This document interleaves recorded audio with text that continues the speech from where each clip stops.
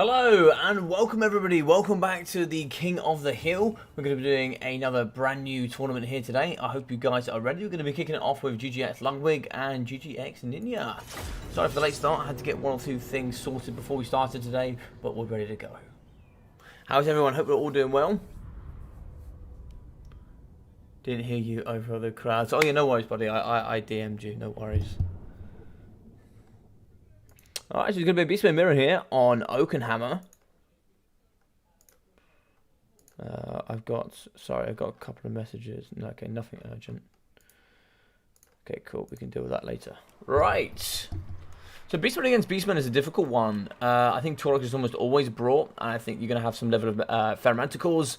We're also going to be having, of course, some Chariots, and that's going to mix in there with a different level of Centaurs, maybe some Throwing Axes, and of course just some Regulars as well. Hey CJ, I'm good thanks buddy, how are you? I'm good thank you. Joss with fine, how you doing buddy? I hope you're, is that you doing fine? I hope you're doing fine, I hope you're doing well. Hope everyone's having a good evening. So King of the Hill today, for those that haven't already signed up, you can of course sign up there to the Discord. I'm sure maybe an admin or two can leave a link there to the Discord. And tonight we will be streaming on Twitch, so just make sure you're ready there for that. So both these players here from GGX with Ninja and Ludwig. I actually played Ninja in the Clan Cup. We actually had a Dowie versus Dark Elf skirmish.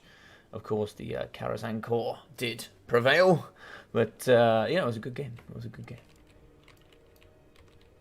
We are ready to rumble. Alright, here we go. Well, we can see some Manticores on one side, but not quite on the other side here. Very interesting. So here from Ninja. On the left-hand side here in the red, we are going to be having some Spearman Shields, mixing in with the Destroyers of Drachold. Very nice models there for 47 melee defense. So a very high melee defense stat indeed. Over here in the middle, we are going to be having the Jabbersides with the Aura of Madness, as well as the Bile Blood. Chaos Warhounds and Poison here, dotted for the fast 95 speed with some more Warhounds. Looks like 2 units of Centaurs in the middle, make that 4 units of Centaurs. With the Brave Shaman of Wild here for the Trades of Kin and Dissolve. And the Gore Ball here, which is nice and naked for the anti-large and armor piercing. And Torok's the Brass Ball for the Brass Body and Slaughter's Call. So yes, very interesting indeed. Here for the other side of the Beastmen in with Ludwig, we are going to be having Ungor Herds in the front, Spears and Regulars with those Shields and Axes. In the middle we are going to be having triple of the Gore Herds. And also like on the flanks here, we are going to have some Chaos Warhound Poisons, mixing in with some Centaurs. Regular Centaurs here dotted across the lines, mixing in with some Harpies in the sky. Also here with the double Ferromanticore, and a bit of a change here with Malagor the Dark Omen.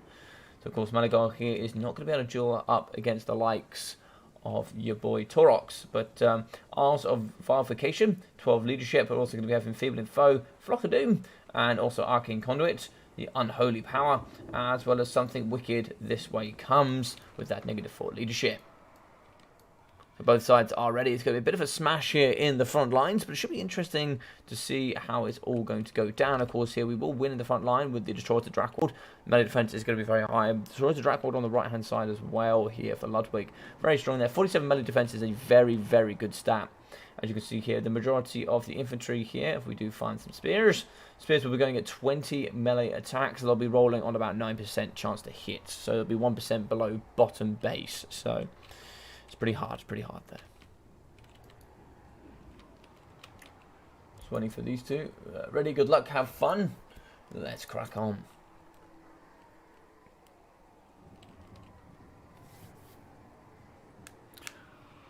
Flame of Undone, how you doing, buddy? Welcome, welcome. What Twitch stream you gonna do? H1 is casting Wood Elves vs Dowie. One of the best viewing experiences. Only the VC mirror is better. Dowie vs Wood Elves can either be exceptionally fun or can be dreadful, depending on the what the players have brought, really.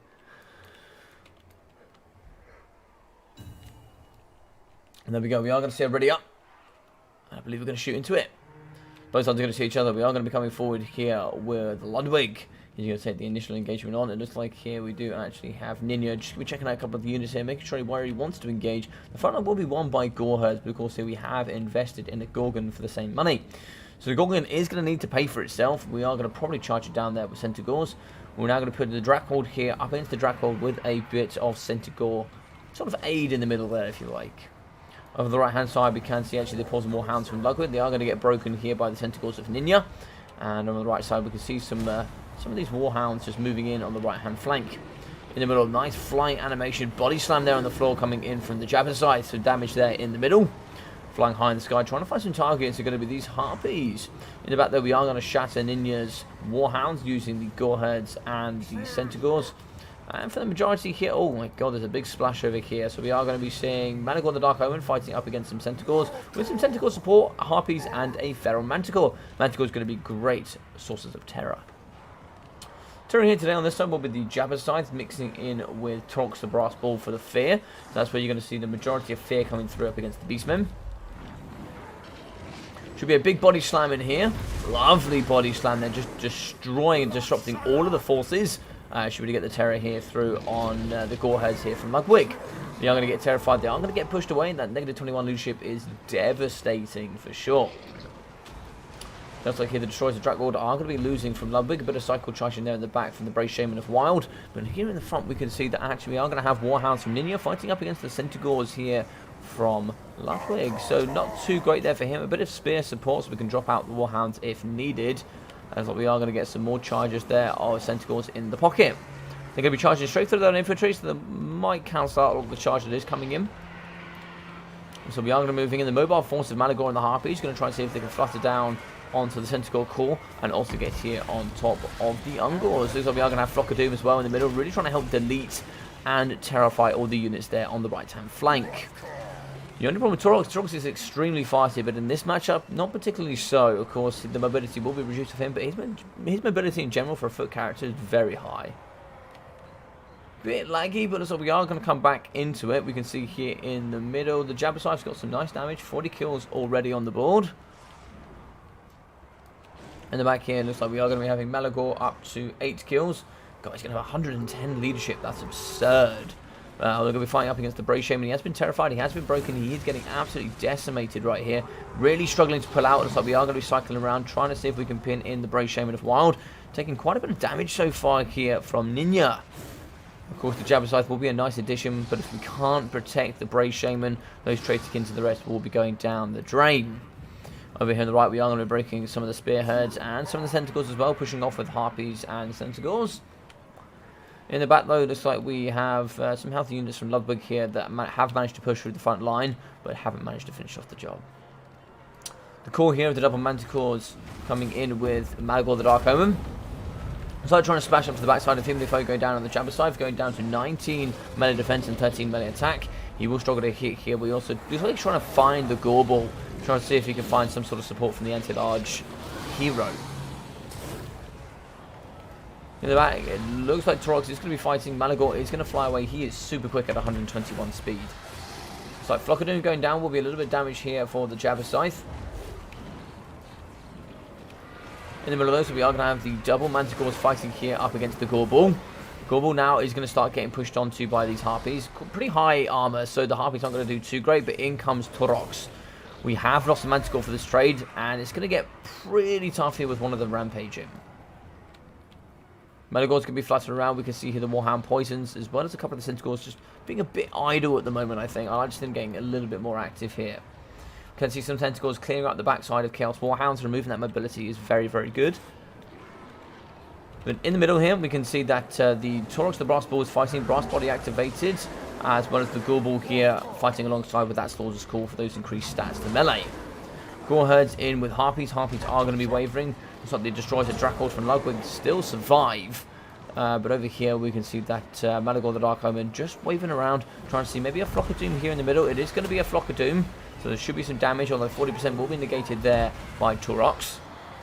Charges in from the Centaurs on the left-hand flank. Should delete and... oh, looks like it is going to shatter the Centaurs and break them here from Ninja. We are going to move in with the Jabba Scythe. Maybe Enfeebling Foe here could be utilised on top of Torx. Although for the Rangers of the Force, it's looking pretty broken here. GGA is playing very well at the moment. And we are going to be fluttering around a little bit. Looks like Arcane Conduit there for Malagor the Dark Omen. In the back, cleaning up with the Chaos Warhound poisons. Some more Warhounds coming back. They are going to come back. They are going to break and shatter. Moving over to the left-hand flank is going to be the Centigors. So we are just going to clean up everything on the left-hand side here from Ludwig. Still on the mobility, we've still got the Manticore moving around, we've still got Malagor the Dark Omen, some damage has come through here, but the later this goes on, the better it's going to get for the Beastmen here of Ninja, because unfortunately, we're not going to have too much they can take out Taurox and the Gorbel. We are going to be doing some damage, but we need to take out the Jabberscythe. He is going to be on his own, and so we're moving with the forces and start to pin him in place, do the damage what we can. We are going to move with Harvey, try and see if we can slow down Taurox where we can. He looks like he was going to be charging there after Malagor the Dark Omen, not going to quite catch.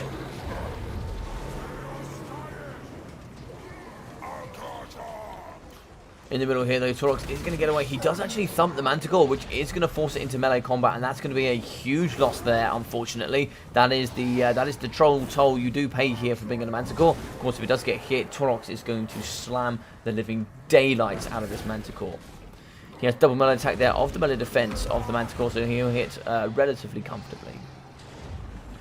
Malagor, just another Flock of Doom here in the middle. Over in the back, though, we can see quite a few units retreating. Trying to see if we can get back here to the front with the Jabberscythe. Chaos Warhound poisons and destroys the Dracul, moving back into the mixture. But as I said, the later this gets, the worse it is getting for Ludwig. He can certainly wither down these using Flock of Dooms, but his front line and the remainders are going to take big punches here up against Taurox and the Gorbel. And you're going to find a less and less chance and less opportunity here of fighting units on their own. So if you have the Jabberscythe mixing in with Taurox and also the Gorbel at the end stage, honestly, there's nothing you can do. There is nothing you can do about it.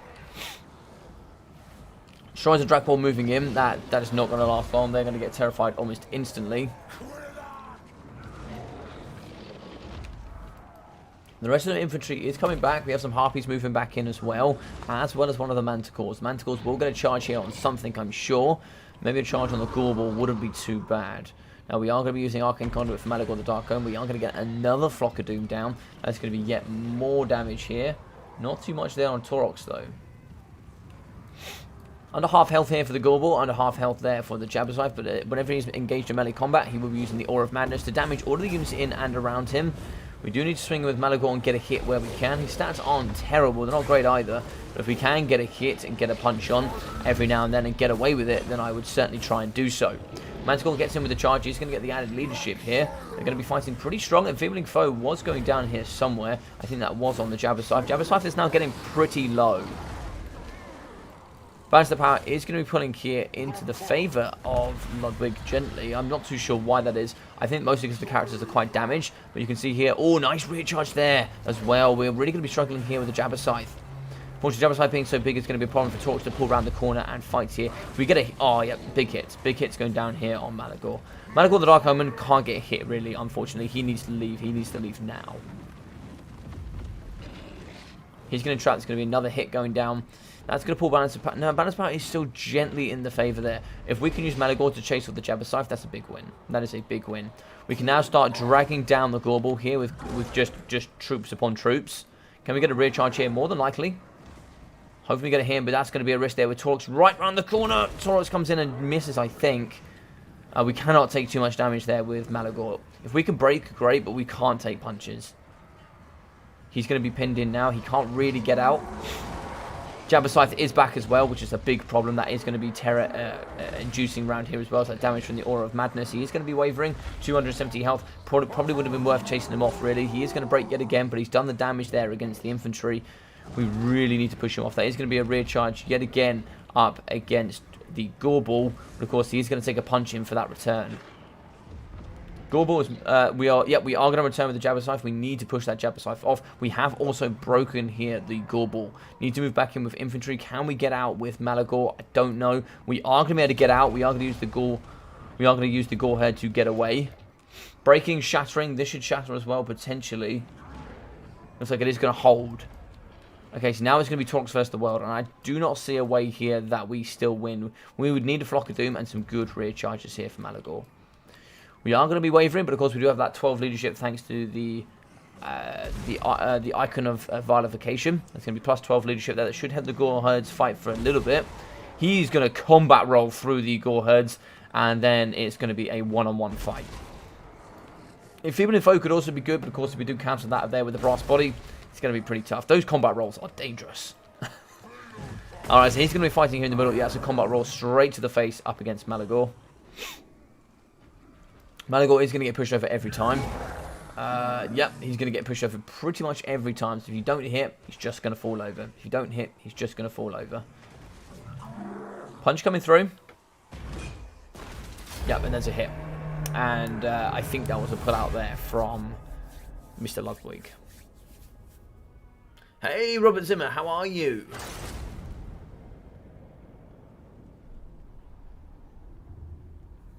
Quack, quack, how are we doing, everybody? Hope we're all doing very well. Hope we're all doing very well.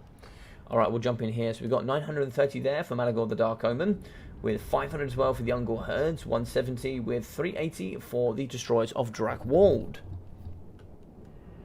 On the side here, we are going to see 180 for the Gore Herds, 340, 480, 220, and 770 with 1,077, 1,275 with 700 and 530 there for the Centaurs.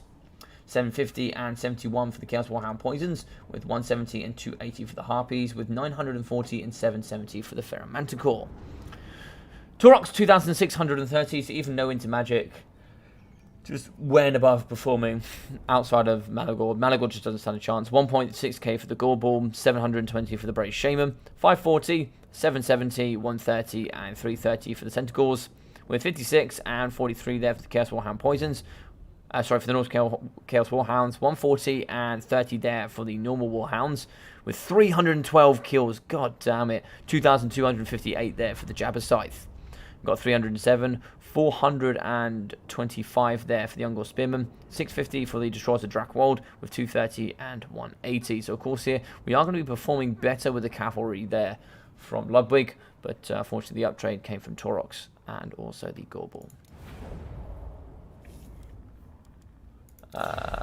Yes.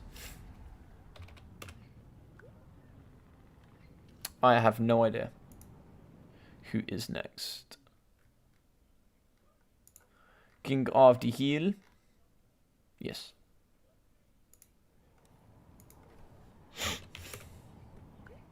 Yes, yes, yes. Yes, you are next.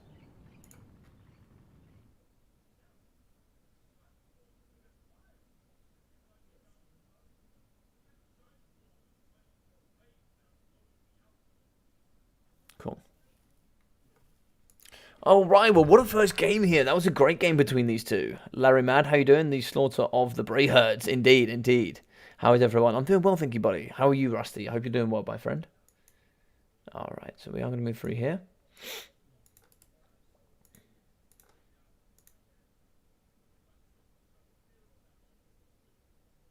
Realised I didn't actually publish any of this, so I don't know if I actually put this on Discord. Let me just check that on Discord now.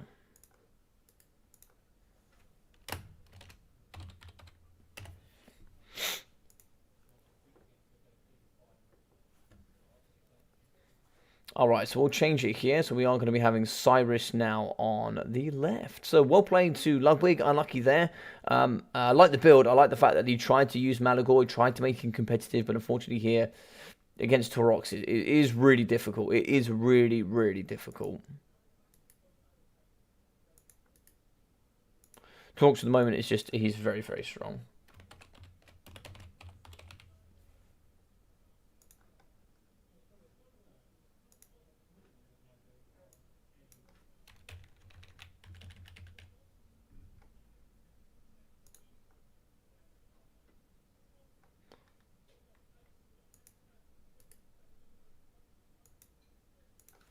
Alright, so it's going to be a 1 there for Ninja. Lovely.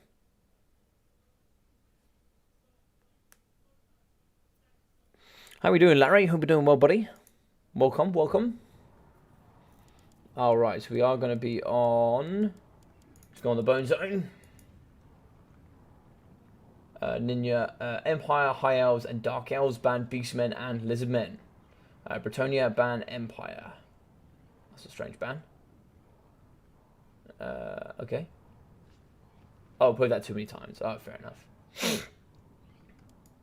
Okay, it comes down to Nina then to pick.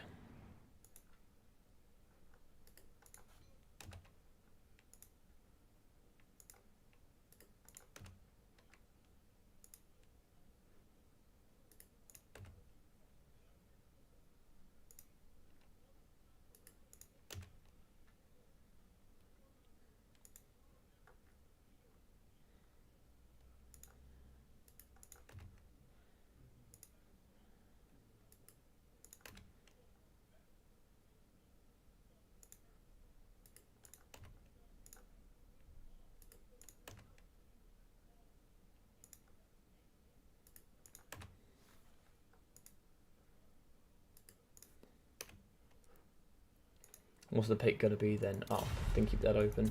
Okay, so High Elves are going to be thick. So it's going to be High Elves versus Bretonnia. Now, I believe this is normally Bretonnia favoured pretty comfortably.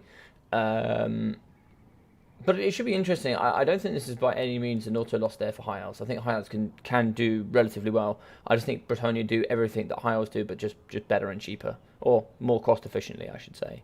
So I think there it's quite tough for the High Elves. Of course, their archers, although cheap, still going to be way more expensive than... they're just going to be way more expensive than anything that you'll see there from Bretonnia.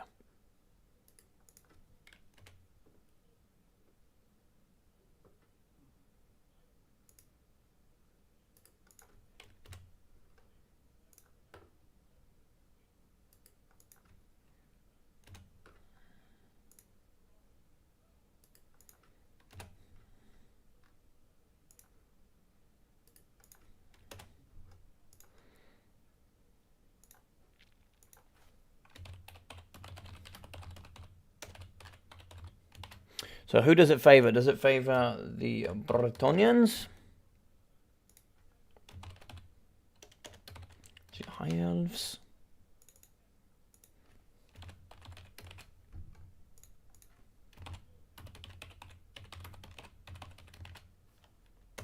What do you guys think? So I'm going to ask you guys about the poll. Who do you think normally wins this? Who do you think it favours the most?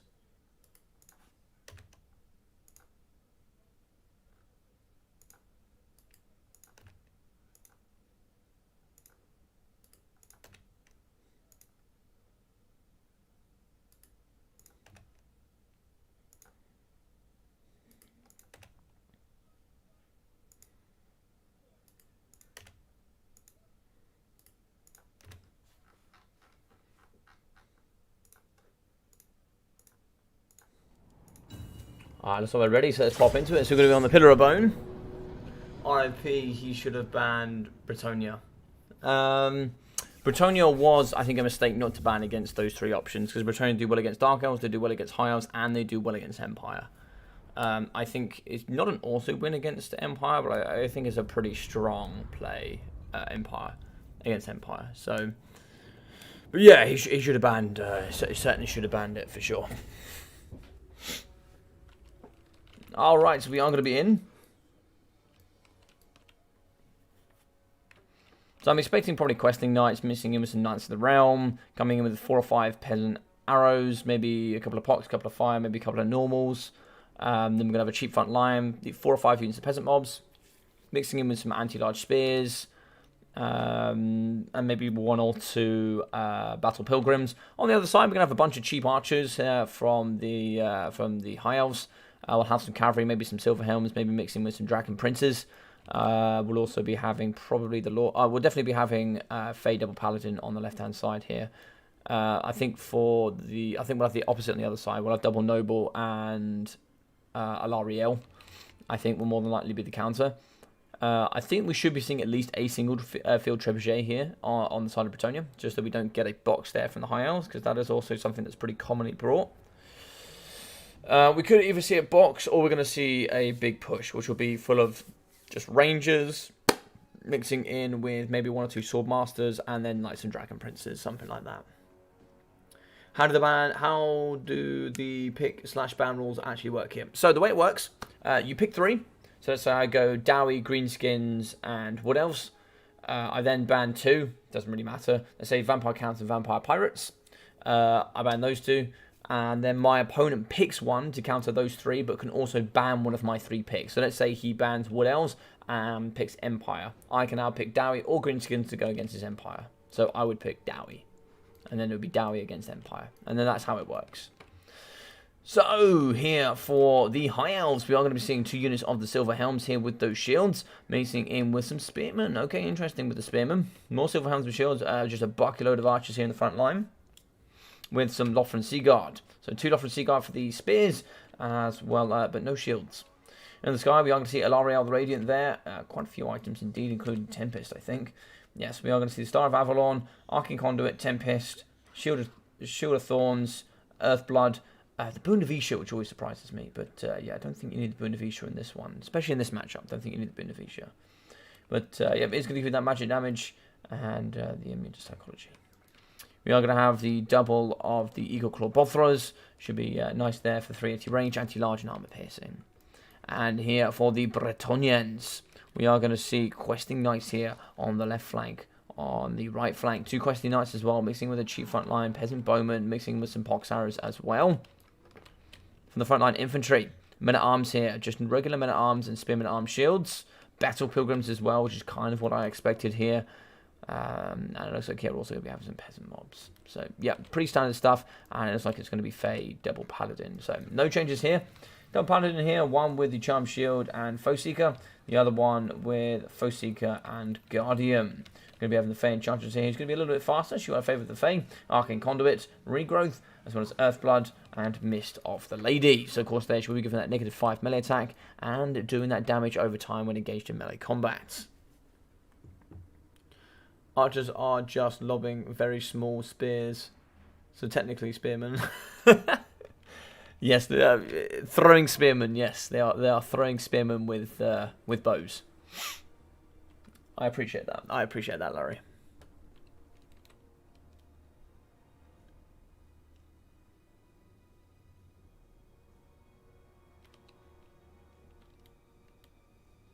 Glad you're doing great though. Glad you're doing great though, Larry.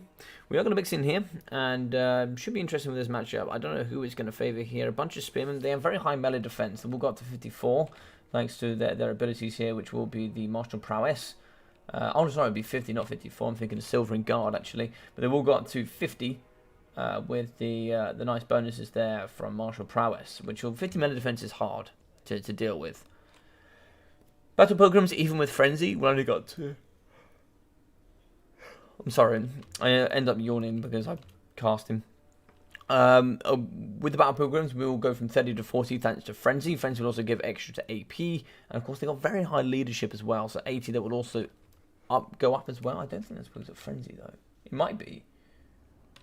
No, so armor piercing, charge, and base weapon damage with ITP. Yeah, so of course there's going to be nothing here that causes, I mean, fear. It will protect you against the lady who does Feign Chances, who does fear, which makes no sense to me. But the Boon of Isha here I think is 200 gold cost. It's like 220 gold cost. That's just not well spent. I don't think. I don't think so. But there we go. All these little things that add up that you don't think that you need. For example, Tempest in this matchup can be useful, but it's not necessary. Shield of Thorns, Earthblood is nice. Don't think you need Boon of Isha. Star of Avalon is definitely needed. So maybe there's a couple of things you could have shaved there. Maybe you could have bought yourself, you know, maybe just upgrade one Spearman to, say, Silver and Guard, for example.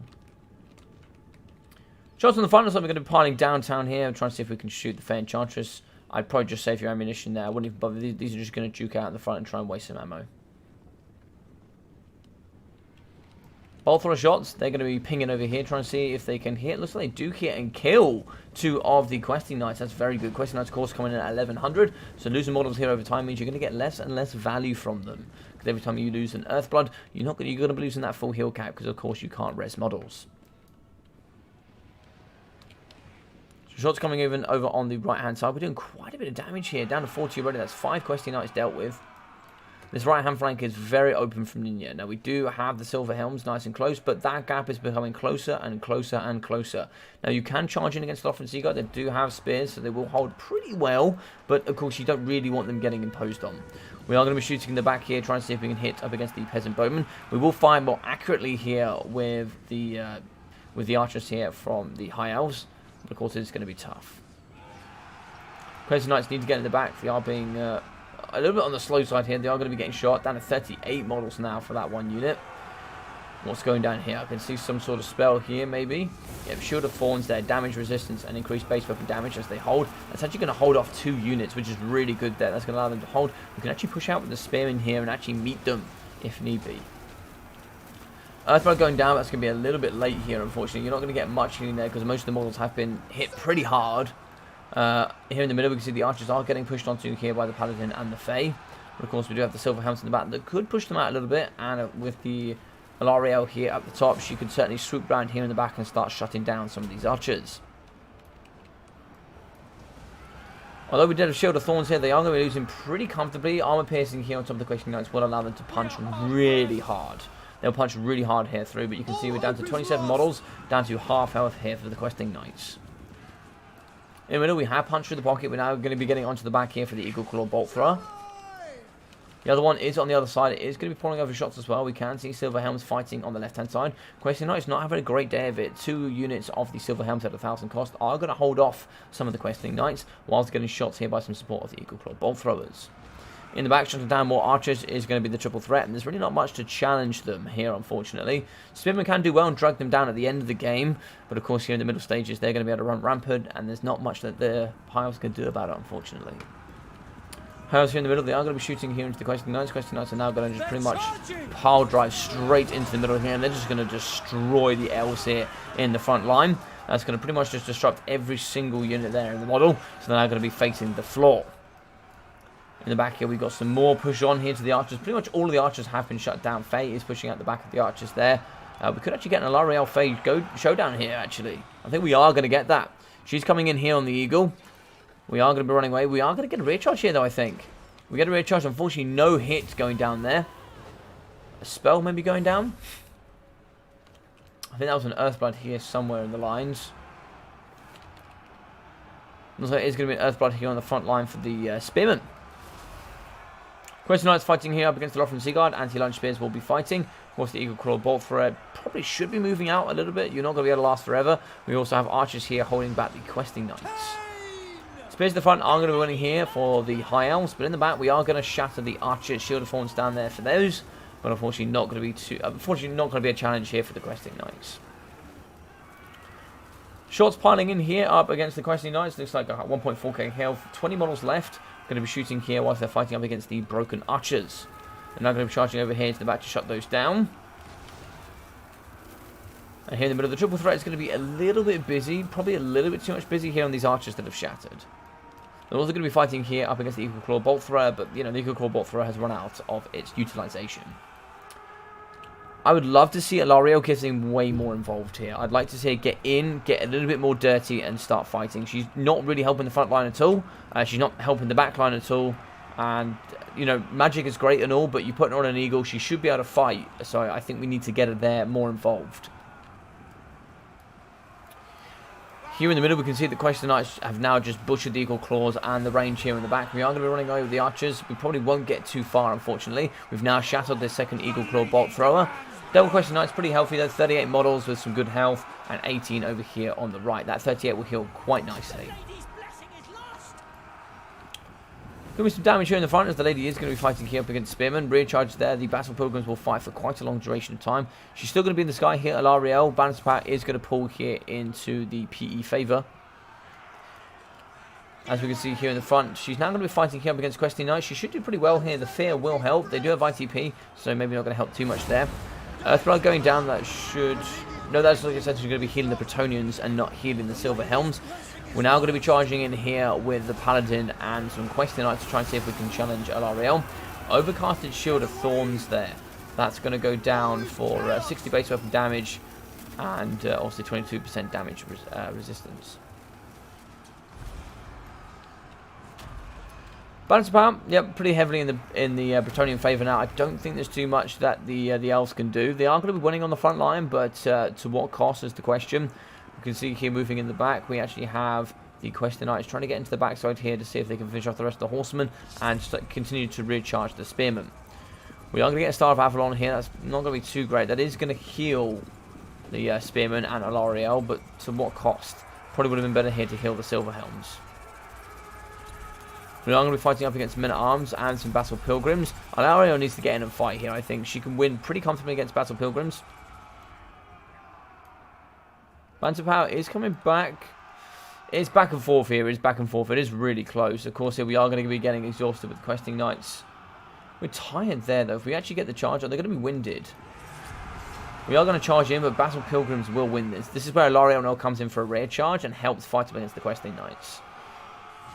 The 1.7k health up against 1.5. We are going to see it probably drop a little bit faster here for the Silver Helms. AP will do more damage output in general. 336 there for the healing as well. It's going to be close. Even with the healing, it's going to be very close. Because the Fae and the Paladins here have beaten up the majority of the front line. We now have Alariel fighting up against Battle Pilgrims on her own. Spearmen are going to be doing okay against Men-at-Arms. It looks like here, 1,000 health there with regrowth going down on top for the Questing Knights. So the Questing Knights will win here and they will win the mobility game.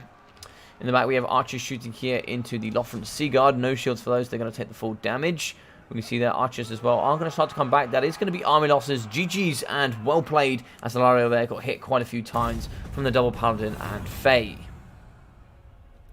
So well played there to Ninja. I think a small point of improvement for him would be get Alariel involved a little bit more. She is a great melee combatant. Of course, she has some good utilization. And if she does get in trouble, just heal her. You've got healing.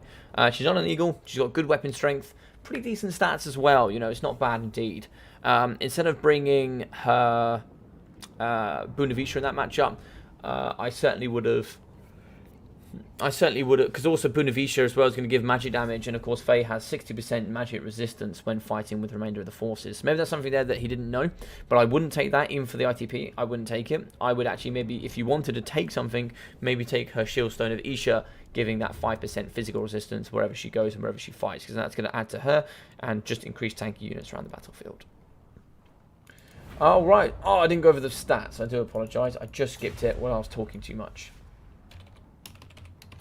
GG, well played.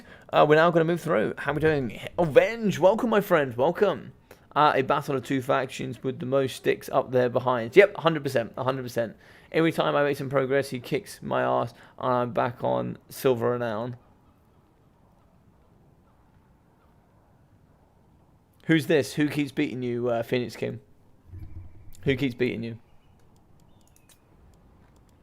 Alright, so we're now going to be next with... I don't know if Captain Morgan's ready yet. I don't think he is.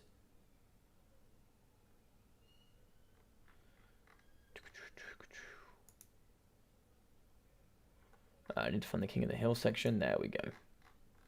So we are going to be up with... It was going to be Morgan, but we'll go with the Phoenix King. So the Phoenix King can be him. Phoenix King. Phoenix King. Where are you? Phoenix King. Oh, Captain Morgan's ready. Nice. Welcome. I didn't think he'd be ready yet.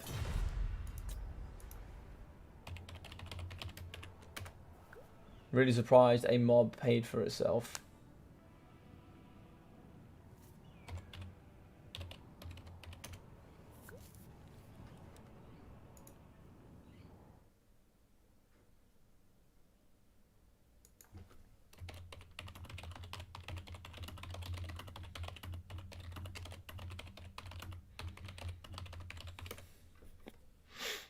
Welcome, Mr. DPD Captain Morgan.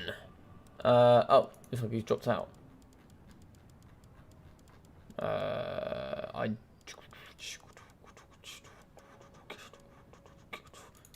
he's back. Hey.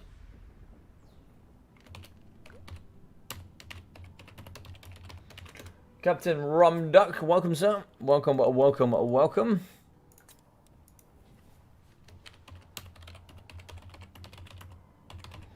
PE to pick and ban. No Brett. So let's change up the scoreboard. Message me before I'm getting bullied by Intisty on his ladder.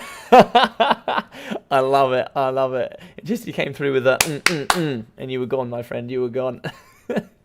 Intensity is a force to be reckoned with.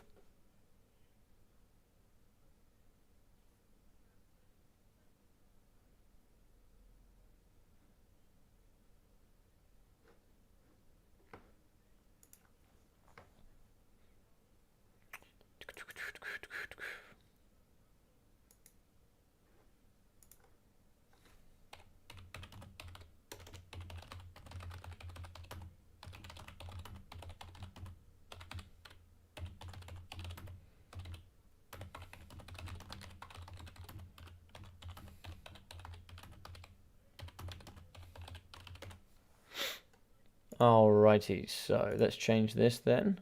Thank you very much to the GGX boys for playing. Absolute legends as always. So let's go through there to Nipois.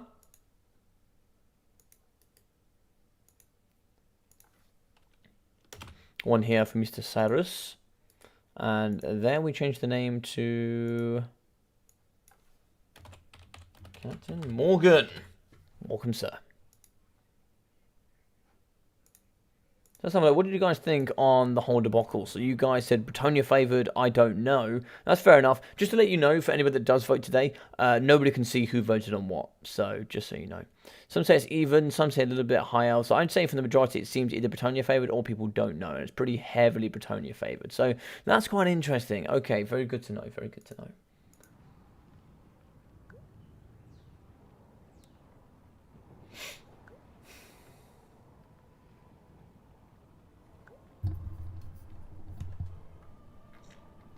Let's have a look. Liz, Warriors of Chaos and Dark Elves, Bad Beastmen and Wood Elves.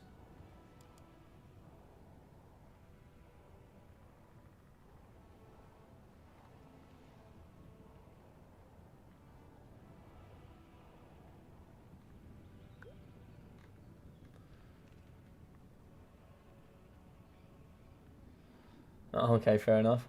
Okay, so Norska, maybe let's go with Dark Elves ban. Yep, that's a good ban. That's a good ban. Warriors of Chaos should be okay.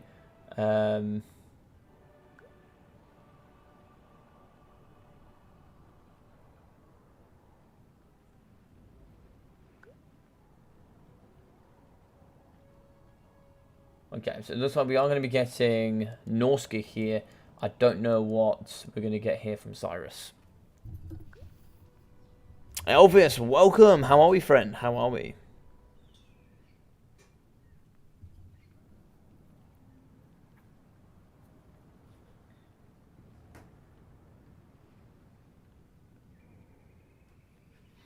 So for anybody that is enjoying today, please feel free to like the live stream. It really does help. It adds as an interaction, which helps promote this to the wider YouTube audience. And as well, if you are enjoying this and you haven't already subscribed, I would really appreciate that. It really helps me grow here towards the 1,000 subscriber mark that I have here as a goal. That would be that'd be very nice if you guys were willing to do that. But yeah, so it looks like let's try and go Chaos. It's going to be Chaos versus Norska. Very interesting matchup here on Prague. I think slightly Chaos favoured. I think Chaos have everything that Norska have, but just slightly better. Of course, Norska do have a few nice monsters and monsters infantry that they can bring. But I think there's some nice counters here on the side of the Chaos. Invariably, the Lord choices are much better and far much more variability here on the side of the Chaos for sure. So it should be interesting. It should be interesting.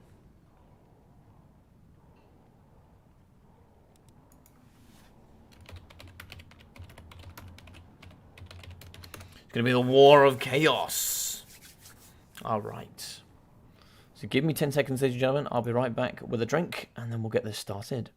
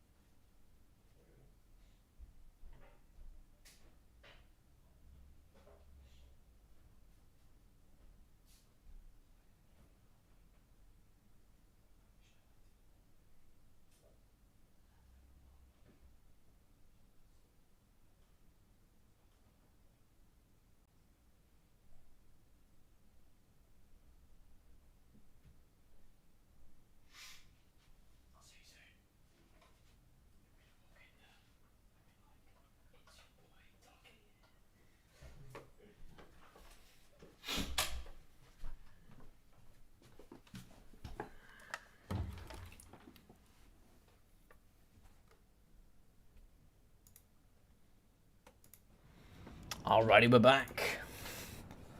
So the War of Chaos here with Captain Morgan against Mr. P.E. Cyrus. Chaos against Norska. We're going to be seeing some sort of skirmish game here, I think, as well. So we'll be seeing Horse Masters, Horsemen. They're the same on both sides, but of course here the Norskans that have joined the Chaos were offered all sorts of wealth and power. Coffee ready to go?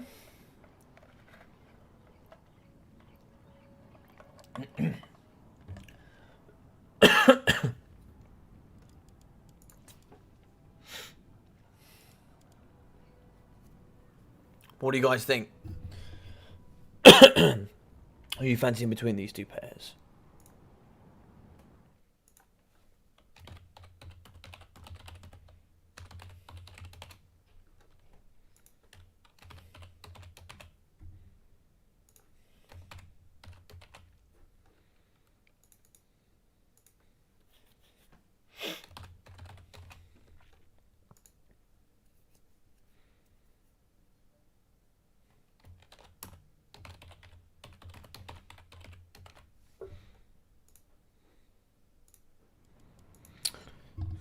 So yeah, we've also got some big videos coming up soon as well. Unfortunately, these videos are taking quite a while to make because there is a lot of editing process in behind, and it's editing process that I've never done before.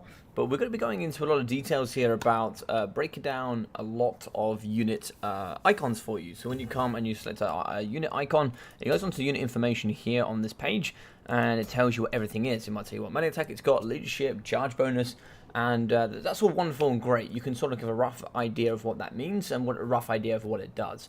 However, what we're going to do is we're going to break down the numbers for you, and I'm going to be telling you what it all means and what it all does and how it all operates, so you can pick specifically what you want to bring into what matchup and what is going to be most optimal for you for the stat lines that are provided. Now, some of these, and also some of the stat lines there that are on the unit cards are not all there. So, for example, mass or acceleration, there's going to be certain units on, or at least certain stats that are not on the unit cards that are very important for you to know.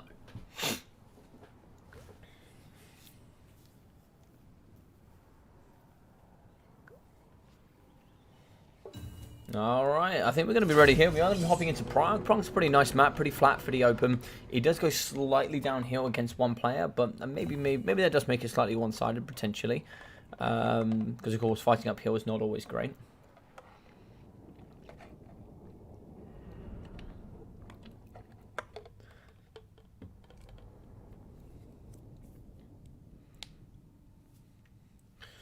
But yes, it should be interesting, this matchup.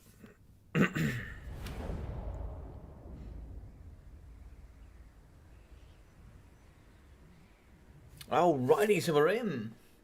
Seems a good Chaos versus Norska, but I think Chaos has the advantage. I think so too. I started a Chaos, poor Chaos though. I started an Archeon campaign after the Steam mod that was Taurox. Oh, my Chaos is so left behind in... Yeah, I know. I would happily do a Chaos campaign. Happily do one. I would happily do one there on Twitch for you guys. But of course, we've got Oxyotl tonight, which should be fun. But we got some Marauder Horsemen here in the front line for Captain Morgan, mixing it in with some Norska Warhounds. Some Horse Masters in the back. It's going to be like 3 units of Kite. We are going to have a Feral Mammoth. We are going to have some Marauder Berserkers, mixing in here with some Marauders with great weapons, normal Marauders as well. Double Feral Mammoth, as well as a Manticore. Here with the Femir Belfiend and Throg Daddy. So we are going to be having the Femir Belfiend of Shadows here with the Scroll of Shielding, the Pendulum, and the Fimbling Foam. With Throg here with the Wintertooth Crown and Regeneration.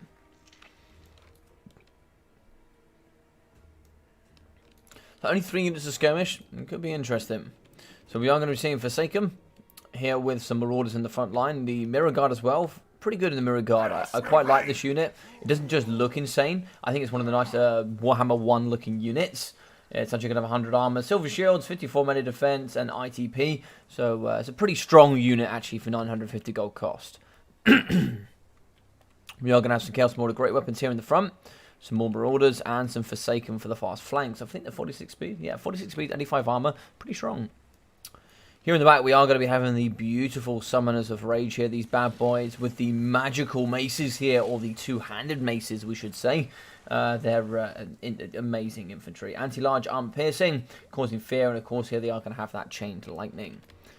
So we got Archeon, the ever-chosen here in the front, probably Slayer of Kings. Yep, Stand or Die, Burning Head, Fireball, and Kindle Flame. But of course there he is going to be having that Frenzy, giving that plus 10 melee attack. He is going to have physical resistance, missile resistance, and I don't know why he doesn't cause terror, but he causes fear. Good luck, have fun to both sides. This should be an interesting one. DBD against PE, let's go.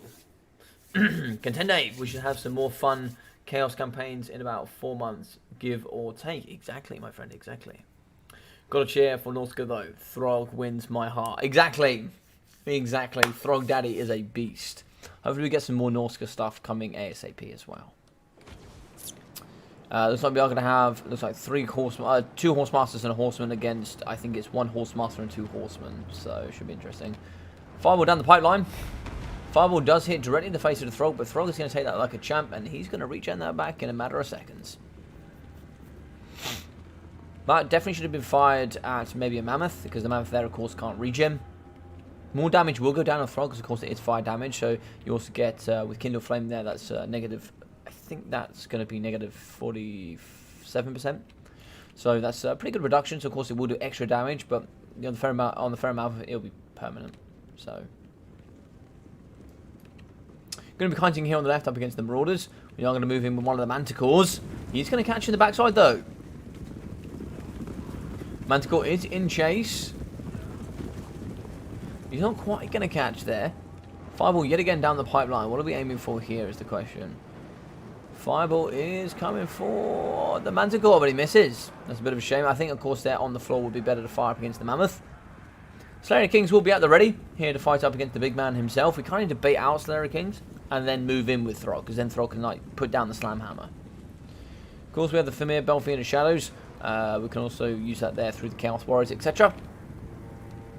One of the Mammoths is going to be swinging. He's going to be charging just elite and infantry. He is going to be coming. That charge bonus there is huge. 68 charge bonus can absolutely delete all sorts of characters and infantry. Going to be charging in the back here. Looks like we are going to have the Slayer of Kings going down. We're going to be charging straight through the front line of Great Weapon Marauders.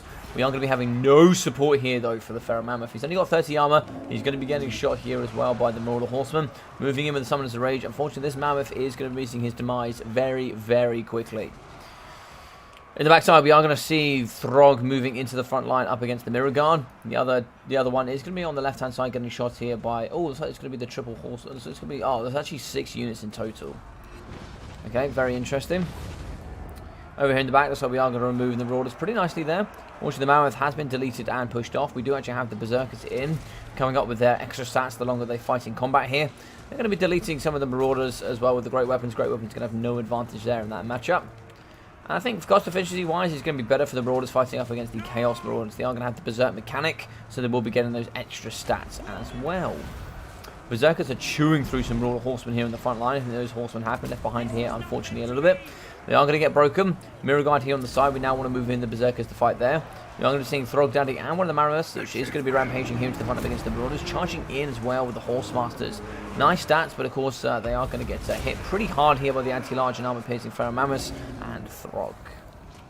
So we have 2 units trying to kite here up against the Marauder Horsemen. We're actually going to be shooting him in the back up against Mr. Archeon. 120 armor for him, so shooting him is not going to be easy. So we are going to get a Burning Head here through the Marauders. That's going to do some nice damage. Lovely damage there through the middle up against those boys. It's actually going to kill quite a few. We are going to overcast there through the middle up against the Summoners of Rage and the Infantry. Throg Daddy is in, slamming his hammer up against the Summoners of Rage. Pharaoh Mammoth is going to break here more than likely. We are going to move in with the Marauder Great Weapons here, hopefully.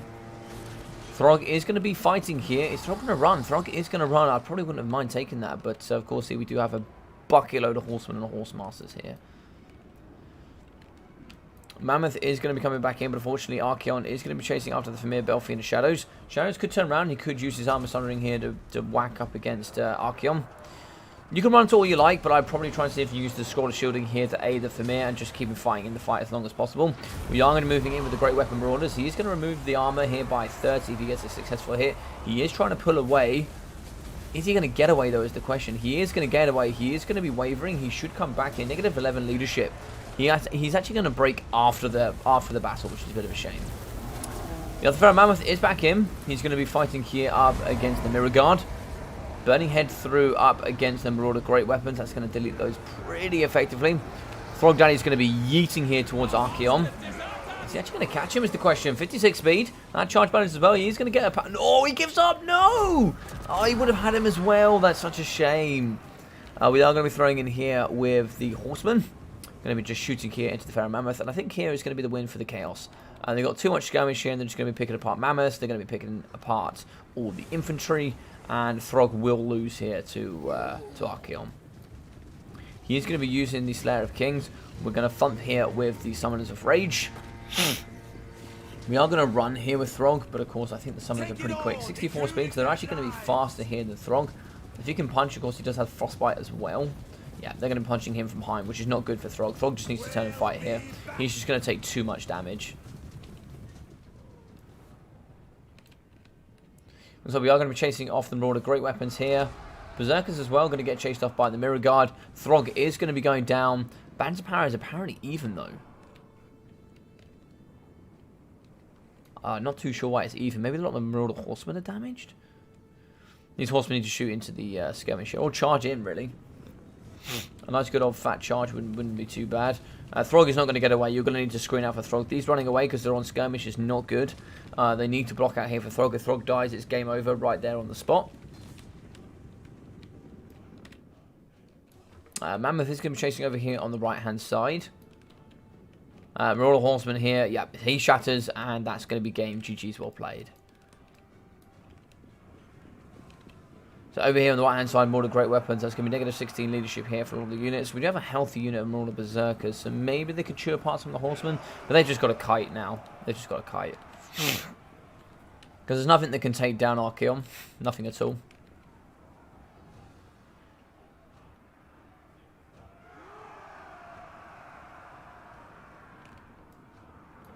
In the back here, we can see some chasing up against the Marauder Horse Masters. They are going to try and kite, but they are going to get shot whilst moving. And then those that don't have any ammunition can just pretty much yeet straight away. So they're going to just be continuously running here, unfortunately. Getting some nice shots in, though, the Horse Masters. They're going to be hitting pretty hard here as the Horsemen. Burning ahead here, trying to go through the Berserkers. Berserkers going to move here up against Archeon. Mirror Guard and the rest in the middle. They're going to be chasing here up against the Horse Masters. We should break. That looks like it is going to be army losses, though. Yep, that is going to be army losses. GG's, well played. I like it there. Fireball, the Fireball caster should be a Fireball caster, in my opinion.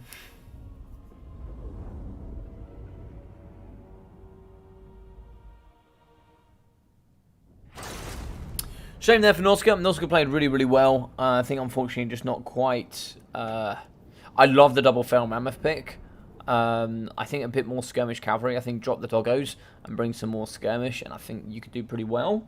I actually generally think that your Marauders uptrade their Marauders, so I think if you just bring more Marauders, it wouldn't be a bad idea with some more Chaos Marauder Great Weapons. So just go wide, lots of skirmish cav, double Mammoths, and Frog. Probably not bad. It's probably not bad. I always prefer, of course, bringing... I don't really know if Frog's best in this, or if it is going to be the Hunter. I'm not sure. Female Belfiend, though, he got 644. What do we get here for 2.4k there for Archon, the Ever Chosen? 1.1 for Throg. In the front line, we got 210 and 240. We got 260 and 84. So we definitely outtraded here from the Marauders from Captain Morgan. 400 and 380 for the Chaos Marauder Great Weapons. Great Weapons here, 187. And the other unit here got 140. We got 218 and 185 there for the Forsakens. They're actually not doing that well. 670 and 630 from the Berserkers.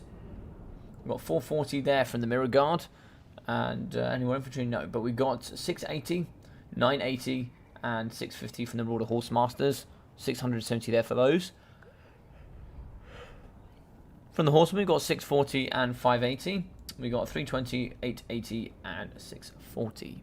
From the Mammoths, 330 and 680. From the Pharaoh Manticore, we got 460 and 200 and 66 there for the Norscan Warhounds. Very good stuff.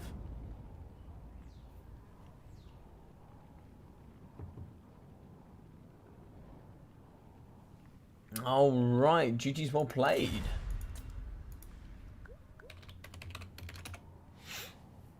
Alright, so it should be the Phoenix King next. You should be up here.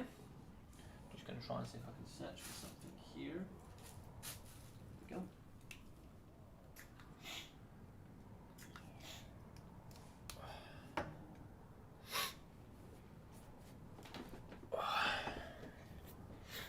Hay fever, I think, is killing me today. I'm not too sure why.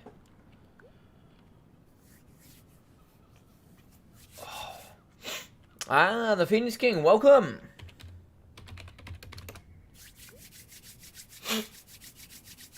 Welcome, welcome, welcome! So let's have a look. So it looks like Warriors of Chaos here was... Yeah, it was favoured. 69%. Ooh la la, bring in Southern Mesh. Welcome. We are going to see Norsca at 12%, Don't Know at 12%, and even at 6%. Okay. So looks like it's going to be Dark Elves, Lizardmen, Empire. We are going to be going for the double dubski here for Mr. And thank you very much, Captain Morgan, for playing, my dude. It was really awesome to have you here on the channel, of course, as always. Well played to you. The scoreboard there will be reflecting a dubski with 2-0 here for Mr. Cyrus. Cyrus will take the lead here for today's tournament. Properties. Let's get in Phoenix King. Phoenix King. Don't think that's going to fit. No. So right, you watch. By the power of magic, it now fits. Alright, we're in. So it looks like here, Dark Elves, Lizardmen, Empire, Band, Wood Elves, and High Elves. Let's see if we got any weaknesses here. So,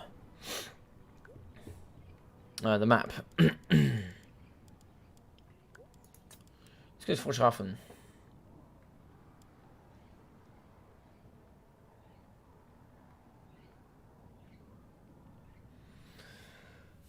You could go Dark Elves.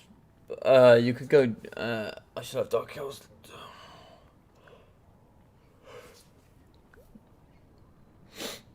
I think if you go Dark Elves, you need to ban Lizards, I think. Can't ban them all. It's true.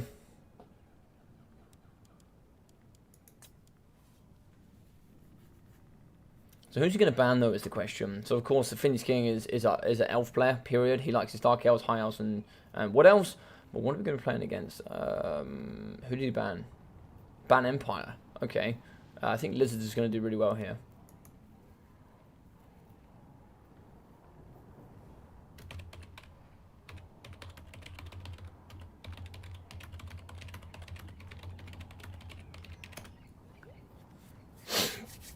I'm going to say specifically here for the Lizardmen, a few people tried to get onto me about a build I made once, and you need to remember that this is banner rules. Make sure you read through banner rules in good detail when you're making your builds, because you can invariably bring more than you think sometimes.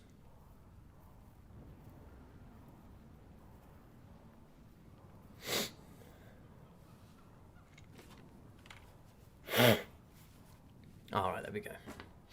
Suffering today, I do apologise. Alright, so what do you guys think? So we got Lizardmen here against, who does it favour? So of course we have Lizardmen.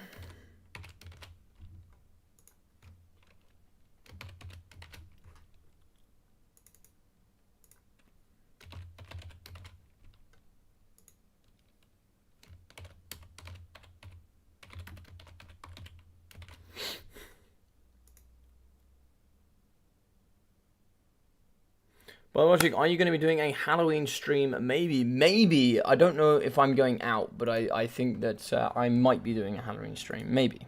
I'm not sure. Depends if I will be venturing outwards for a night out, perhaps. So after this will be Mr. Nevermore, so we'll have to get you in next, sir.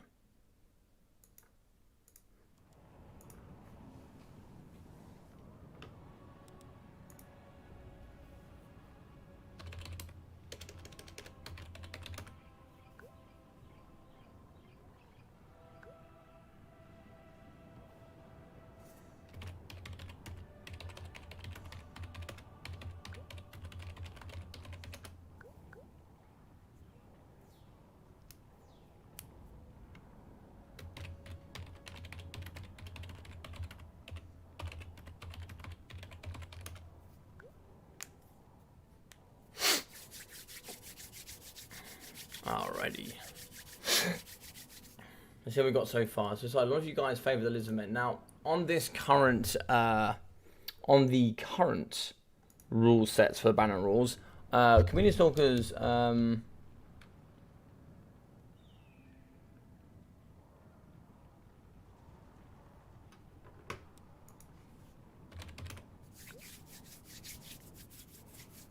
so in the current rules, Stalkers do not count as ranged, or they do not count as 360 in banner rules. They don't count as either.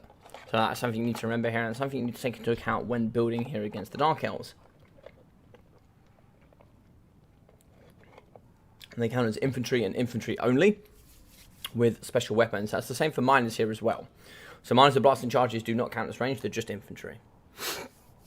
That's something you need to take into consideration when you're thinking about making your builds and bringing your counters here as the Dark Elves. Of course, you've got to be able to counter those, as well as Skink Javelins, Chameleon Skinks, all these boys as well. And the one thing you have to remember, though, is Chameleon Skinks and Chameleon Stalkers, they actually count as a grouping of 8. So that's a maximum you can bring there of 8.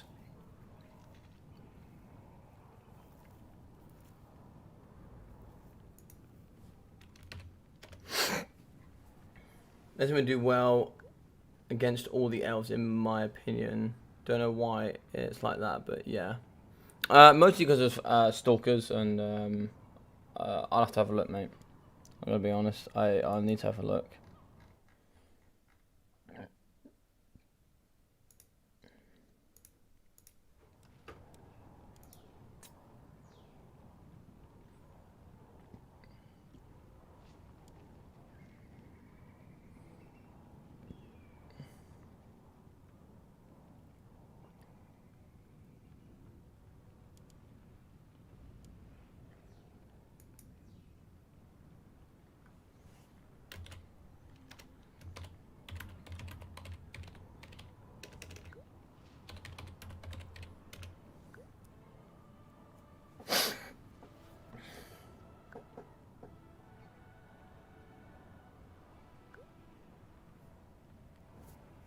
Yeah, right, okay, so let's have a look here.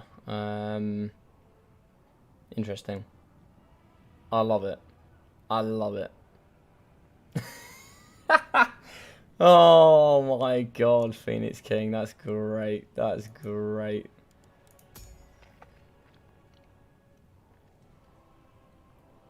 That's amazing. That is amazing. This here is a build of Chads. Dear Lord, I love everything about this build. This build is full of absolute memery.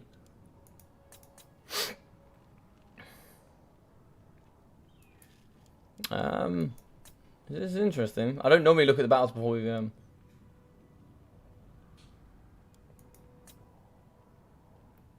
Yeah, there's nothing you can do with 18 gold in this build.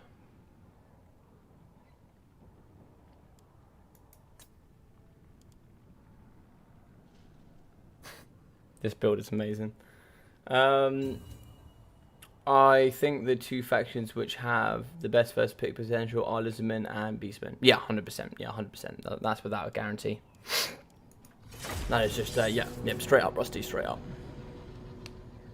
Seem to do okay to most. Yeah, I think their main counters for both. So main counter for Beastmen, I think, is actually Dark Elves. It's what you mostly see people play. Because the best actual counters, I think, are Vampire Counter and Vampire Pirates. I think they're the best actual counters. So you'll see people bring Dark Elves a lot. You'll see people bring Lizardmen a lot. Yep. For Lizardmen, what main counters do they have? I don't really know. Vampirates and Skaven, at least it used to be. Vampires and Skaven used to be a pretty tough one. But then I would say, I don't know, it's a tough one really, because I don't really think Skaven's that hard. I think Skaven's easy now. I think generally it must be Dowie. I think it must be Dowie. I don't see people banning Dowie, but I see people banning Beastmen, because Dowie, Beastmen are just way stronger. So I think people go Lizardmen, they banned Vampire Pirates and Beastmen, but of course I think Dowie's a third pick. I think Dowie's quite strong.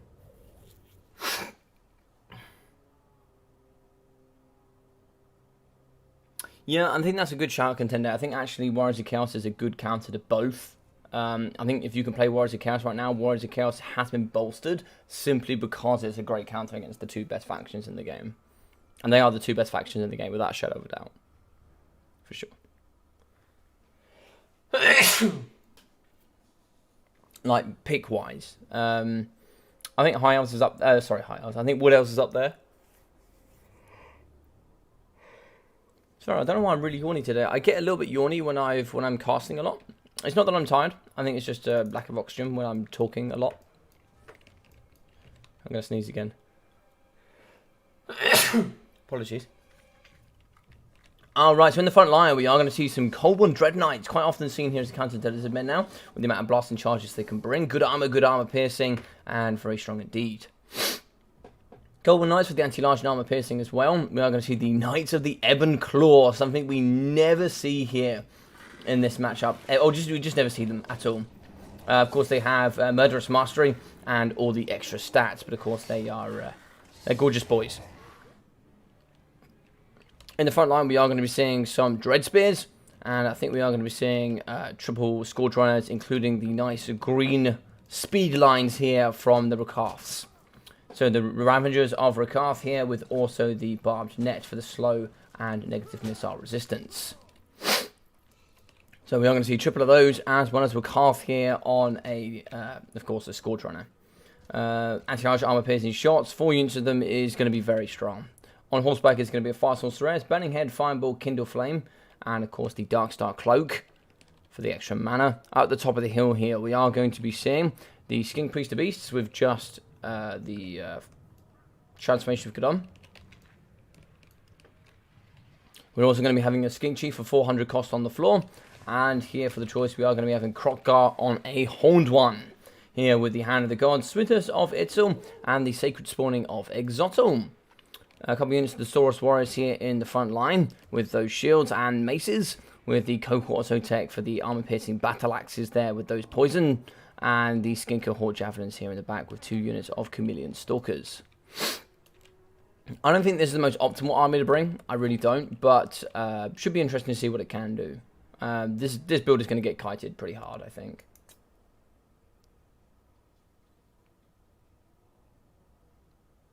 You tried fighting elves. You tried. What you should have done is ban 2 elves and then pick something that dark elves just can't pick into. Maybe like Britonia or something. Yo, what we saying, Mucklock? Mucklock. Warhammer 3 are after they add me. First bit of Warhammer 3, just the new factions will be wonky. Yeah, it'll all be wonky to begin with, and then it'll all integrate, and then we'll be all hunky-dory ready to go. Can't wait to see what it all has to offer.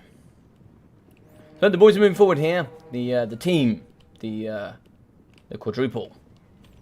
I'm going to come on forward here to try and see what they can shoot. Honestly, not going to shoot much. Maybe I'm going to shoot some of the Cold Spear Riders here. 2 anti-large dinosaurs on top of dinosaurs. Fireball at the front. I think the Fireball should be connecting here with the Red Cresteds. Nope. It's going to smash right into the face of the Skink Priest Beasts. He's going to take a Fireball straight to the face. Apologies there.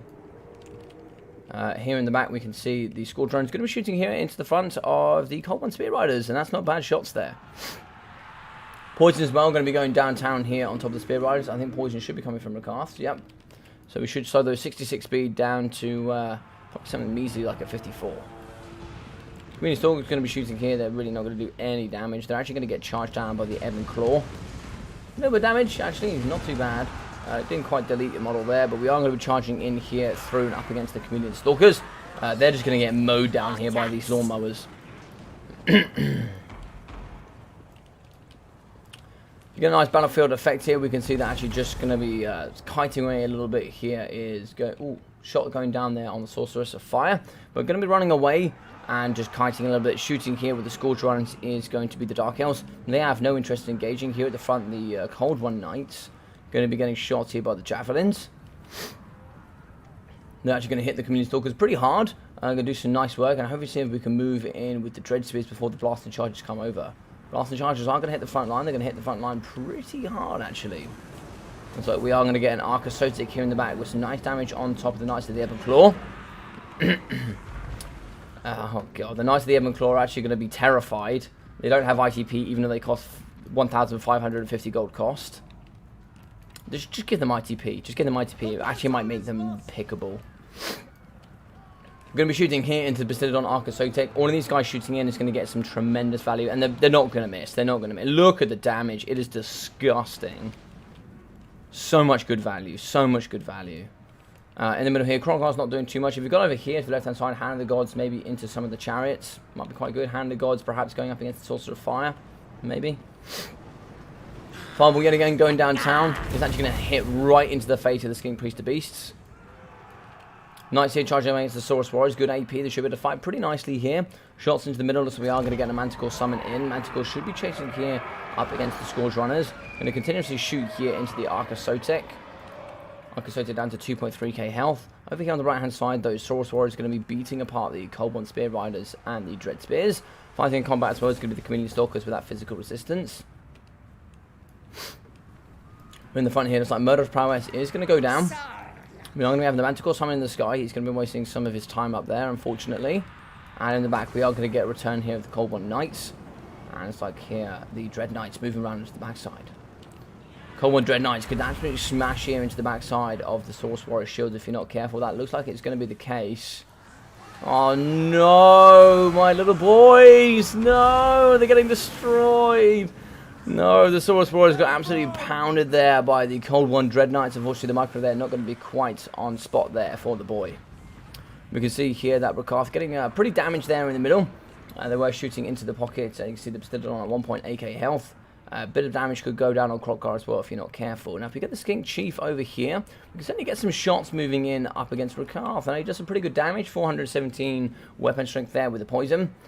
The armor piercing is not going to be too much, but it looks like we are going to go in with a charge here. Charge into the front is just going to delete some of the Skink Cohort Javelins. The calf in the middle is going to be fighting here. It looks like the Manticore is going to be doing some pretty good damage here up against the Chariots.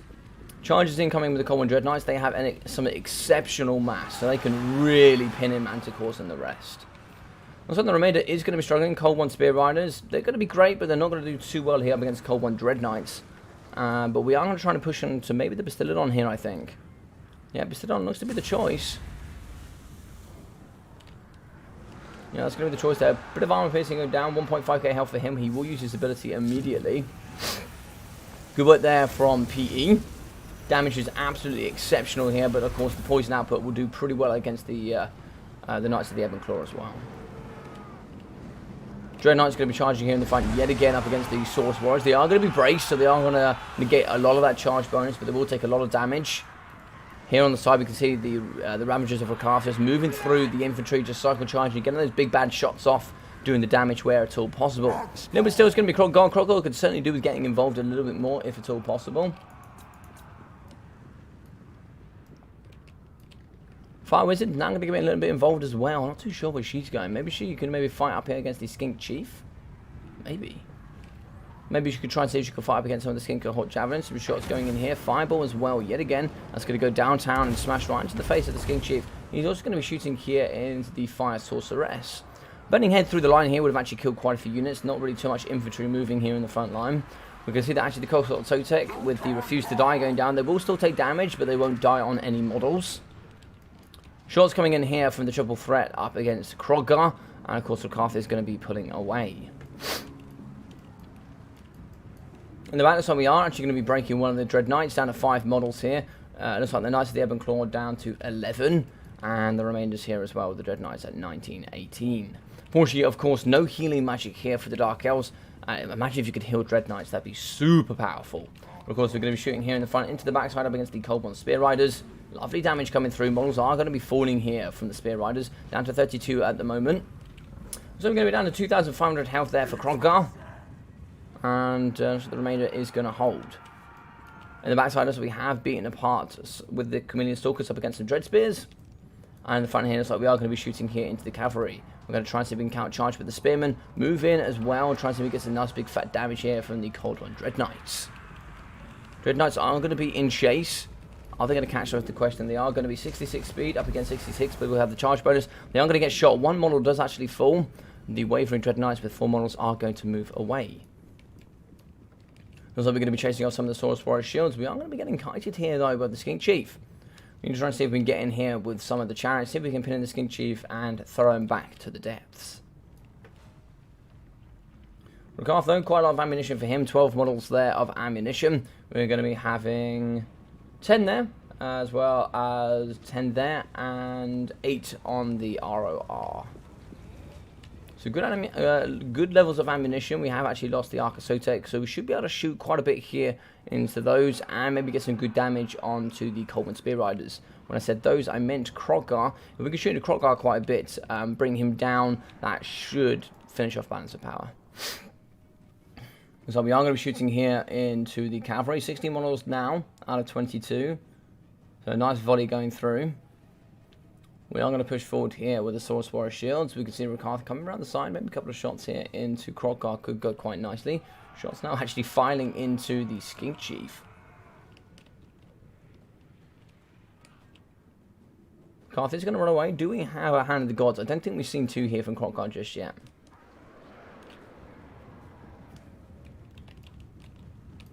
Shooting over here on the left, though, we can see it actually moving in. It's going to be the Cold One Dread Knight. 17 models alongside here with... Getting shot again, it's going to be... This guy does not miss. Skink Chief is going to be kiting. He has so much ammunition. 48 ammunition left here. He can just single-handedly just shoot and take apart the Sorceress of Fire. He's got a lot of weapon strength. Of course, no armor here, really, for the Sorcerer. She is going to have 40 armor. It's not really going to be enough to negate the Skink Chief. He's such an annoying little pest. Here in the middle, we can see that Krogar is going to be in chase. Poison shots going in here. Fireball as well. Fireball actually does go into the face there of Krogar. Shots coming into the backside here of the Cold One Spear Riders. 14 models left. 20 Stalkers, we could certainly cycle charge through that front line there. There's nothing there to stop us doing so. We are now actually going to be shooting here into the face of Krogar. 1.9k health for him. Going down to 1.6.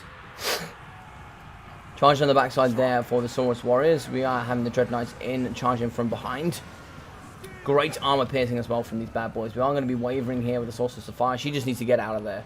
She's going to begin getting continuously chased here by the Skink Chief. Charging here on the flank, coming in from the Cold One Spear Riders up against the Dread Knights from the Dark Elves.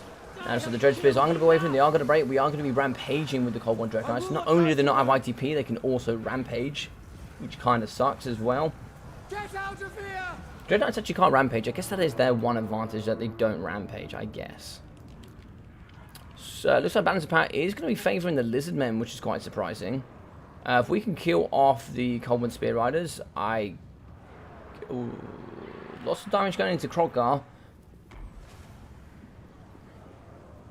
This is a difficult one. I don't know. If we can get side on here with the caster, get a fireball, say, down the flank here of a Saurus Warrior shield unit, that would be pretty decent, I think. Shooting in the back here as well. There's like shots going downtown on top of the Cold One Spears. They are going to rampage. Maybe a couple of shots there through up against Krogar as well would be quite nice. Going to keep charging here in the back up against the Community Stalkers. Just going to be running over as much as possible. Got to be careful with the Cohort Sotek. They have good AP. Cyrus here is going to have to keep this group together. We are going to be rampaging here with the Cold One Spear Riders. Can we get some free shots off here? Looks like we're going to be charging in the back here up against these Skink Javelins. It looks like the Skink Chief is going to be chasing out to the flank for the Sorceress of Fire. He's going to be coming out of position quite a bit. What sort of ammunition here are we talking? 24 ammunition left for him. He's been just shooting all game. I would love to see the absurd value he's got, actually. He's going to be having some absurd value. 770 damage value. It's incredible what he can do. I really like double Skink Chief if you've got a caster lord.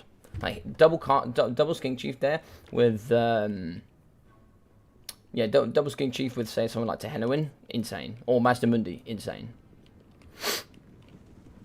So it looks like here the Skink Cohort Javelins, they are going to get pushed off. They really don't want to go off. They were really trying not to go off there, actually. They were trying to go upwards, but they are going to get pushed off. Looks like the units are now going to come back to the battlefield. in Dynamism aid is going to be the Cold One Dread Knights. We are going to be shooting here. 46 speed for the Skink Chief. He's pretty fast there. If you think the Cavalry, when poisoned, is only 57, he's going to be in their range quite a while, and he's going to be hitting pretty hard here, even with the armor. 417 missile strength with the poison. Still going to do some damage. You're going to go down to 2 models. They still got 5 leadership. No, they shatter. They shatter. Okay. Okay. So Fireball down the line here up against the Saurus Warriors would be very nice indeed. It's going to be a little bit too late for that, I think. We are going to start turning with the Saurus Warrior shield, so now he's going to have to back off. The remainders of these are going to move in. Now we've... Oh, that's a waste of shots there in the front, unfortunately. We need to save those shots there to shoot up against Krotgar. We need to shoot Krotgar here. This caster needs to move to the right-hand side here, so we can get a fireball maybe down the flank with the Cohort of Sotek, or maybe down the flank here with some Saurus. We are going to charge through the Saurus. We are going to get some pretty good damage. I think it's going to look pretty tough here for... Oh, nice shots there into Krotgar. Krotgar is going to move in. Can we get out here with the chariots? Looks like we can. Unfortunately, in range is going to be the caster. Caster is going to be getting shot here by the Skink Chief. I don't think Phoenix has realised yet, and that's going to be a huge, huge loss. Huge loss. That is very, very unfortunate. This is dangerous. Krotgar is going to be down to 850 health. Can we shoot here the remainder of our shots into him? I hope so. Looks like we do get some shots in. Still 650, so it's like not much connected. Oh, he gets hit. 460. One bolt there as well. No, looks like we're not going to be able to quite do it. If we can suck around the outside, we can certainly get some shots in.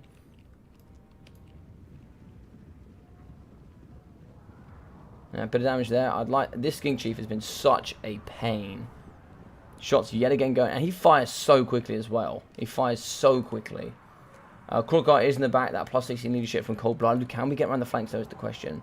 We are going to be cycle charging through the Cohort. So they have some great armor piercing, and no, I think we're going to lose a chariot. I think we're going to lose some chariots here. They're both going to break, and if we're not careful, that is going to be army losses. Skink Chief is going to be shooting here up against Rakarth. He's going to be wavering 400 health. He actually breaks. And so we are going to charge here up against the Skink Chief as well. He breaks. We need to push him off. He needs to go. He needs to go. He cannot come back. We have the Ravager of Rakarth. He's going to come back there with 345 health. No, don't charge him into combat because he's just going to break and then shatter. Okay, so, no, okay, looks like they've broken. We are going to be moving. Shots coming through. You're going to miss. I'll just hold on to those shots. Keep moving forward. You need to charge down him. Shot there into the backside. 330 health for him. He is going to be wavering. Nice charge there. Looks like he's going to get cold-blooded. 313 health. Charge in from the flank. 170. 0 leadership. And that's going to be army losses. GG's and well played. Well played there to Mr. Hank Cyrus to bring that out on top. Phoenix King tried very hard. I really like the army. I really like the army. It was the biggest memerist thing I've ever seen. 760 there in for Rakarth, with 600 there for the Sorceress of Fire. 230, 430, and 200 for the Dread Spears, with 570 there for the Cold Ones, with 880, 726, and 1.3k for the Knights of the Ebon Claw. Wouldn't mind seeing actually 3, maybe 4 Cold One Knights with maybe the Knights of the Ebon Claw. That would have been actually quite a nice pick there. And then of course we've got the Scourge Runners 1.6, 1.5, and 1,000 for the Ravengers of Rakarth. Or maybe just go with 4 of these. Maybe just go with 4 of these and drop these down to Cold One Knights. Maybe. But I love the build. Like in true XMT fashion, that was an extreme meme build. So as you can see here, 1,800 for Krotgar, 0 there for the Skink Priest of Beasts, 960 there for the Skink Chief. I love the Skink Chief. I think he's so good. 400 cost, he over doubled his value. He got so much value. Of course, they have very glass cannon. They're very easy to shut down, but it's nice to see him get some good work there. Dio, how you doing, buddy? GG's, yeah, GG's indeed. Welcome, my dude, welcome. Alright, so let's go 370 there for the Chameleon Stalkers, with 855 there for the other Stalkers. For the Cohort Sotek, 550, with 760, 750, 470, and 650 for the Source Warrior Shields. With the Javelins in at 350 and 560. Where there's like 620 and 620 there for the Cold One Spear Riders, 540 there for the Basilodon Arca Sotek, just got shut down very well, and 550 there for the Cohort Javelins, so very good. So yeah, nice game there between those two, really enjoyed that.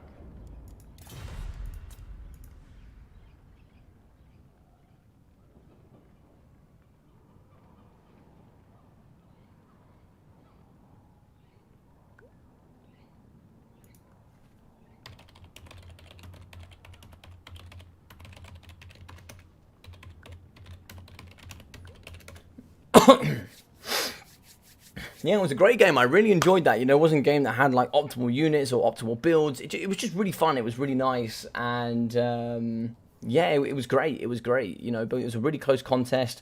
There's some fun units and some bits moving around. Now we just need infantry mass nerfs. I mean, they did get.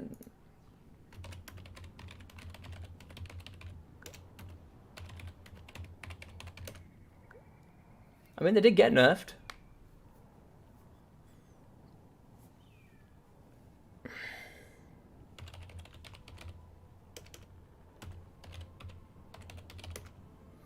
Infantry mass did get nerfed quite heavily, actually.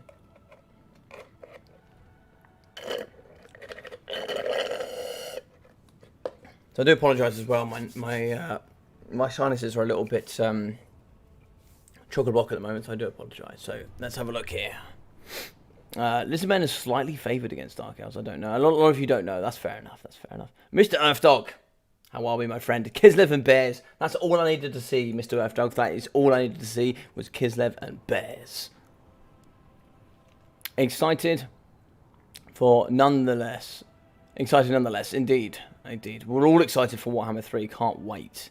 Can't wait for our glorious leader, Grandpappy Nurgle. Yes, Grandpappy Nurgle is going to be fun. I don't know when they're going to release that, but it should be good. 21 factions of Warhammer 3, I think. If 15 wasn't enough. Yeah, 21 factions minimum when we start is going to be exceptional. It's going to be very, very good. Big commands will be a nightmare, but I'm sure we'll work it out. 1 pick, 3-4 bands, and it will be fine. Yeah, more than likely something like that. Or it'll be like 5 picks, 3 bands. I don't know, or something stupid like that. I don't know. We'll work it out, right? We'll work it out. We'll have some genius go, I think this is optimal. And I'll go, yep, that sounds optimal. That sounds great to me. So, Mr. Siren is going to be going 3-0 here into the Dubsky realm.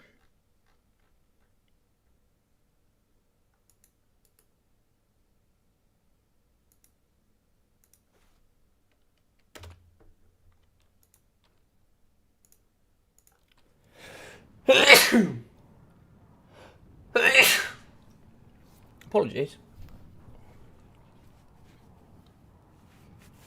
Mr. Ellis Nevermore, welcome, my friend, welcome. I think you outplayed me, it's just that Rakarth is so bad.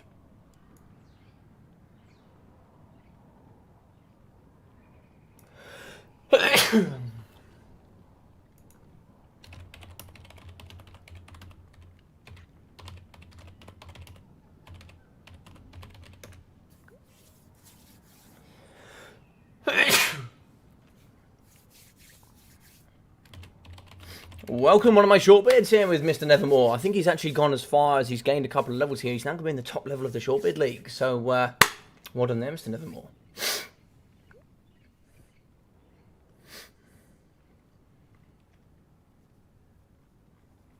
Alright, so let's get Mr. Nevermore in here. We're going to change the map. We are going to go here with Sharkar Strand. Yeah, why not? Why not? Why not? Throwing an extra couple of maps here. Thank you very much, Mr. Earthdog. Thank you. I'm really sorry, guys. My I'm just a bit nasally today. It's getting stuck quite in the back of my. I've got a bit of a drip. Just like getting stuck in the back of my throat, and sometimes this happens when I cast, and sometimes it can take me quite a while to cast like this. So I end up just getting a massive build up in my sinuses, in my face, in my nose, like right at the back, and it gets all in my throat, and it's not very nice. So I do apologise. I wanted to put on a stream today, but of course I'm really struggling here.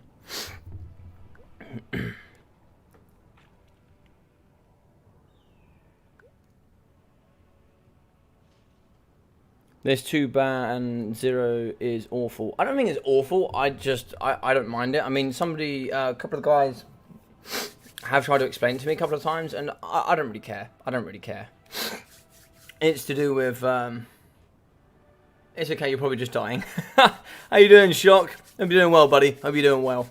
I don't mind it. There's a couple of guys that explained to me that the whole rationale behind it is to not do as many mirror matches, but we don't see any mirror matches here, not really. I'll take Dark Elves, Empire, Vampire counts. I need to write down what factions he's played. Because I'm going to lose them. So he has played... So Cyrus here. Cyrus has played... Oh, by the way, as well, so for some of you guys, I haven't done this in a while, and I don't know why. So I'm going to actually put on a really nice screen blocker. I got set one from Carol at once that I really like. Was it this one? That's a nice one, but there was a really nice full screen blocker. It must be this one. Yes, I really like this one. Well, I haven't done this in a while, but if you guys have any screen blockers or any really awesome pictures or anything you've painted or anything that you really like, feel free to go down to the Discord and send it into media content. There, just at Logic, and I'll be able to see all of the media pictures that you guys put forward. Of course, this is going to be a picture of the Uberstrike 5 here from Vermintide. So yeah, it's a nice one. I like it. Can I still smell? I have no idea. Yes, I can still smell.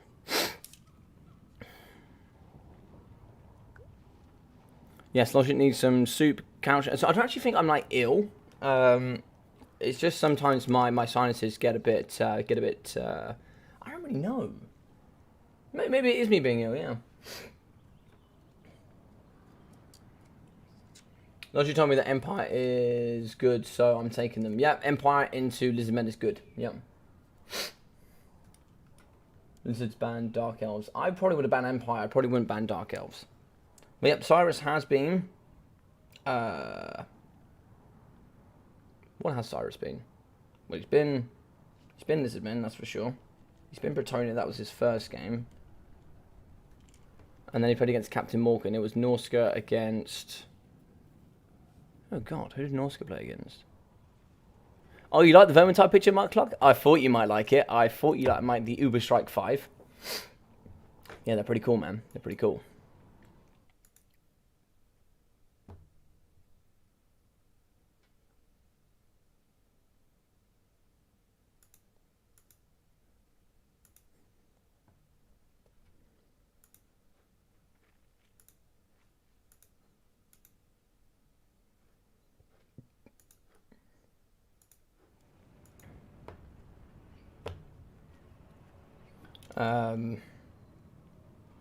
So we are going to be going Empire, but we were one more faction. What other faction were we? We played against Beastmen. Oh, we were Chaos.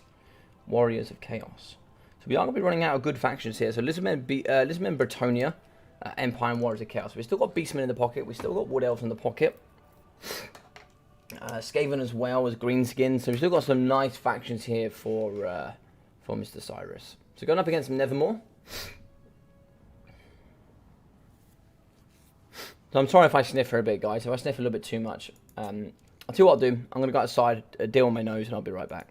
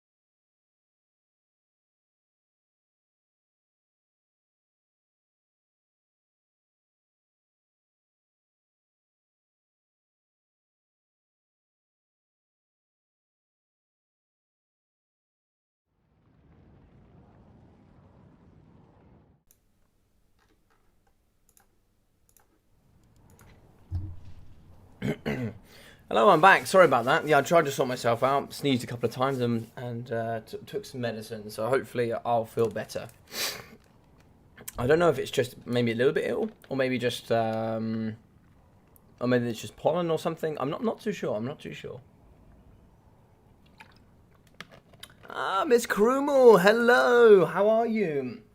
How was your trip away? How's life? How's things? Lovely to see you back here. Welcome, welcome, welcome. Hope you're having a great day. All right, so it is going to be, let's update the scoreboard here. Not that you guys can see it, but we'll update it nonetheless. Should be able to go here, scoreboard. It's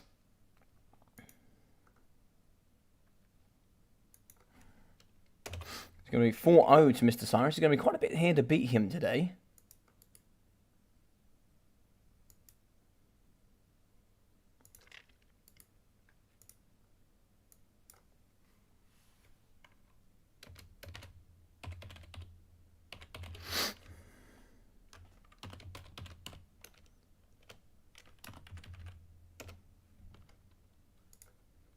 I don't know if that's going to fit him. We won't know for a minute. This is the Uber Strike 5, but I don't know from what game. This was sent actually in by a fan, so yeah.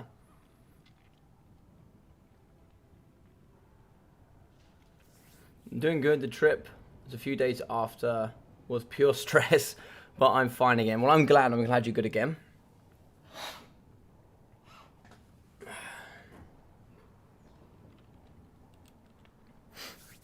I'm glad you're doing well again.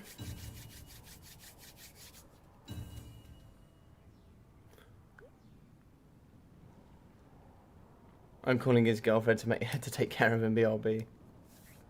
Yeah, maybe I just need some vitamins, man. Maybe I just need some more vitamins and minerals and getting in there and, you know, taking care of myself and whatnot.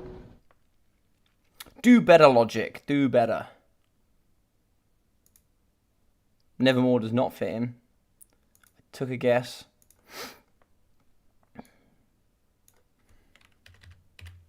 There we go. Look at that peak efficiency. I'm okay, thank you. Yeah, I'm good. I'm good. I'm actually really well. I'm actually like really happy, really healthy.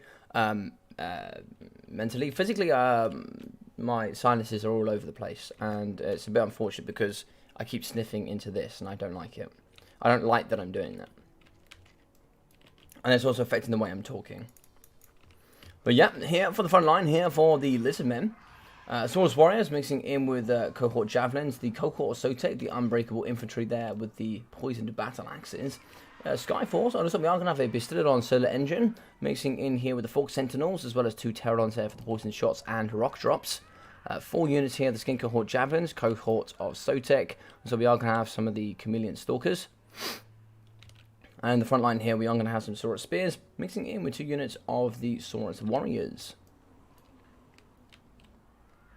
In the back, it looks like we are going to have a Skink Chief, Skink Priest of Beasts on the floor there, with just Transformation of Gadon and Flockadoon, as well as Tic-Tac-Toe in the sky. So he is going to be having one ability here. I never see it, so I can never remember its name. It's going to be Master of the Skies, and of course the Drop Sphere of Tebok. For the Empire, though, a different one today. We are going to have the Bright Wizard with the Burning Head, Fireball, and Kindle Flame. Gotrek on the floor with just Heroic Fortitude, as well as Marcus Wolfhart. He's going to be having his accuracy. Oh, hang on. Has he not gone with the nets? Oh, Hunter's Snare, good. And Focus Shot. In the front line, we are going to be having Spearmen. Dotted in with some Swordsmen in the front line, including the Unbreakable Sigma Suns. Spearmen very good here from the Empire. They are very strong. Huntsman here, mixing in with some Great Swords. Great Swords will chew through the chaff here. Huntsman.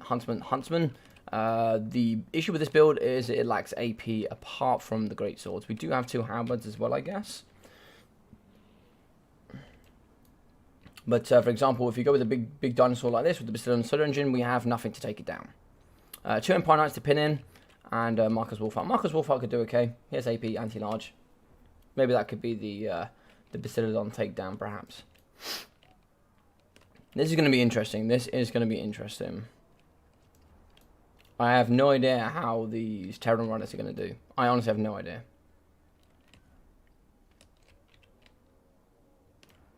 But I'm ready to go. I'm ready to go.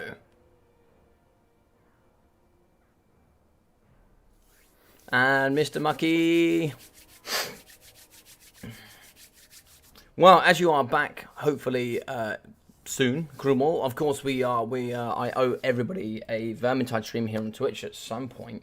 No pressure as to when it is, but of course, if ever anybody here wanted to ever partake in one of our Vermintide socials, you guys would be welcome to join. And what we do there on Twitch is you just sign up like you do for King of the Hill, but you basically sign up for a slot there to play with myself and a few of the admin crew here, and the remainder of the Vermintide community, and we get together and we just do some Vermintide too. So if you guys are ever interested in playing that, or you have no idea what that's about, feel free to ask.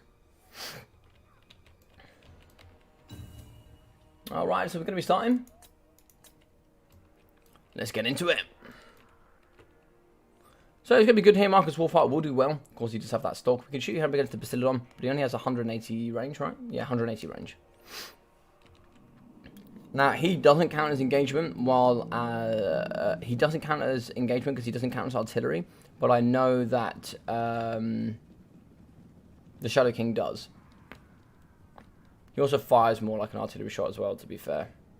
So, but he'll certainly snipe out. He'll snipe out against King Priest. He'll snipe out against Basiladon solar engines. He's going to be in range now, so he should be able to shoot the Basiladon.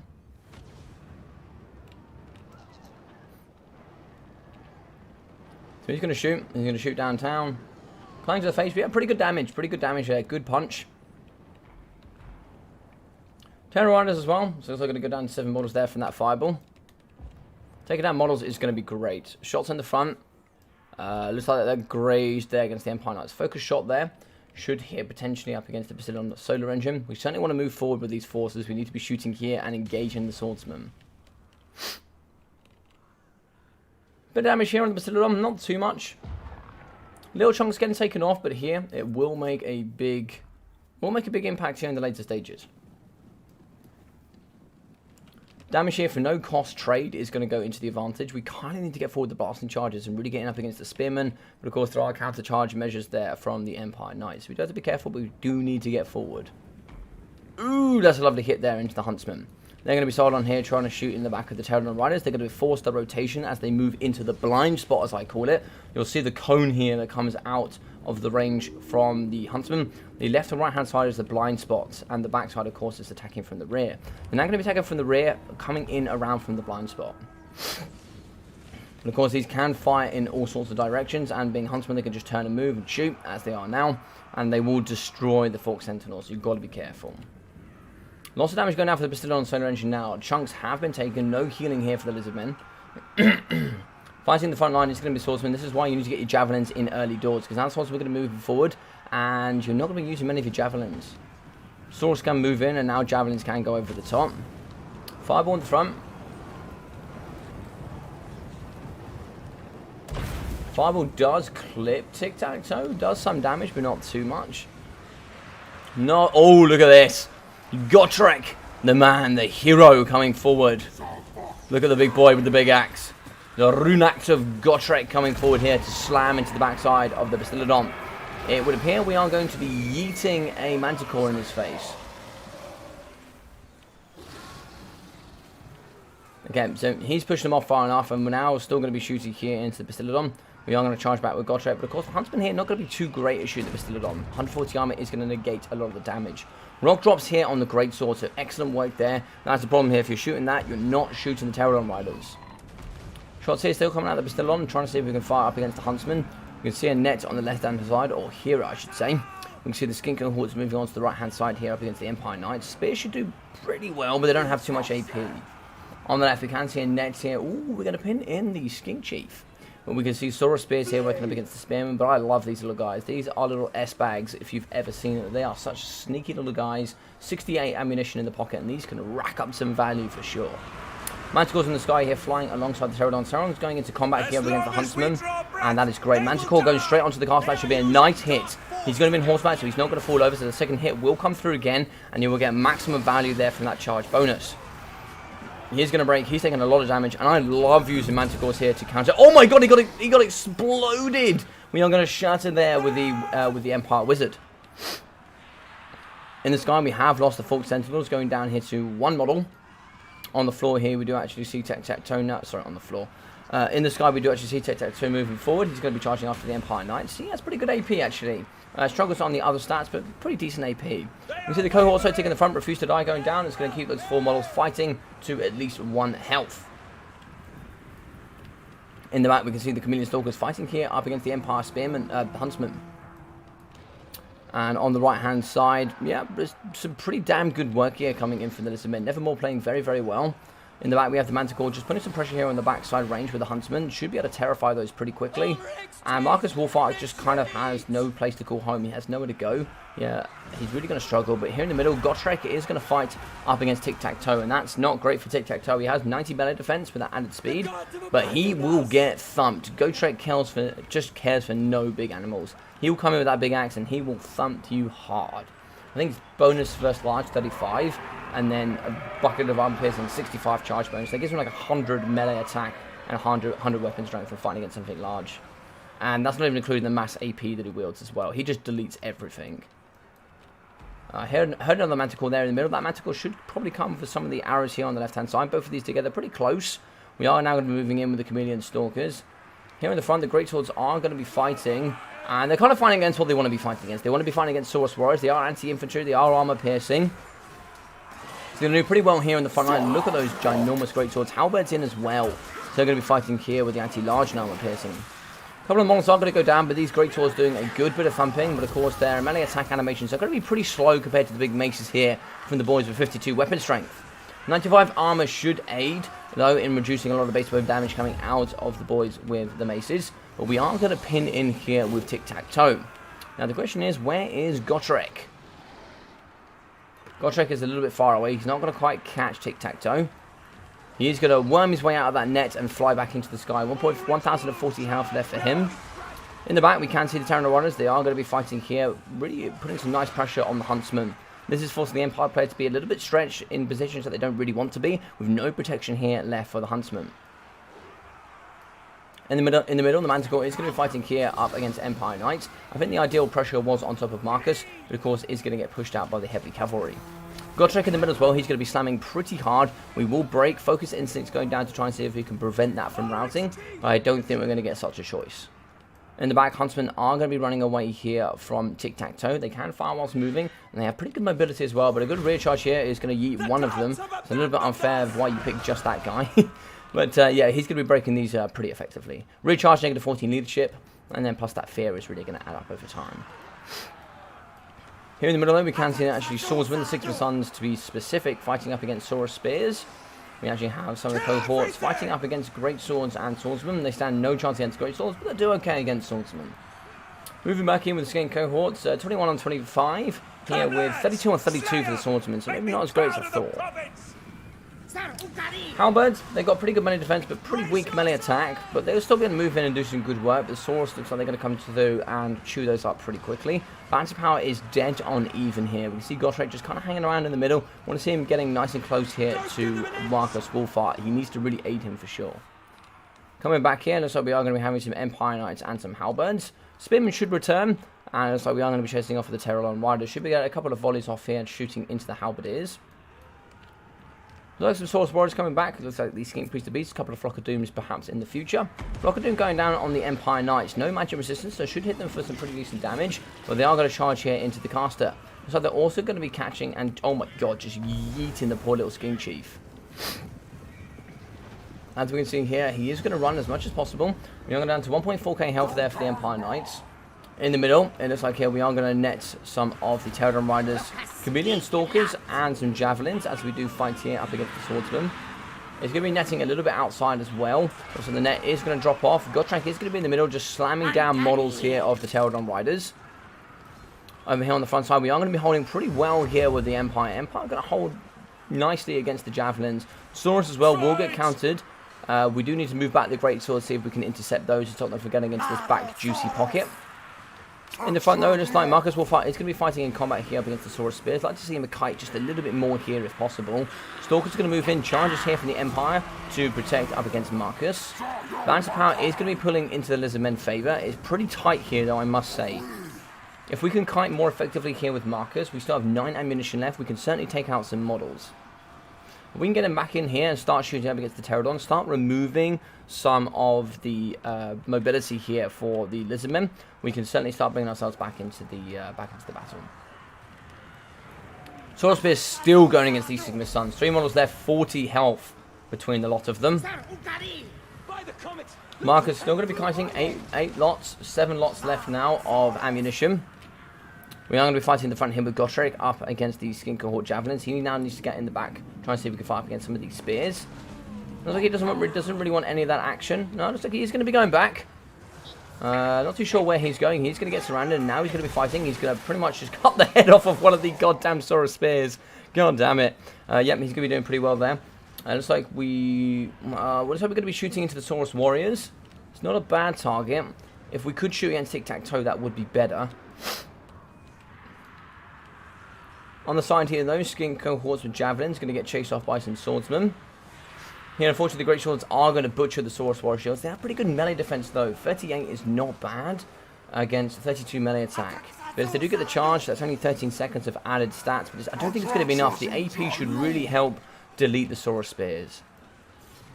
Here in the middle, unfortunately, Marcus Wolfhart has been caught. We are going to gangbang here with Tic-Tac-Toe, March of the Skies, and that is going to be Balance of Power. GG's and well played here to the man, the myth, the legend, but unfortunately, the PE Cyrus is going to fall at 4-0.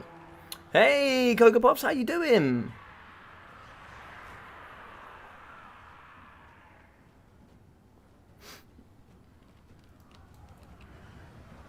Huntsman's still going to be going. I think one charge here for the Huntsman is game over. Of course, we do have Gotrek left on the battlefield, but even a man of his power can't finish off this force.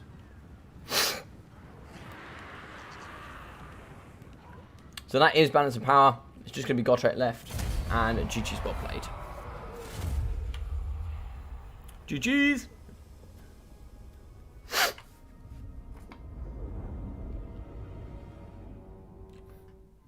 Like, even more than on the streams, not telling your part if you're not on the Discord. You know what I mean? Yes, if you guys do want to check out my Twitch, I will be streaming tonight. I will actually be doing, it's really fun actually, so something we have done there with Twitch is if you go on, you earn channel points just by watching and talking. So the more you talk and the more you watch, the more points you earn. It's all free, and you can spend those points at your discretion. And that's free as well to spend them.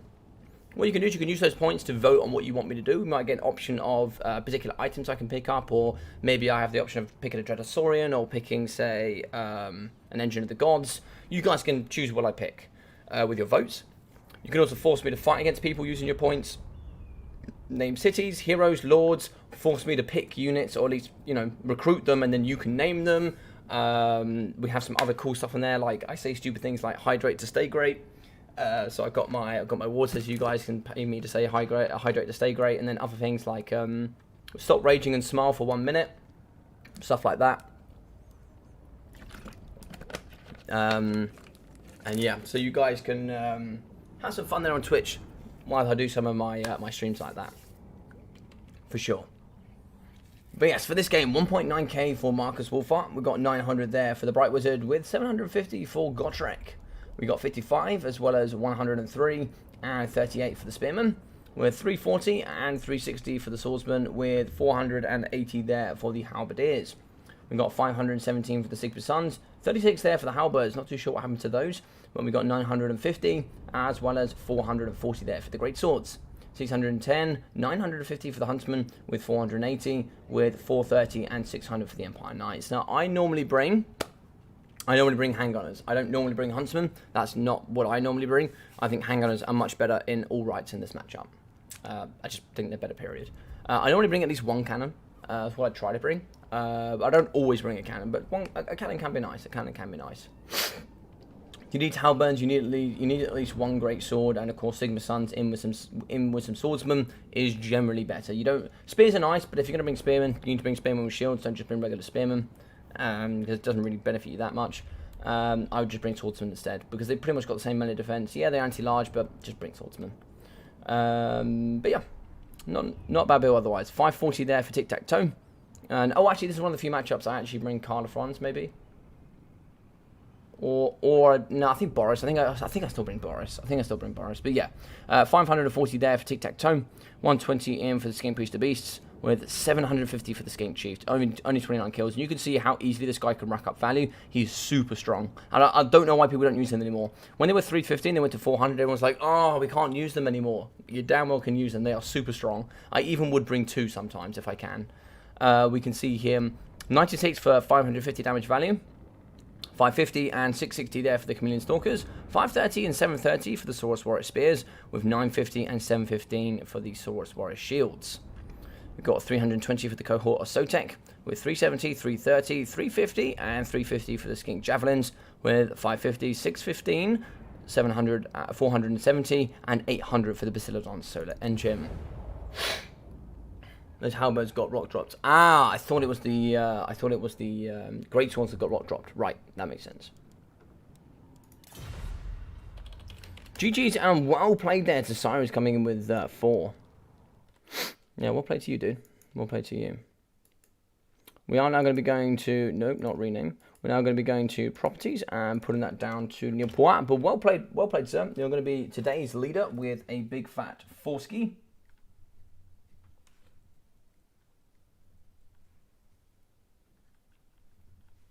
And now we're going to be having just Lizmen here for Nevermore. Who is going to be next on the list? It looks like we have Flame of Undone. Okay.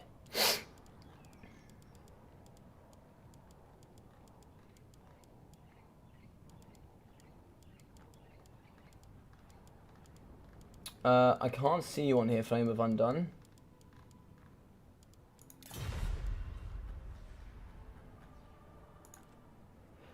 I'm going to have to leave before my turn. Good luck, have all. Oh, no problem, Contende.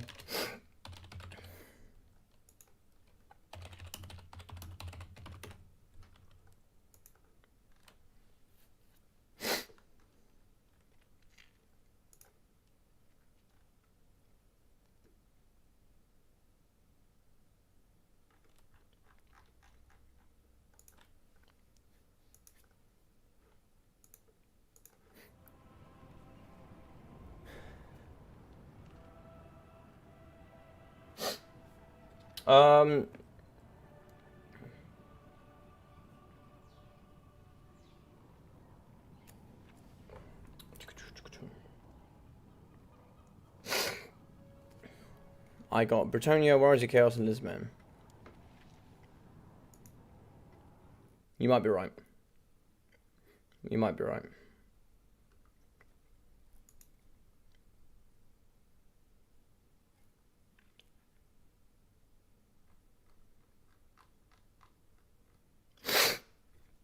You beat Ninja, Captain Morgan, Phoenix King, and then you lost them. But you did get 3. Thank you very much for your honesty.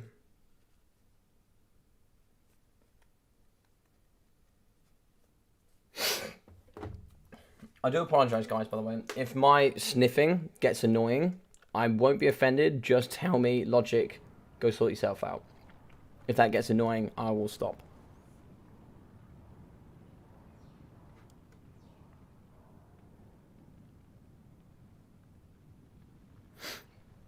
Uden. I guess it's Uden then. I guess it's Flame of Uden. Yes, you're correct.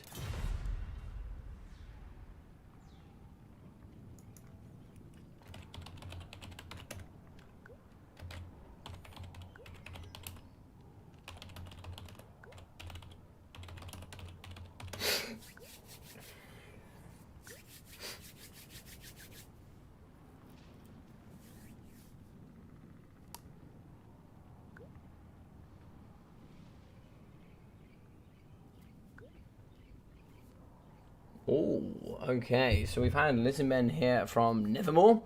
It looks like we're going to be banning Dwarfs and Wood Elves with Beastmen, Chaos Warriors, and Norska. Don't know why Dowie have been banned. I think Chaos and Beastmen do well there. There's a couple of big counters here.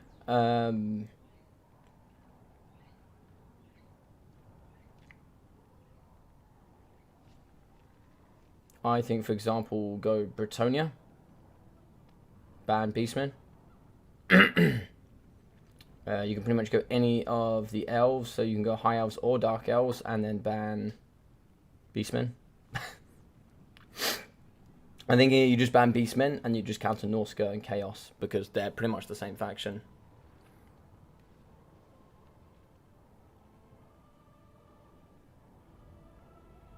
Like Uden. Oh, it's meant to be Uden, is it? Oh, okay. Run, you fools.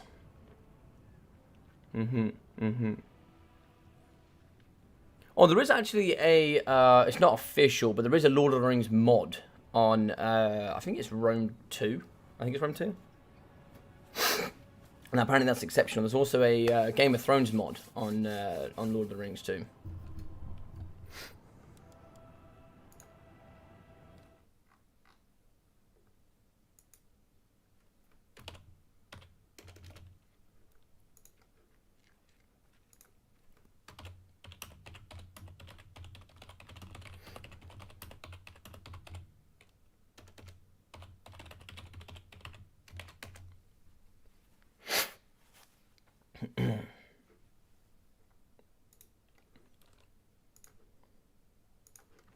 There we go. So we need to get Flame of Uden in.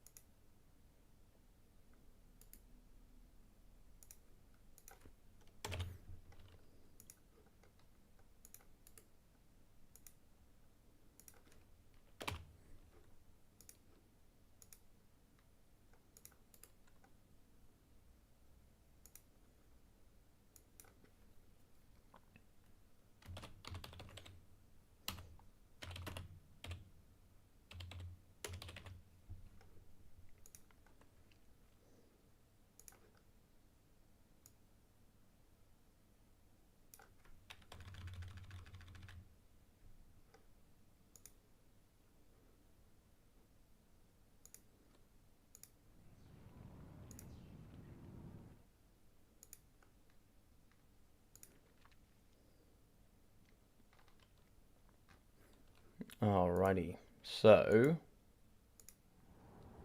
there we go. Pretty sure the line is something along the line, I am the wielder of the scared fly of Arnor. Go back to the shadow flame of Uden. Spelling is very questionable there. Oh, right, I see what you mean. Yeah.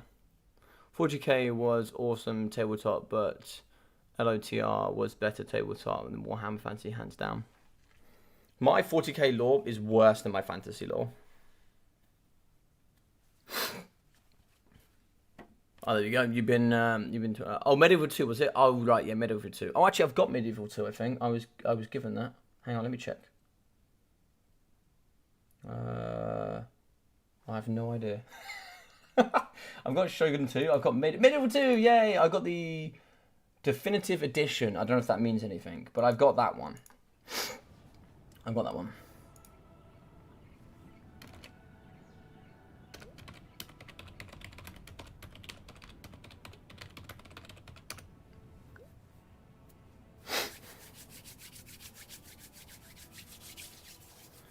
I am a servant of the secret fire, wielder of the flame of Anor. You cannot pass. The dark fire will not avail you. Flame of Uden, go back to the shadow. Oh, okay. Is that Gandalf that says that, I assume?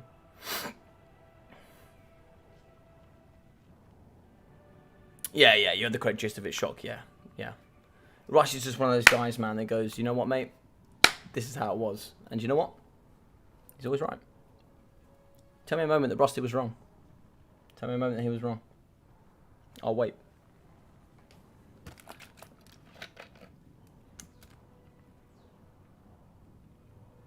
I'm sure the quote is very easily obtained online.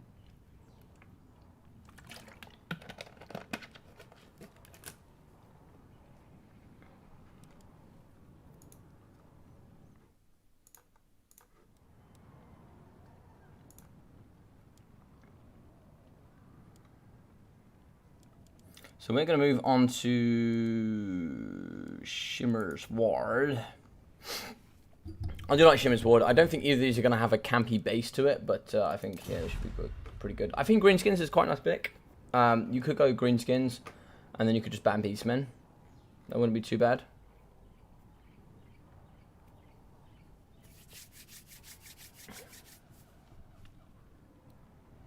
I did a quick Google. Ah, you see? Yes, Gandalf as Balrog, and I'm sure it comes up pretty quickly. Yes, both of them die. Yeah, I think Gandalf, of course, like sacrifices himself to take down the Balrog, and then through his actions comes back as Gandalf the White. I think officially they're like angels, right? They're not really like they're meant to be like angels, right? So this is an interesting matchup. This was always the old counter here, which was Chaos. When it came down to the WC, Chaos was a good counter pick to Greenskins. I'd still say variably this is Greenskin favoured. There are ways you can play this. I generally think Flaming Sword of Ruin is an answer here to quite a lot of the force from the Greenskins. And the kite game is very tough. You're going to need 4 Horse Masters at least. For the added range at 90, and of course the added armor. It is needed. The poison works here for Spider Riders as a good counter to that. This is a matchup that I've played quite a bit. So it should be interesting. Right here. So for Nevermore from LS, we are going to have the Double Manticores in the sky, of course. Mixing on the floor here with some chosen great weapons. The armored boys, the thick ones here in the front. Armor piercing, 120 armor, no ITP though, which kind of makes me sad. I think they need to differentiate, or at least move out ITP to more units. Chaos War in the front, of course, Unbreakable. Here as well, Chaos Warhounds, that's the poison variety. Yeah, the poison variety. Double Horse Masters mixing the front lot time, 2 units of chosen great weapons. So like some Chaos Border great weapons and Sarthriel the Ever Watcher. Good choice here. Unbreakable, of course, and Causes Terror. Stand or Die, Arcane Conduit, Final Transportation, Searing Doom, the Metal Shifting, and of course Unbreakable with Terror. Front line has some cheap Marauders just dotted along. And here for the Greenies, we are going to be here with the Night Goblin Fanatics, Orc Boys, and some Orc Boys. So Flame of Udun, as well as Nevermore, both going to be short-beard players here in the community. Part of the league I'm running at the moment. I will explain shortly. But here we will be having the Orc Boy Biggins for the anti-large and armor piercing. The Morgoth's Bangy Marauders, these bad boys here with the awesome hats. I love the hats. The hats are so cool. But these boys here are going to be have armored missiles and ITP. Spider Riders here with poison, Spider Riders, and the Rusty Arrowers.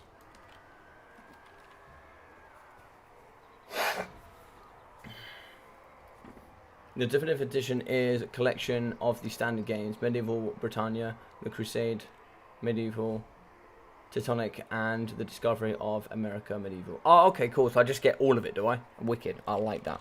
So what you're saying is I got the Big Daddy 4000 edition. That's what you're trying to say. I am in the same league as both of them. Yes, they're both going to be, both of these guys and Cyrus are going to be here in the Nor Grimlings League, and I believe they're going to be on the European side of things. So we had so many Nor Grimlings this season, we actually split it into a Europe and a North American side. So yes, or at least an American side. We have one in there from Argentina as well. So bring in the Americas. Titled the White Witch is head of the mages. He is the shining example of what Saruman should have been. Yes, so Saruman should have been, he should have been Saruman the White. I think he was originally Saruman the White, right? He was, because essentially although they're like mages, they're also considered like angels, I think. They're not really meant to guide, they're meant to guide people, they're not meant to fight for a particular side, but they're meant to advise those in the world of Lord of the Rings. As far as I'm aware, my lore is okay, but not amazing. Guess what? Hand poisons on the side. They should be able to catch him, but of course, only 2 units of skirmish is going to be a problem. That is really going to be a problem. We've got at least 4 units here. We've got 2 on this side and 2 on the other side. You normally see 6-on-6 skirmish battle here in the top lane competitive, where you would see 2 horsemen and 4 horse masters going up against spider riders, Morgoth Mangin Marauders, and then also another unit of goblin spiders.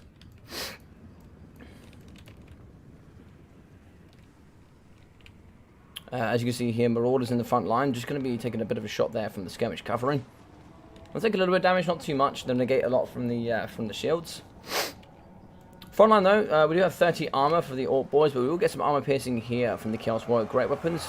Chaos Warrior Great Weapons coming forward here with their giant battle axes. They're going to be coming to meet they're going to be meeting their blade to the front of the face here of the Orcs. They're going to move in here with their big clubs and swords, and they're going to fight it out pretty effectively. Both going to get the charge. Of course, the Orc boys are going to struggle a bit. Lack of AP here. Only 15 armor from the Chaos Marauders. They're also going to be fighting here alongside Starfield the Everwatcher.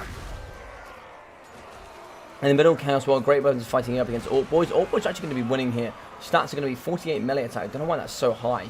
We're going to have 35 here for the Marauder Great Weapons. It's going to be largely due to the Black Orc big bosses. We're also going to be having Azag the Slaughterer. So I didn't go over Azag. So Azag here is going to be having the Purple Sun of Zextra, Spirit Leech, as well as Azag Slashers with Get On With It and Spirit Leech. In the middle here, I think that's going to be Overcasted. Overcasted Final Transportation. Purple Sun of Zextra in the back here to delete the Chosen. Chosen going to get absolutely thumped here by this Purple Sun. Now, I worked out recently, I never knew this, but you can actually direct which way the Purple Sun goes to begin with. You can actually direct it, and I never knew that. So what you do is you click the spell down, and then you move your cursor in the way you'd like the spell to move, and it actually moves it in that direction. Would you believe it? Black Orc in the middle here, one of them will be having Rabble Rouse, I'm sure, and the other one will be having the Brass Cleaver. Manticore's fighting in the middle here. We do have Rabble Rouse giving ITP. Should be able to fight here with Azag. Azag's going to give the extra melee attack as well. We're going to be fighting in here with some Black Sharks. Good AP from them. They should be able to thump pretty hard here up against the remainders of the force in the middle. Chosen will struggle. Standard line, 24 melee defense and leadership. This is a blob and a half here in the middle. Black Hawk's going to be fighting here up against Starfield the Everwatcher. They pay a lot for that AP and not a lot for their melee attack, but they are going to be up to 70 melee attack here. They are going to thump the Ever Chicken. The KFC Lord himself is going to be struggling. He's also going to be getting shot over the top here. We are moving in with Rusty Arrows. Rusty Arrows will remove the army here for the Black Hawks by 30. Going to be going down to 0 armor there for Starfield the Everwatcher. Chosen in behind as well. So we are going to get another Purple Sun of Zextrus in the back. That's going to delete all sorts of Chosen units. That's some lovely work there coming in from Flame of Undone. Of course, the Black Hawks are going to be struggling. Shots are firing over the top, but we are going to have some good resistances there from Sarthriel. In the front, it's like the Forest Goblin Spider Riders. They are going to be shooting over the top here, trying to see if they can poison up against the Chosen and the Chaos Spawn. Oh, we can see some Fanatics in the middle. Fanatics are just going to be grinding through here. The Fanatics here, the absolute loonies there on those mushrooms, going to be just ripping it through Chosen to the best of their abilities. In the back, we can actually see Azag still fighting. He's going to be low, 290 health, negative 20 leadership. He is going to be wavering. He is going to get pushed out here from the pocket. The Rampaging Manticore will fight here up against the Black Orcs. Black Orcs have their own ITP, so they should fight for a good duration of time. Good stats here, 65 melee attack here for the Black Orc big bosses. Sarthriel in the middle, he's going to be helping to fight as well. He has pretty decent stats. 60 melee attack should help there with the magic damage as well. Should be able to help pretty much take down most of the Black Orcs. They do have good armor though, and he does struggle on AP. On the rest of the battlefield here, we can see that actually Orc Biggins going to be chasing after the Broader Horse Masters. 85 armor should negate a lot of the base weapon damage from those missiles. Charging back in is going to be the Chosen. So they're going to have 23 leadership and 700 health. We are going to be wavering in the pocket though. Looks like the Black Orc big bosses are going to be struggling. Chosen surrounding them as well. Good hits from Sarthriel. And we are going to move forward with the Chaos Swarm. We have broken the remainder of these forces due to being quite heavily damaged. But the skirmish is going to hopefully try and hold true here for the Greenskins. We are going to be moving with the Chaos Warhounds with poison. Moving in as well here with the Marauder Horse Masters. With that 50 armor and 90 range. Should be able to shoot quite well here into the Forest Goblin Spider Riders. Coming back into the mixture is going to be the Orc Biggins. I think they come over here and try and see if they can clear out the backside. But it looks like here the Chaos have one in the front, deleting both of the Black Orcs. This one should return, and the one on the left is having a bit of a problem. He's actually going to be routing back into the forces. He's going to get pushed here by the single Chaos Spawn. Or actually, there's 2 of them left there in the middle. So they're actually going to be pushing around here, and he is going to fall. In the front, we can see 2 of the Spider Riders going to be shooting here. I think they actually just ended up shattering and removing the Chaos. I'm not too sure what else they're shooting over here. But we are going to collect. And so some of the Horse Masters are going to be getting shot here by the Spider Riders. But they're going to be shooting over the top from the Horse Masters, backing up against those Spiders. 45 armor up against 50, so pretty even there. You're going to have 100 range with poison though on the side of the Spiders. Spider Rider shooting in. We are going to be wavering here with the Horse Masters. Nice arrow shots there coming out of the gate. They're going to be firing right into the back of the Horse Masters. That is going to break them. Also going to be breaking the Chosen and the Chaos Warriors there in the middle. Sarthrill, yet again, is going to be fighting with that Terror here in the middle. We should be able to get on top of the Black Orc Big Boss here. He has a good melee attack of 60. Melee defense is pretty low. 65 melee attack for the Black Orc, so it's going to be damage on damage here. Big hit going down on Sarthrill. Can Sarthrill return the favour, though, is the question. He certainly does. It's going to bring it down to 280 health. He is going to waver. Kind of want to charge him with those Spider Riders where possible. Shooting him is not worth it. He actually has some good missile resistance of 50%, I believe. Yeah, 50% indeed. So we are going to get a nice Searing Doom in the back here on top of the Rusty Arrows.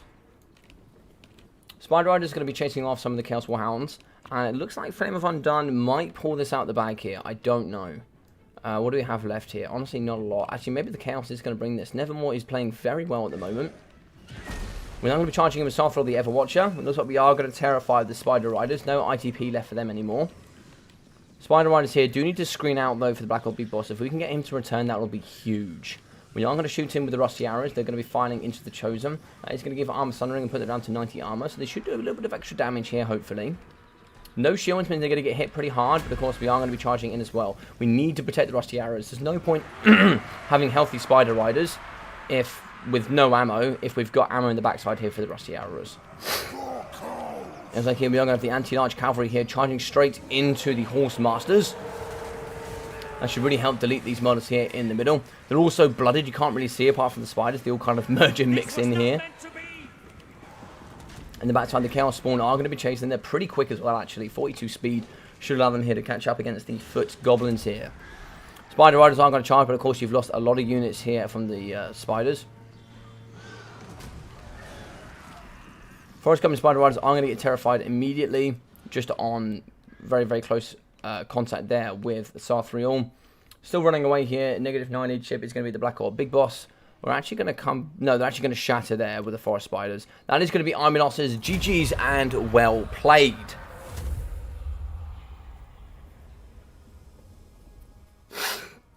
I'm really sorry for my nose, by the way. It is on overdrive right now. But look at these forces. What a game. Apart from the Skirmish Cavalry, and even though, look how healthy that is, the remainder of the forces here went down to the last models, or the last little bits of health. So really well played. 822 for Azag the Slaughterer. I love the bonuses there of the Azag Slaughterers, or Azag Ard. I've forgotten his ability, but 10 melee attack and 4 leadership really helped us there alongside the Blast Cleaver from the Black Orc Big Bosses. Of course, coming in with Spirit Leech as well as the Purple Sense Extras.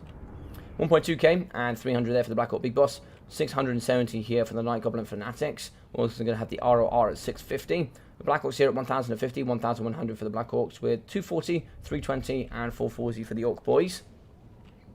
1170 for the Rusty Arrows, with 420, 700, and also it looks like there we're going to get 460. Now, what's really good, if you want to get the maximum punch here out of Morgrim's Mangum Marauders, you fire, of course, the Rusty Arrows into one target and then shoot them with the Morgrim's Mangum Marauders. They already have great armor piercing, but of course, if you reduce the armor, you're just going to get maximum value here from the Morgrubs. Also here, 322 for the Orc Boy Biggins. Sarthrill, 2,500 damage value overcast there with the Fine Transportation. A couple of Searing Dooms in the pocket and those lovely charges. That's what you need to do with a Lord just like him. Just get him involved, get him in, and get him smashing against targets. 450 and 340 there for the Chaos Marauders, with 530 and 300 for the Chaos Marauders. Great weapons. Great Purple Chosen, going to come at 1.15 and 360. 1,030, 670 for the Mortal Horse Masters. 120 as well for the Chaos Warhound Poisons. 760 and 530 there for the Ferromanticores, with 414 and 320. Unfortunately, I have to leave. So I don't know, but you can stay. GG, well played. Alright, GG's. We are going to move through to the next player.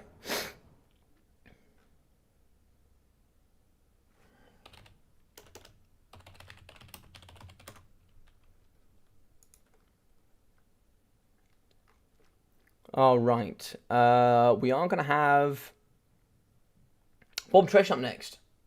Mr. Bob Tresh! Treshy boy, get your butt in here.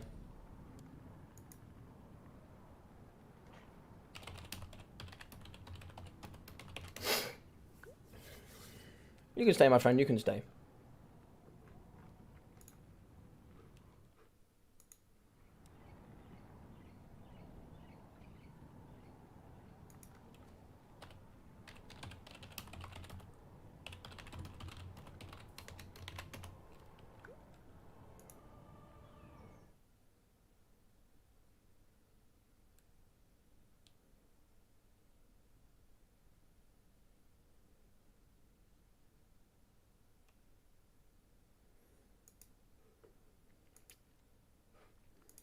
Alrighty.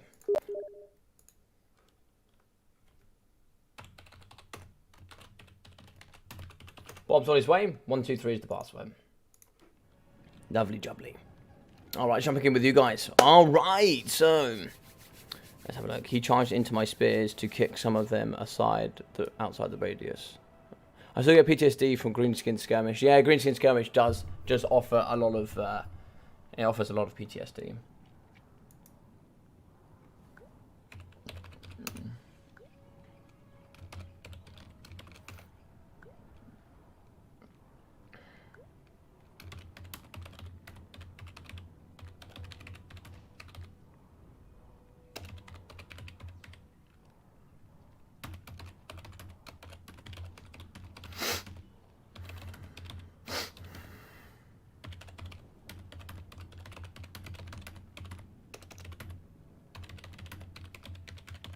So for experience purposes, I'm going to let Bob lead, because Bob is very well experienced here.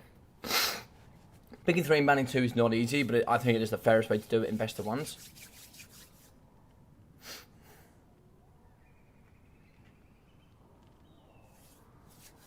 I will let Bob pick 3, ban 2. Just because he's more experienced.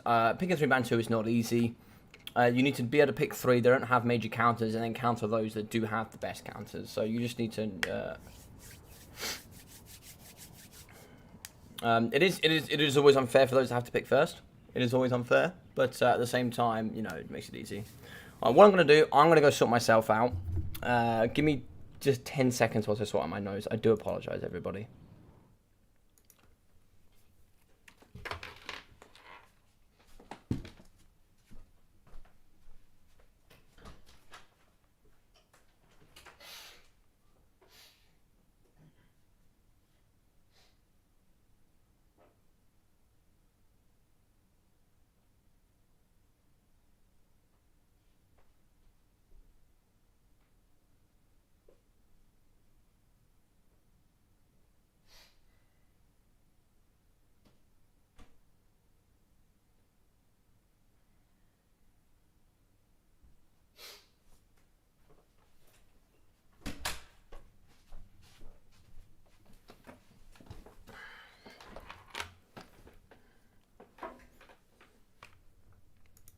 Alright, we're back. We're back. Yeah, apologies I keep dipping out, everybody. I was feeling well about 10 minutes before we were due to start. And then when we were just about to start, I had to go take a little bit of medicine. Started not feeling so great. But, you know. So apologies for that. I've never actually seen the Shrine of Cain map. I've never seen that one.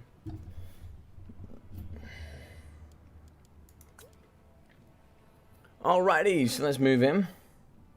So Lizardmen, Skaven, Vampire Pirates, banning Beastmen and Wood Elves. Very strong. Very strong indeed. So let's break this down. Let's pull this apart and let's see what we can do. So Beastmen would be a very good counter, for sure. You just ban Vampires to take Beastmen, and yeah, you do pretty well there. Wood Elves, very good against Skaven, can do well against Lizardmen, and does well against Vampirates. So, yep. Yep. I think at the moment, if you can play Wood Elves and you can play Chaos, you've got great counters. Then, along with the Dwarves, and you've got a pretty good setup, I think. I think you've got a very good setup. I will pick Lizards and ban... Ooh.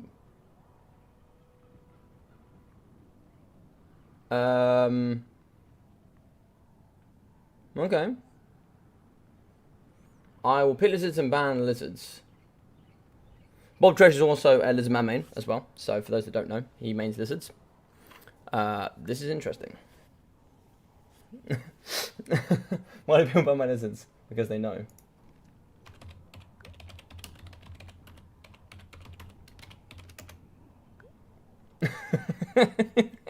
They know. They know very well about your lizards.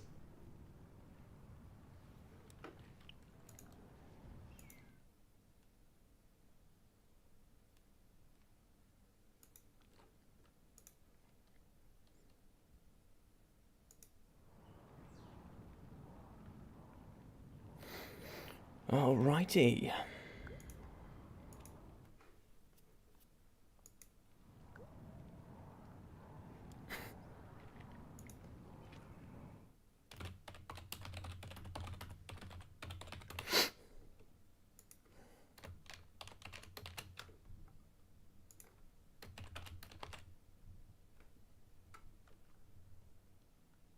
Ah, yes, thank you very much, Mr. Earth Dog. I appreciate that, my friend. Thank you very much. We are going to be having even. And we are going to be having, I don't know.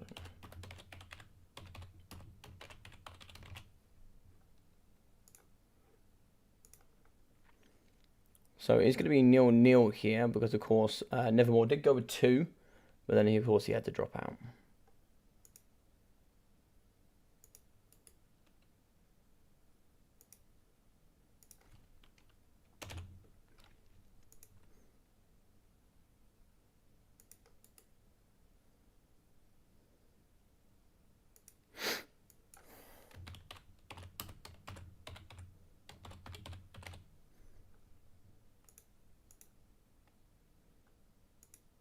No, Mr. RTK Bob Tresh is in.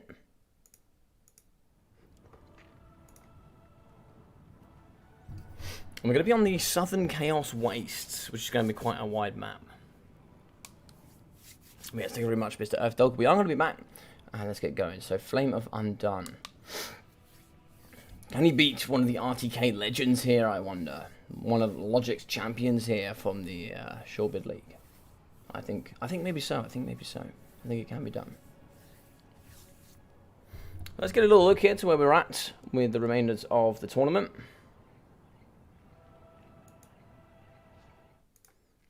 So this will be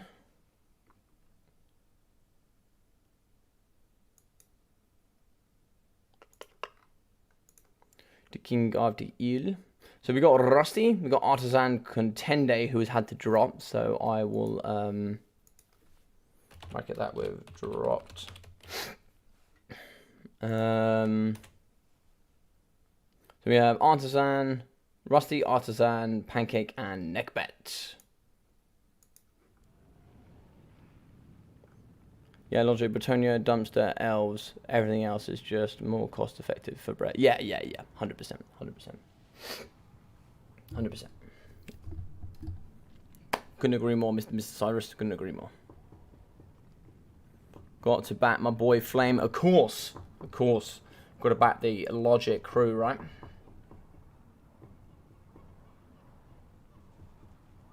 So,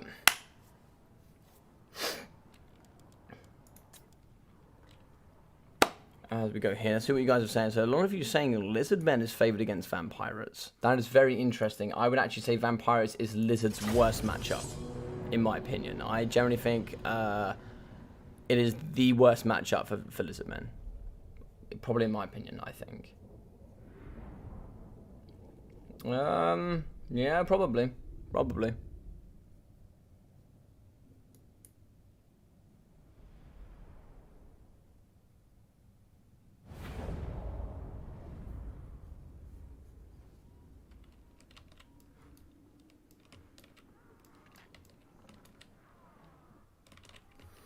Alright, so for the VP, triple of the Doggos, triple of the Deck Gunners, is going to be very hard to take down.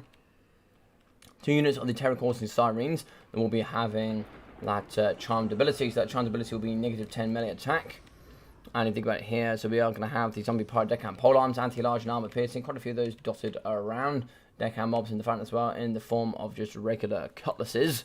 2 of the gunneries here with Scab Scrath on both sides, very strong gunneries. And in the front we are going to have Count Noculus. Knuckles on foot for the Anti-Large and Armor Piercing here with his Halberd. He's going to be having the Captain Wrath Moondial, as well as Wrathstorm, the Arcane Conduit, Invocation, Drowned Dead, as well as Curse of the Undeath. So very interesting. Did he have... He doesn't have the Hunger. Okay, that's interesting, because he's on foot, so having the Hunger is strong. So, there's like 5 units of Chameleon Skinks in the... Hang on. Skinks. Oh, Skirmishers. Ah, we have some Skirmishers in there. So I think it's going to be 5 Skinks and a Skirmisher. 2 Skink Skirmishers and then 4 Chameleon Skinks. Red Cresteds, Soros Warriors, Skink Cohorts. Looks like we are going to be having a Skink Priest of Heavens, a Skink Priest of Beasts, and ooh, looks like a very cheap Red Crested Skink Chief. Heavens here with Windblast, Skink Priest with Transformation for Kadon and Flock of Doom. You're never going to use all 3 of those, and a Warrior Crest there with Focus Instincts. In the back, we are going to have the Umbral Tide, mixing in with the Cold One Spear Riders. They're going to get shot, and of course, 6 units of range there. It's wide, it's interesting. I don't know how this is going to go. We have lots of guns. We're going to be deployed on one side here from Bob. He's going to try and use his experience here to try and see if he can outmaneuver his opponent. He'll probably maneuver and rotate from sort of this forward facing to sort of rotate it to sort of a right-hand side here, so we can sort of engage this side a little bit more. He's going to be shooting the front line. If he focuses down here up against the Source Warriors, I don't know what sort of range we're talking about. You can see we've got quite a bit of range, 255 there for the deck gunners in the back. So they'll sort of expand out to here. And they should be able to get some pops here into the Source Warrior shields. They will negate quite a bit there, up to 35%, but they'll take a lot of damage. Some Swords are on the left-hand side, so we shoot the Source Warriors here. Maybe try and see if we can shoot the Red Crested Skinks as well, and maybe try and see if we can shoot some of the Cold One Spear Riders. Should be very interesting. Jeremy, how are we, friend? How are we? I think I don't know is a statement. Is a statement, not a question. No, I'm saying, like, sorry, I should say you don't know, maybe. I don't know. I'm not asking a question. I'm not really asking a question. But you know what I meant. Swoon, I love them a lot. What's this? Vampire Coast is my jam. Yeah, 100%, man. Vampire Coast is cool. If you want mucky luck, I might actually throw up a... I think my favourite campaign, or at least one of the favourites I ever did, was actually Count Noculus. I might do a Count Noculus campaign. Count Noculus was super fun. I might do another one. Or maybe I'll change it. Maybe I'll do just another one in a different area.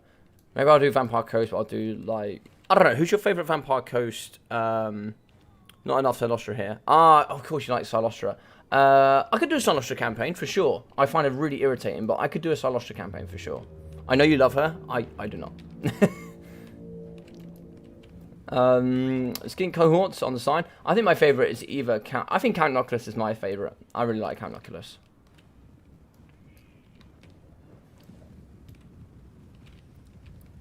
So the angle moving forward, you can see a lot of these units are not going to be in the battle. And the remainder here are just going to be getting shot. So, as I said, looks like they are going to be targeting here up against the Source Warrior shields. They're going to get hit pretty hard. They are going to get someone in the front here against the Cohort Sotate. That's going to put them back just a little bit. A couple of units in there. Looks like they are going to get forced through. Moving forward as well is going to be the Skin Cohorts. They will win here in combat up against the Zombie Pirate Deckhand mobs pretty comfortably. And back here, the Skin Cohorts. Looks like we're going to be shooting here into the pole arms with the Chameleon Skinks. More Chameleon Skinks move around the backside as well. We are going to have some doggos. If they catch a whiff here, we should be able to stop them quite nicely. Scab through the pocket here up against the Cohort Sotate. That is some lovely damage. Bring them down to a small amount of health at 880. In the back here, we are going to have a summon on the Umbral Tide. Umbral Tide is getting absolutely whacked here in the backside. My doggos! No! I love the way they kind of die, but I don't like that fact that they die. Look at them all like curled up. Look at them curled up.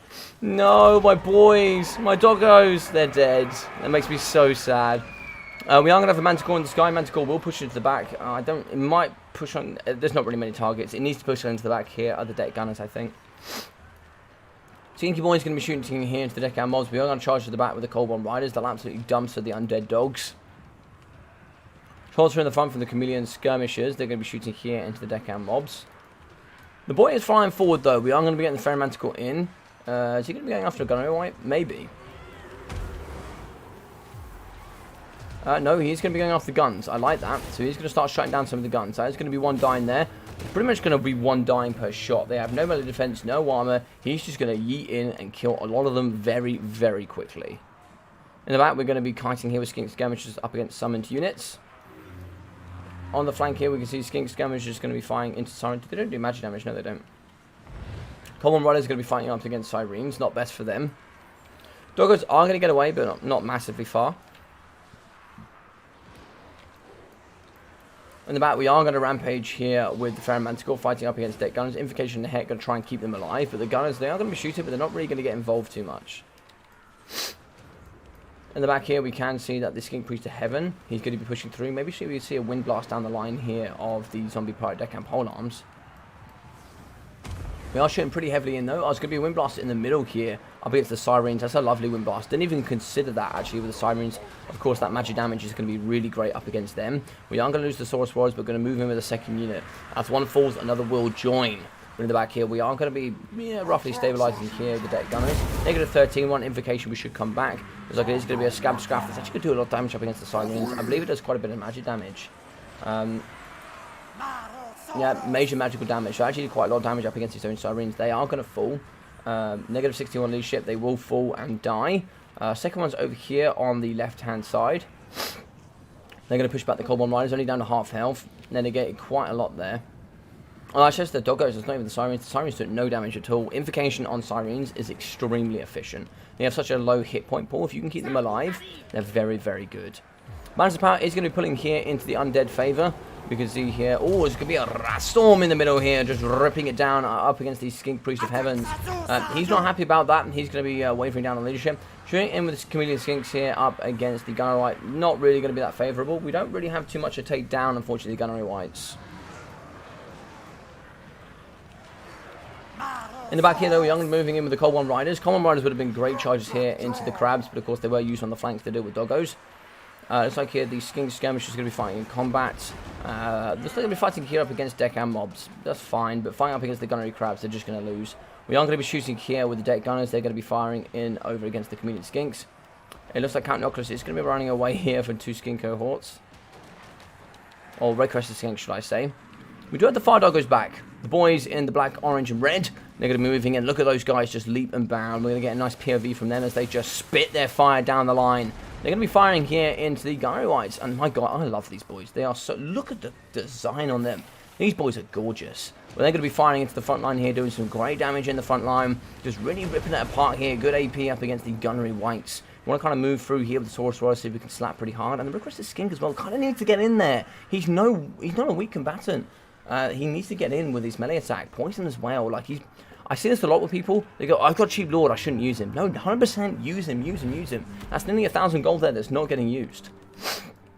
He will lose to Noculus, but he'll do well against the Gunnery Whites. He will do well. In the back here, we can see both of the Skink cohorts just moving around with the Saurus. They're a little bit idle, but now they are going to start going back into the middle. Looks like here we actually have some Red-Crested Skinks moving in the middle with some Chameleon Skinks that kind of fight in combat up against deck and pole arms. So it's not best for them to be in melee combat. Kind of would have been better, of course.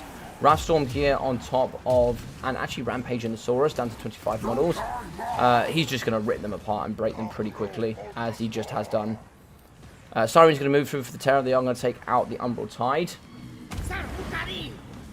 Nice Wind Blast there going through up against the Sirens. Actually half hits them. That's really nice work there. Fortunately, that is going to be the last spell there coming out of the Skink Priest. Balance of Power shifting pretty heavily into the VP favour now. I mean, it's been some great work here coming from Flame of Undone, but he's now getting shot with his Red-Crested Skink because there's nothing to push on to the back. We actually need to get those Chameleon Skinks around the back and start shutting down the Gunners.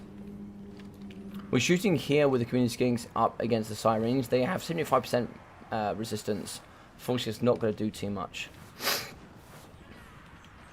We need to shut down these deck gunners because they're just ripping apart the Lord right now. He's getting thumped here in the middle. We are going to get a summon in the back here that should screen out the Saurus Warriors. We have moved in with the Chameleon Skinks. We are going to be shutting down the deck gunners. Saurus Warriors are coming in for a bit of batter here. Bit of bat practice. If we can go with those maces, they're just going to slap cheeks here at the backside. I love the way that they're carrying the ammunition boxes here for the deck gunners. That's quite funny. But here in the back, it would seem that the Lizardmen are struggling. There's units left, but there's not a lot to take out Noculus or the double gunnery crabs. One Gunner Crab is going to be down to half health. And it's like here, the deck gunners are going to be withering over time. -7 leadership, so they will be dying and losing models. They are down to 10 models here. Shooting in the front, maybe we get a Flock of Doom in. Flock of Doom here in the pocket could be quite nice, especially on the Sirens. Gunner Crabs will just rip apart the Skink Priest as well. They have great armor piercing, 333 AP. Running away is going to be the Skink Chief. It is going to be a Flock of Doom. Flock of Doom is going to fall down on top of the Sirens. And so it's going to be Overcast Invocation to counter that as well. So it's going to be Winter Magic for Winter Magic there, but of course that will bring Healing Cap closer. Still going to be shooting here for the Skink Skirmishers as well. They are going to take damage. Invocation will out-heal the damage output here for the Skink Priest. That is going to be Balance of Power and GG's, but that was an excellent game there from Flame of Undone. He should be extremely proud of his performance. Welcome everybody, hope we're all doing very well today. Hope you're all having a great day. Yeah, great performance here between one of my shortbeards up against, of course, a very experienced opponent of Mr. Bob Tresh.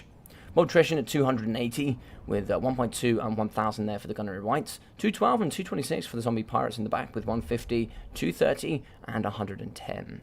370 and 280 there for the Deckhand Polearms, with the Sirens in at 830 and 430 as well. So we've got 800, 550 and 900 for the Deck Gunners, so some nice performances with 160, 450 and 500. So nice build there, I like this build. I actually quite like this build as well. Unfortunately, only going to be getting 18 damage out for the Red Crested Skink. Just unfortunately not enough for me. We got 70 there for the Skink Priest of Beasts. We've got 440 there for the Skink Priest of Heavens. And like, if you're going to use him like that, you might as well just go like Tehenowin on foot, and then just use him to use Flock of Doom and Manticore Summon, because then you can just save 600 and put that somewhere else into the build, you know? Maybe bring some Javelins or something to delete that front line. That extra 600 gold cost would have given you 5 Javelins, for example. We can see here 440 for the Skink Priest of Heavens. I like the Wind Blast, very strong. 200, 290, as well as 250 and 170 for the Skink Cohorts with 125 kills. 370 there for the Source Warriors. 835, 260, and that was it there for the Saurus. Red Cresteds, we got 315 for the ROR Cohort of Sotek. We've got 475 and 363 there for the Skink Skirmishes. Community Skinks, 440, 440, 650 and 600, so some nice performances there, with 566 and 350 from the Cold One Riders, with 455 there for the Umbral Tide. I think some Chameleon Stalkers would have been nice as well. Chameleon Stalkers with the Blasting Charges in the front, they just decimate cheap front lines. They just absolutely destroy them. You move into those with like 5 units of Chameleon Skink Cohort Javelins, and then you just try and see if you can pull them apart from there, and it just deletes it. It really does. But really well played to both players. That was a great game. Well, welcome everyone. I hope you're all having a great day. Apologies for me. My voice, well, it's mostly my, it's going to mostly be my, I can't think of the word now. My sinuses are all kind of all over the place. So apologies if I'm a little bit sniffy or I'm a little bit, I've got a little bit of a, like a tickle and a bit of a drip in the back of my throat, so I apologise. Well played, man. Oh, big mistake, losing Umbral Tide early game. No, don't worry, dude. These things happen. These things happen. RTK Bob Tresh is a very experienced player here in the community. He's played lots and lots of games, and he is actually a Lizardman main, so he knows as Vampire Coast what to bring. But it was a very, very good match, dude. It was a very good match. I don't have the DLC for the Stalkers. Oh, buddy. Oh, you should definitely get it. You should definitely get it. But welcome, I hope everybody is enjoying this. If you are, please feel free to smash that like button. It really does help here on the channel. And also think about subscribing. That also really helps as I'm trying to go towards a 1,000 subscriber goal. And you're already awesome and you've done both of those things. Maybe feel free to share this with a friend. It really does help as I'm trying to grow here. So when we do get to Total War Warhammer 3, I'll hopefully have 1,000 subscribers so we can get early access content with me and Ducky, bringing it all for you guys. And then also here I can be a partner with YouTube, so I can start, you know, support myself a little bit better here financially, and I can, you know, do this hopefully for the rest of the time, as it were. But yeah, welcome everyone. Hope you're all having a great time. We're now going to move through to the next match. This is going to be a King of the Hill, so the winner stays on. We are going to be having Aimer Rusty coming through next, so let's get him in. Let's aim at Dillatron. Mr. Rusty, where are we? Show yourself. There we go. So Bob Tresh going to be taking a nice big win there. I think we move on to Summer Song. I like the map Summer Song. It's quite nice. So let's have a little look here.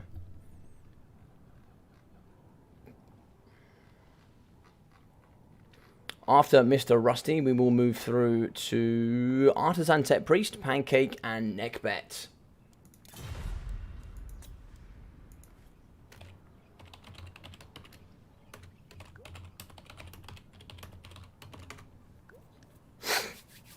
Bob, you're up.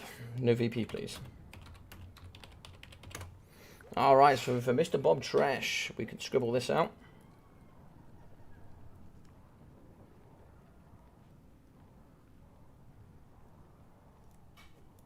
Bob there going in with VP. Let's see what he brings next.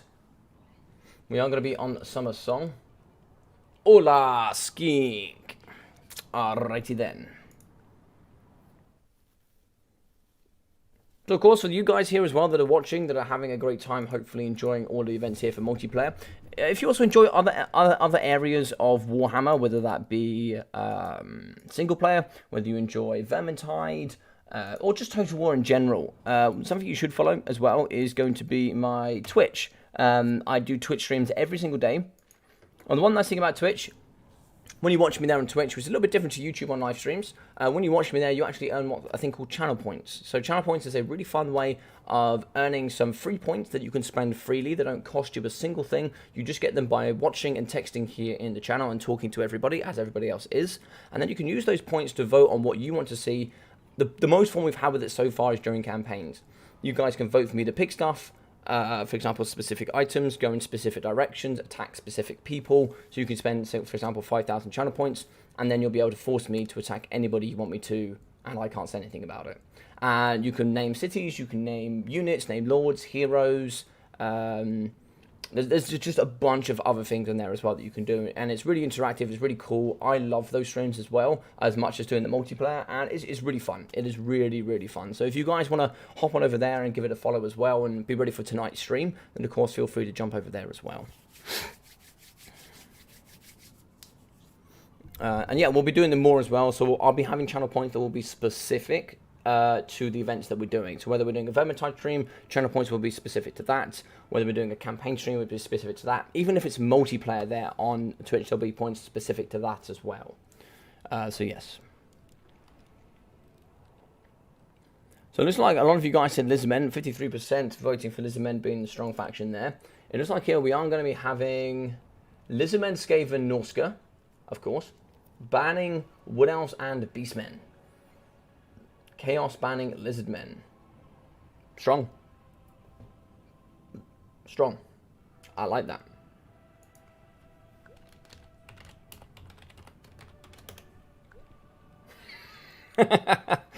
Nice. And most importantly, the most important thing out of all of this, if there's one thing you're going to do today, and you've enjoyed what you're seeing, welcome to the channel, please feel free to join my Discord. And the most important thing as to why is you'll be seeing all of these events in the future. Whether those events are going to be here, whether it's going to be my single player in Twitch, whether it's going to be King of the Hills like so, you guys can vote on what you want to see, and you can see all of the content that is going to be coming out in the future. Apologies.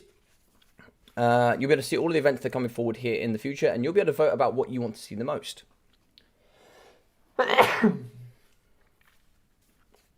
And with my Discord, I generally like to hang around in my Discord quite a lot. I end up playing quite a few in-house private stuff as well, where we do some. We haven't done it in a while. Where we do a lot of sub-commanders, and we get involved and do a lot of those sort of things as well. So we generally have, yeah, Lizardmen is my weakness.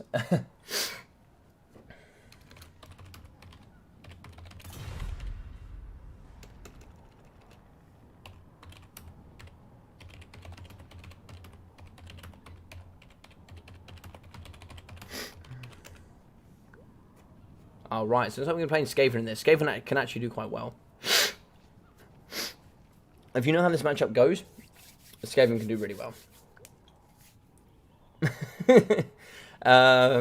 It is chaos favoured for sure. It is very chaos favoured.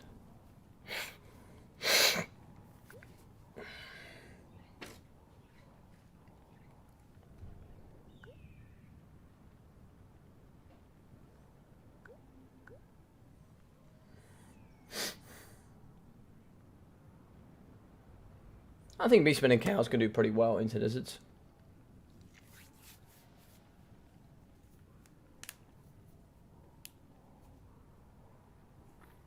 That Manticore summon was clicks 8 away. Clicks is 8 away. Took me a notice that he wasn't moving. Sorry, Hank. I don't know if you're on the same... I don't think you're up to date with what's going on here. I think you're talking about something previously, and I don't think you're with us right now.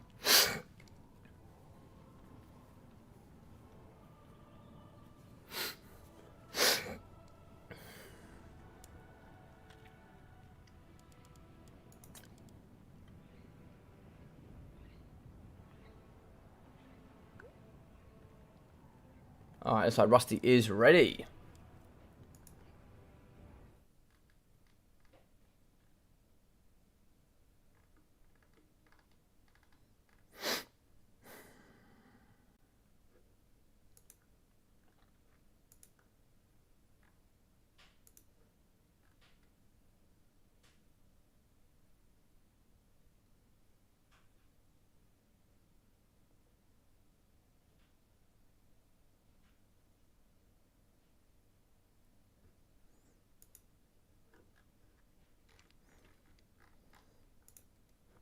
Alrighty.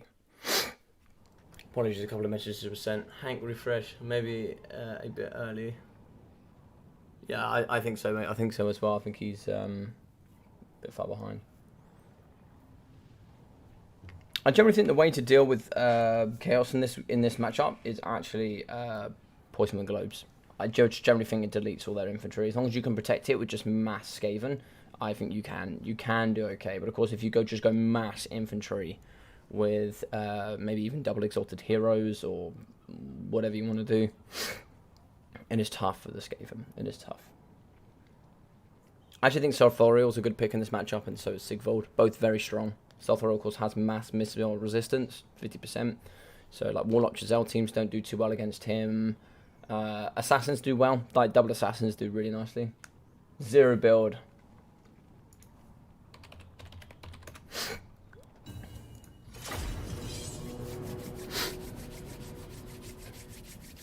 Let's load in, ladies and gentlemen, and let's get these all firing.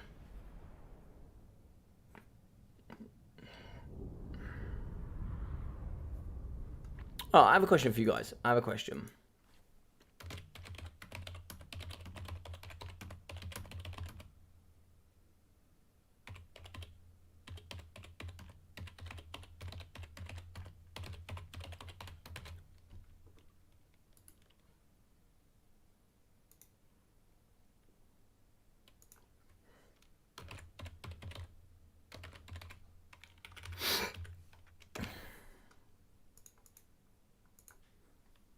We're going to go with...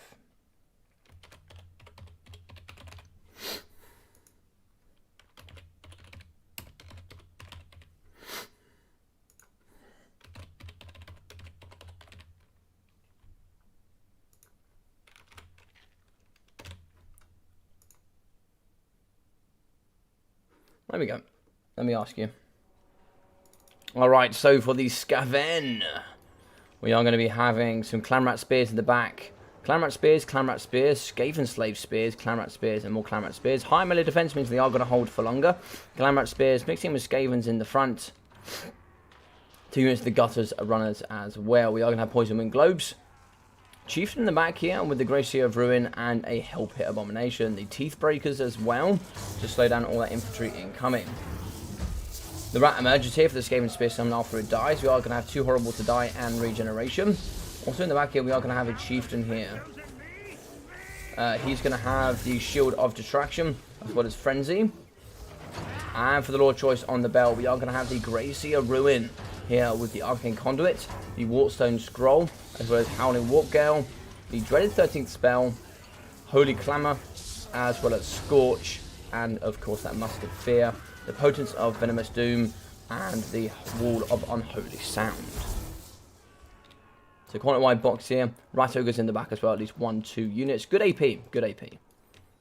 For the Chaos in the front, we are going to have 2 of the Horsemen, mixing with probably just a bucket load of infantry.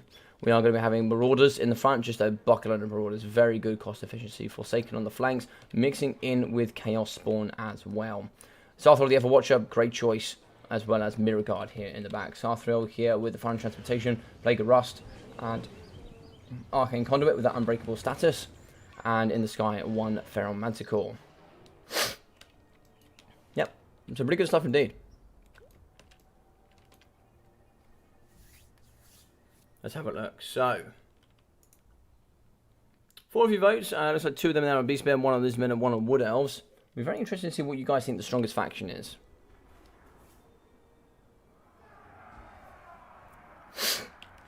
So starting out the gate here, we can see that the Marauder Horsemen are going forward. They are going to get poisoned and shot there by the Gutter Runners. Can't remember if they have poison or not. Just 2 normal Gutter Runners with AP. Okay. No, not much AP actually, but there we go.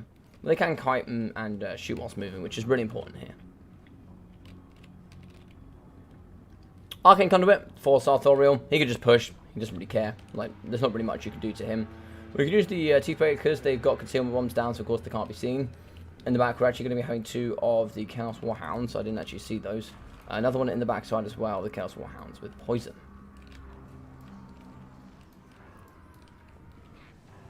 The Thor was going to come forward. Unfortunately, no Searing Doom here in the middle, which would have been really nice. I like Searing Doom.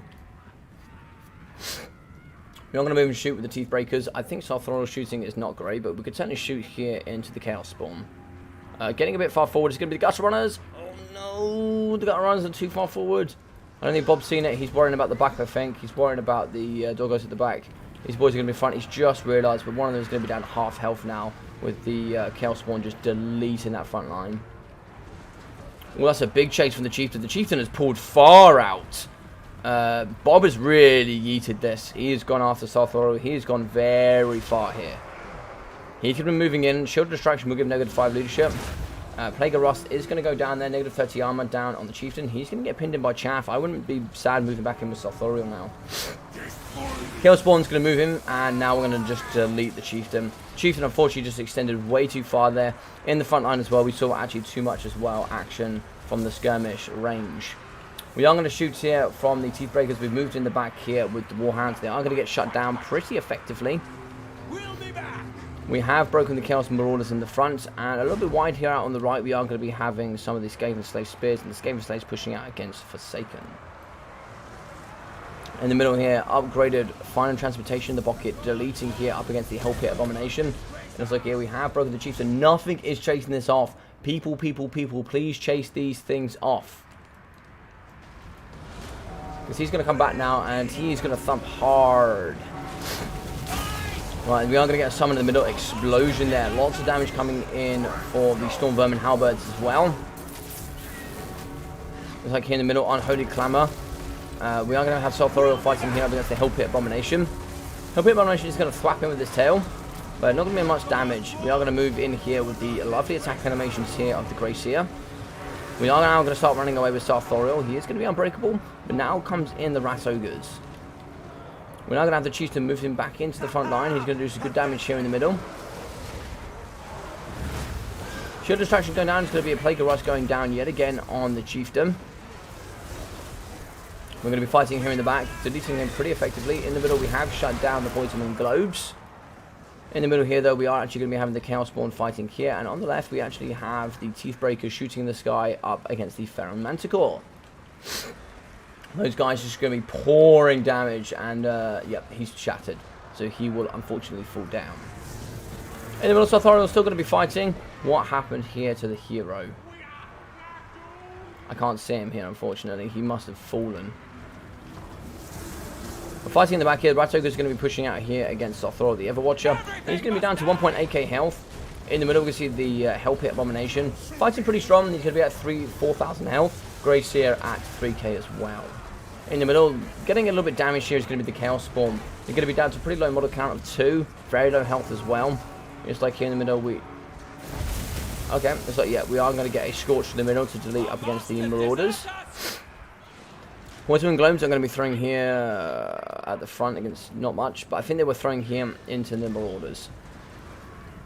Charges here for the Horsemen, straight into the Rat Ogres. Rat Ogres are going to pound and ground here in the middle. mass on mass. But they didn't get attack animations on each other, but they are going to switch very quickly. They're going to be fighting in the front side here. The front line has done pretty well there from the Chaos, but in the back, we can see that here, the Teethbreaker is going to be shooting here into Sothril with 540 health. Now, these don't do magic damage. I think that's going to be a pullout from somebody. It's going to be a pullout. Yeah, those rattling gunners are so cool, man. I don't think that was over yet. I'm not too sure why Rusty gave up on that. I think Rusty had a chance to get in and back into that. We had lots of Warhounds. We had good chase. We just needed to get in the back and shut down some of the key targets. I generally do not think that was over. I don't think it was over. But well played to Rusty anyway. He did very well. I think he's going to be annoyed with his performance, but he played well. He should be happy with that. I think he shut down really well. I think the biggest mistake is letting the Chieftain come back. Chieftain got 744 damage value. And I think here he just let him go. And I think that was a mistake. 760 and 1.1 there for the help hit. And using Sothril as a batter ram in the middle is not that cost efficient. You kind of want to get him in the back and start terrorizing all the cheap chaff. Just moving him through chaff and chaff and chaff and chaff. And having the front line fight really is kind of the way you want it to be. Use Plague of Rust here on the Chieftain. Use Plague of Rust on the Help Hit Abomination. And then just shoot it. Just shoot it with your Marauder Horseman. And then start taking it down with the rest of your targets. I think that would have been the way forward there. But well played nonetheless. We can see here we've got 1,900 for the Teethbreaker Rattling Guns. 560, 380 from the Rat Ogres. 250 and 1.1 there for the Gutter Runners. 688 for the Poison Wind Globes. Poison Wind 650. 1.1, 750 and 750 for the Grey Seer. So Thoriel 770. A little bit low for him, but 180 for the Fair Manticore. 600, 950, 500 and 625 for the Chaos Spawn. Merigard 360. 250 in for the Forsaken. 188 kills. Yep, not bad, not bad. Great build, great build.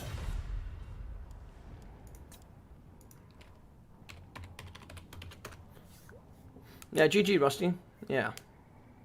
Unlucky, buddy, unlucky. The rattling guns are so cool when they just sit there like... And they fire so fast as well. And the noise they make, oh, it's amazing. It's amazing. Hello there, Mr. Artisan Tech Priest.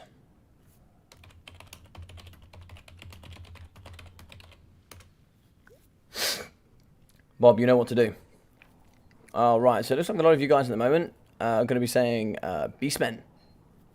Beastmen is going to be the current favourites of who you think is the most powerful faction at the moment.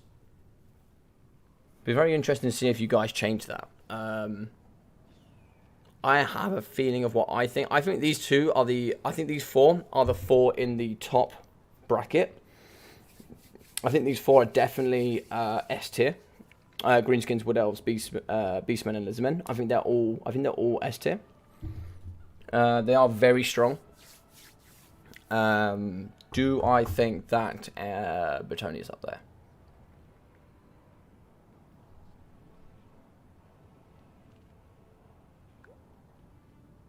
Probably not. Probably not. I just think there's too many counters. I think there's too many counters. You know, you need to ban Dowie, you need to ban Chaos, you need to ban Lizardmen. I just don't think it's a good enough faction at the moment for it to be considered S tier. I think it's a very high A tier, but I don't think it's S tier. So Lizardmen, Skaven, Wood Elves, ban Beastmen, and Chaos. Right, I'll pick them out.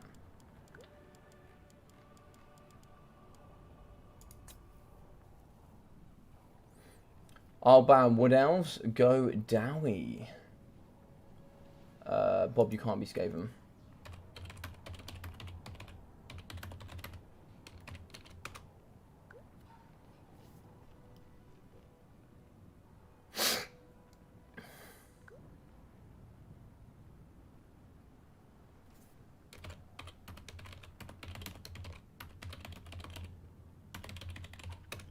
Yeah, once you've been a faction, you can't be it again.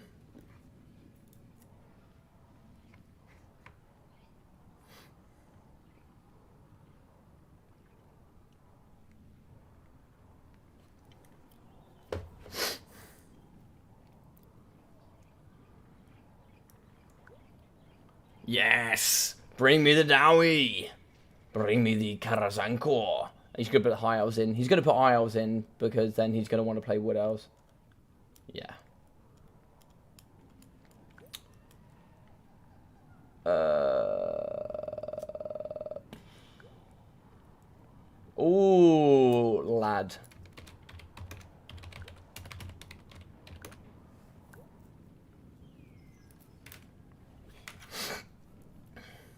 my lad. He could have had high elves, but that was the obvious pick. But of course, bringing lizard men. This would be good.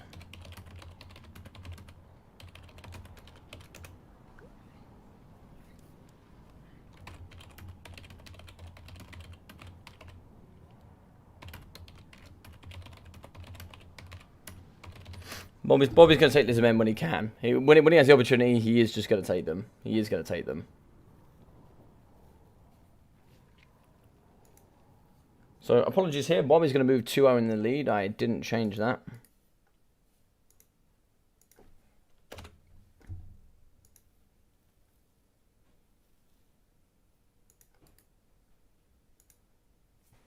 And then we are going to be having...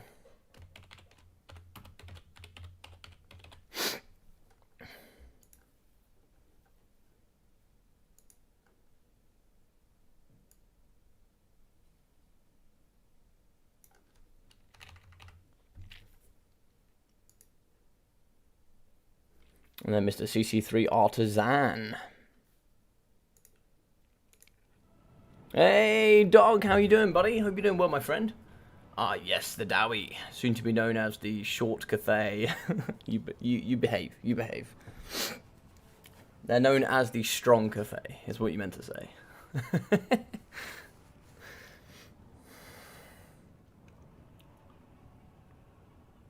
So we're going to be on the Desert's Bounty. It's going to be pretty flat. Cannon certainly here can be utilised very strong. So you see around the edges here, you can see the nice sort of blacker area here in the middle. That's going to show that's pretty low ground, and the whiter bits on the top there are going to be the higher ground. So after this game, we are going to move through here, and we will have who is going to be left remaining. We are going to be having Mr. Pancake and then Neckbet.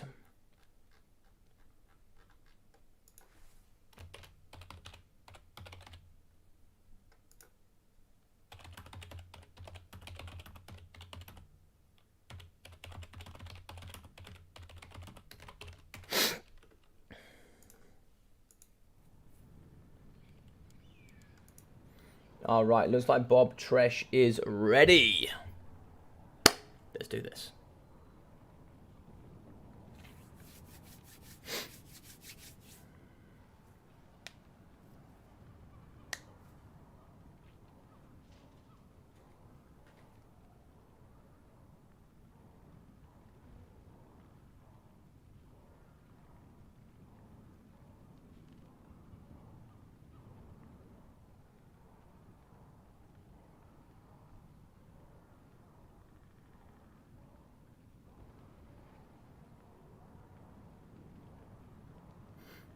Alrighty. We are ready to rumble. Just waiting on Mr. Artisan. I'm going to click start battle so that the game immediately just kicks in.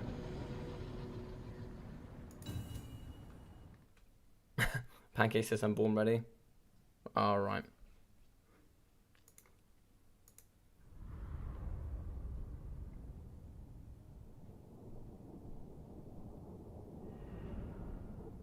Skin sheets are great. You even get another cold-blooded. Yep, very strong, dude. Very strong. Very strong. I like them a lot. I like them a lot.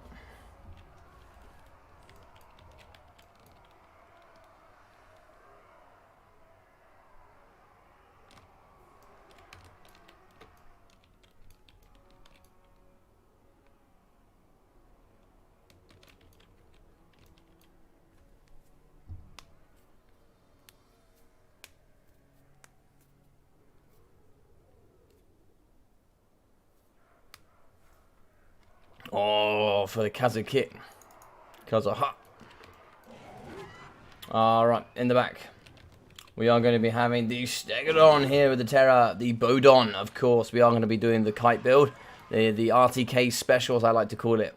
We are going to be having Oxyotl in the front. Of course, this boy will be having the Golden Pipe of Pitui. Here with the Master Predator and Slippery. That's going to be 1 360. 2 360 here with the Fork Sentinels. 3 there with the other Pterodons. And make that 4 there with the third. Gonna have 5 here for the Razordon hunting packs. And we're gonna be having 6 there with the Razordon hunting packs on the right. Bodon as well, making that 5 So that's going to be 1, 2, 3, 4, 5, 6, 7, 8 units of range. Mob, you have too many 360s. 1, 2, 3, 4, 5, 6, 7.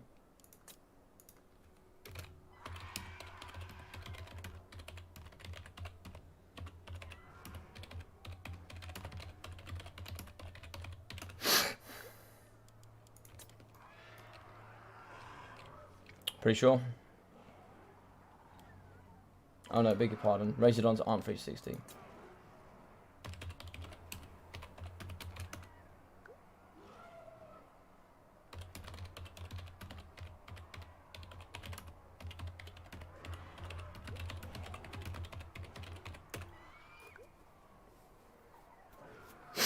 Yeah, sorry dude. Sorry dude. I thought they were 360. I don't know why. I always thought they were 360. Javelins in the front, mixing with skin cohorts, more skin cohorts, an ancient salamander for range, and some more. So just need to double check. There should be 12. I think that's 12. I can't count it. 1, 2, 3, 4, 5, 6, 7, 8, 9, 10, 11, 12. Yeah, 12 units of range.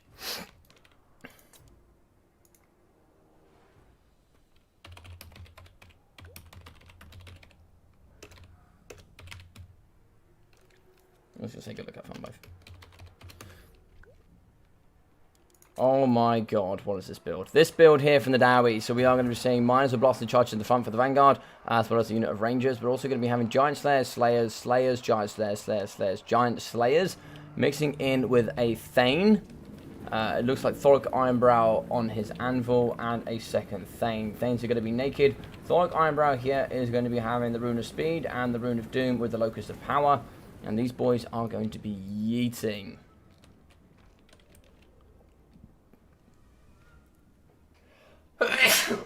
The only full problem I can see here is the fact we have Terran Riders. Terran Riders are just going to rip this build apart, unfortunately. Oxyotls in the front, slippery, ready to go with that speed. And it's just going to be a full kite here. For any of you that have seen my campaigns here with Oxyotl at the moment, you know how this goes. Boys are moving in. They're getting pretty close. You see a bit of a thwap animation. Look at that. I love the flicks. The flicks just decimate Giant Slayers here.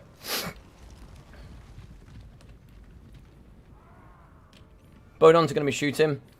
These big bad boys have massive bows on their back. Can't quite see where they come. Oh, there you go. There's the big bow. It's 360 range. Also have the javelins that just throw downtown as well. Javelins there just going to be yeeting it there into the front of the miners and blasting charges. Bodons are going to be shooting into the middle. Probably just shooting Thoric, to be honest. Not really too much you could do here about the Fork Sentinels. You could shoot them there with the Rangers, for sure. But of course they're one rock drop away from getting decimated. Boys in the flanks are going to get shot here by the Razordon hunting packs. Going to start moving in with the Skin Cohort javelins as well. They'll rack up some damage, that's for sure. Rock drops on the miners and blasting charges wouldn't be too bad.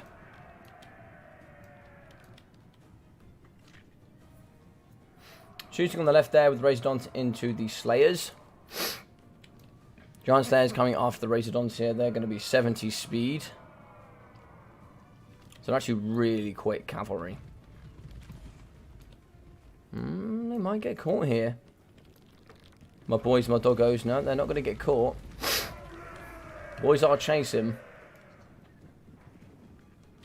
In the front line, Pterodons are in the back here, and they're going to be fighting in combat up against the Rangers. Rangers are not going to do well there. They have pretty poor stats, 26, 28, so not good, not bad either. But they will get pulled apart. Only 40 armor, and they're going to move in with the Fork Sentinels as well that have physical resistance. So we are going to forget about it here as Thoric Ironbrow. I mean, it's not like you can contest them or anything, but there we go. On the map, we are going to be pushing. We are going to be kiting here. Giant Slayers coming after the Stegodon. Slayers going to be fighting up against Skin Cohorts and Javelin. So, looks like the Javelins are going to go down. That's a good win there for Artisan. Slayers moving in the back here up against the Razordons. Do apologise. On the flank here, we've seen the maximum barbs with the poison. So, they've got the added poison with the added stats as well. Extra missiles. Yeah, it's pretty good.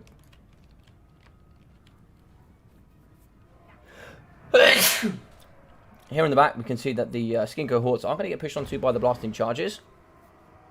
The blasting charge is going to fly into the backside here up against the skinks. They're going to get their backside torched here, unfortunately. But they're going to take it like absolute champs, to be fair. They're just going to fall back into ranks and take that again.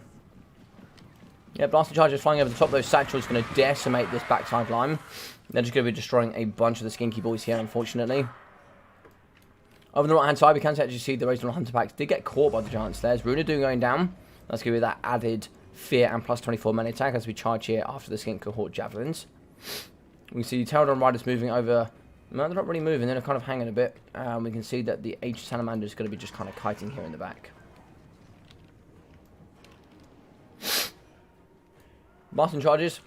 Still going to be firing here up against these skinks in the middle. They're taking a little bit of damage, but not as much as I thought they would have done. In the back, we're going to be kiting with the Maxon Barbs. Absolute nightmare here today. We can see here that the Slayers and the Giant Slayers moving into the back up against the Maxon Barbs. They're just going to need to keep kiting. They're going to keep flicking those tails and just moving out that nice damage. And they don't have 360 fire, so they do have to face in the right directions to flick. But of course they are going to be getting chased here. On the backside, Blasting Charge is going to be clearing out the skin cohorts as they try and take down the Giants and the Slayers. Blasting Charge is going to do some nice work there, so they are going to try and dodge what they can. Over here in the back, it looks like the Razor Hunter Packs are going to be a bit still. I don't know if Bob's going to see this. You can see the Dowie force is going to be spread out pretty far. But you'd be surprised just how fast Slayers are. Like 40 speed is a pain in the backside, and these can't fire whilst moving. So they're going to have to move, turn, shoot, move, turn, turn, shoot, move. Razor Hunter Packs yet again moving away from Slayers. We can just poke here with Fork Sentinels, just poison them over time, and you should be fine. It's going to be favouring the Lizardmen right now. Bodun's doing pretty well here in the front. We can see that the Oxyosso in the back, he's going to be just kiting here up against the Rock Ironbrow. He has good AP and poison. He does have magic ammunition, but the AP should do pretty well there. Blasting charges here coming up against the skin cohorts. This should be a lot better here on the blasting charges. That's going to destroy quite a few units. They're going to run away. Radon's here in the back. We have no shields for the minus of blasting charges. So we should get shot pretty hard here by the Maxon Barbs. Slayers are going to be chasing. Bugmans have been defeated here in the backside. Pterodons as well as the Steggy there going to be finishing those off. Giant Slayers still in pursuit of the Razordons. Slayers over the top. I think they're going to be trying to see if they can cut off. Wouldn't mind them actually seeing them move in this direction, because of course they're just going to go around the outside, Just on the radar, the forces aren't going to be coming together. Blasting Charge is still pretty strong. Banners of Power, not even, but you know, the best you can hope for here as the Dowie. Rock drops already. I don't know if those rock drops have been. No, I think they're trying to wait to see if they can get a rock drop here on the boys. No, it's like a rock drop isn't going to be used. Going to be shooting into the back of them with the Ancient Salamander. We just have to keep chasing here with the Razordons. Because if we don't chase with the Razordons, they're just going to turn and burn. Oxyotl still going to be kiting here up against the triple threat. In the back here, we're still breaking and pushing off the Rangers there with the Fork Sentinels. Over in the back left, we can see the Bodons still going strong. We can actually see Miners fighting up against Skin Cohort Javelins. Blasting Charges coming over the top, maybe to see if we can help delete them. And the AP pickaxes could do pretty well up against the Stegodon. Like, they're not going to win, but they'll do a lot of damage because the AP will punch through that armor. 110 armor, of course, is no joke to try and punch through. Going to be shooting the Bodons, of course. We're going to just be kiting with Oxyosso as well, trying to see if we can just shoot Thorok as much as possible. Thorok's just going to be a big, fat, tanky target. 25% missile resistance, physical, and 50% missile, just gives us a total of 40. So he's going to sit there and tank quite a lot of it, considering the magic ammunition here from Oxyosso is going to be negated by 25% on top of that. So in total here, the ammunition will be resisted by, oh, it's 40% magic as well. So that's going to be an 80% resistance there to those missiles incoming. So we will do damage, but not much. Pterodon's still flying over. The Slayers are getting pulled apart. We can now move in with the Skin Cohort Javelins. And cheap units are not good for Slayers to fight against. They're just not great. Stats are fine. They've got 38 on 32, but you're going to be having 20 melee attack here. And of course, with 0 armor, base weapon damage is just going to be hitting full value.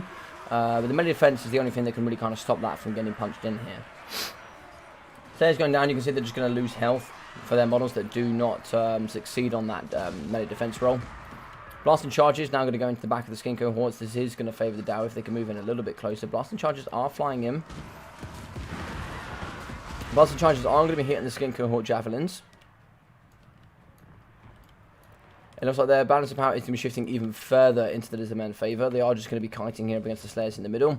You can see the Razor on Hunting Pack is going to do quite nicely. In the middle, Giant Slayers fighting up against cohorts. Lots of ammunition left for the Bodons. Bodon's going to be shooting into Thoric and the crew. Here in the back, though, we can see the Razor on Hunting Packs.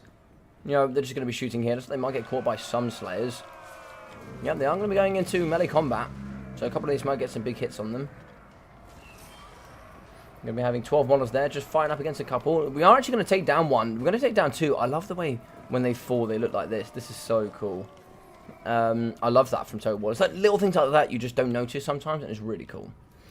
Taking down 3 models is huge, actually. Taking down 3 models is huge, because that's going to be just the 4 models now less of AP output. Bodon's still going to be kiting. Unfortunately here, Thoric Ironbrow is just getting yeeted here with 17 ammunition there for Oxyotl. Extra range for him as well as that Unspottable. He's just such a pain in the backside. There's just nothing you can do. He's going to be wavering. He will fall as well. He is going to break. There's nothing you can do for him, unfortunately. 470 health. It's going to be -5 to being shot as well. I don't know if that counts as artillery. I don't think it does. Attacked by artillery, they count as artillery. No way. And of course, that's going to stack on top of the artillery fire and then exposed flanks. Encouraged by nearby units, that's going to leave as well. And he's going to be very tired, so yeah. Mine's in the back.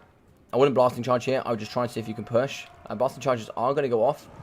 They're actually going to hit there. Not too much damage, but you know, it's not too bad. They're going to break. That is going to be army losses there for the miners.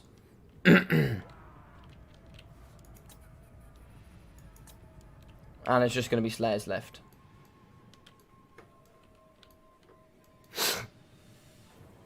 Run, my spike doggos. Don't let those Slayers catch you. No!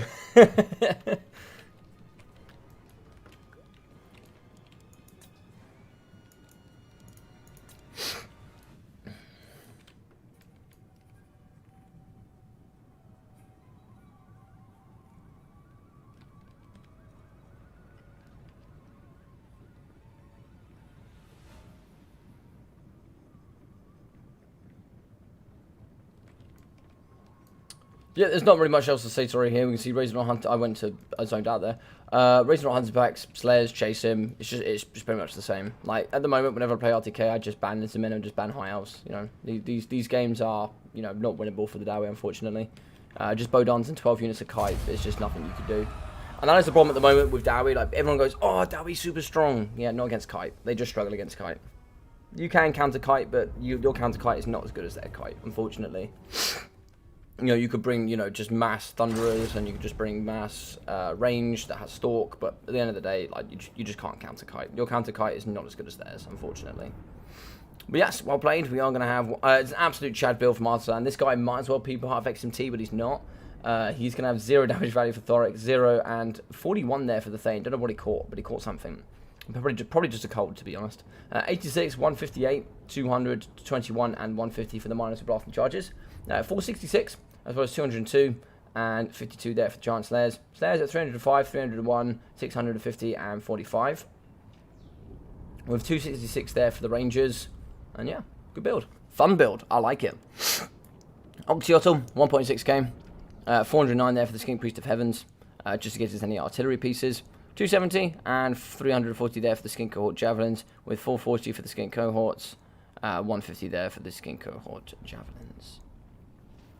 680 and 330 for the Pterodons, with 900 for the Fork Sentinels. 250 and 1.2k there for the Razor Hunting Packs, and the maximum Barbs in at 850. 950 there for the Ancient Salamander, with 520 and 630 there for the Stegodons. So yeah, well played. And we move on.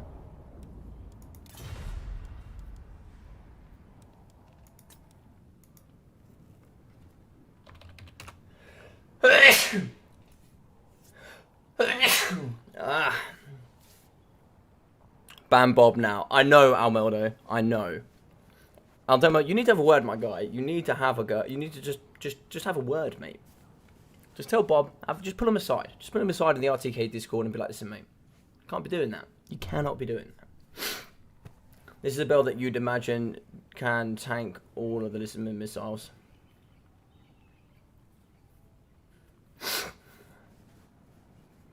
There are builds that can counter that, of course, from the Dowie. Yes. Who is you? Yes, it's me. I don't know. Oh, is that Pancake?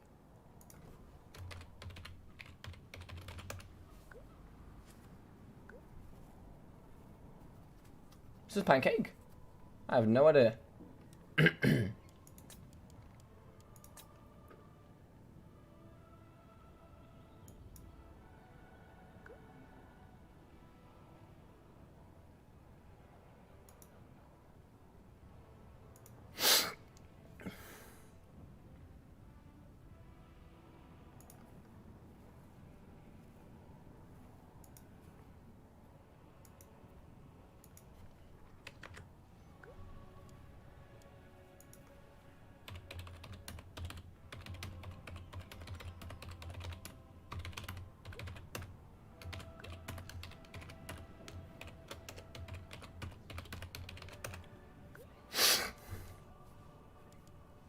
Yep, so Bob's going to be up to 3. I don't know if he's going to be able to beat... he's going to be beating the score here from Cyrus. Oh, he's actually joined the score, Cyrus, but he might be able to beat here. Maybe Pancake can take him down.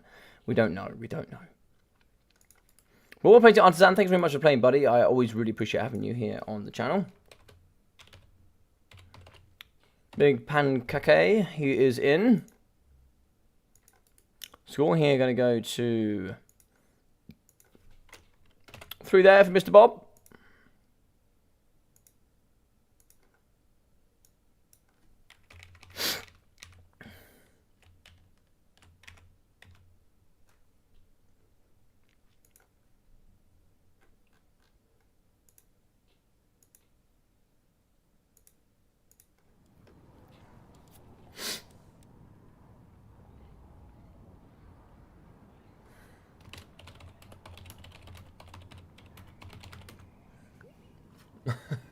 That is the idea.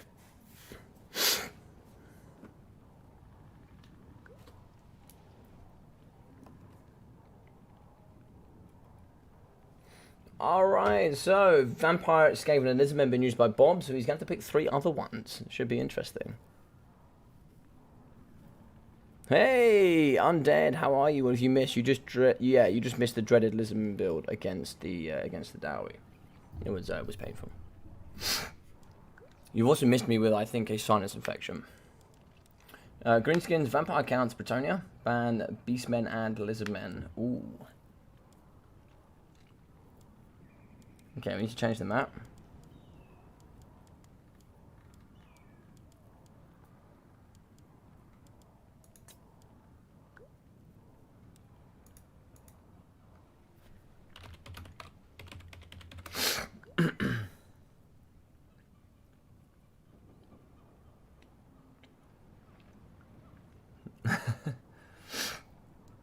Ban Greenskins.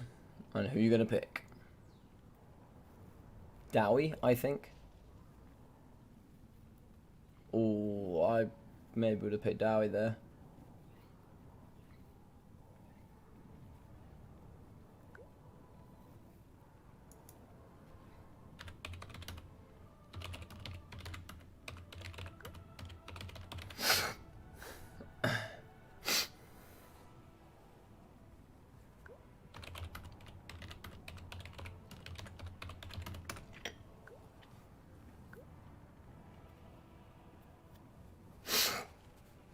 Oh, Vampire counts into this matchup. Interesting. Alright, so the final game after this will be Mr. P.E. Nickabet.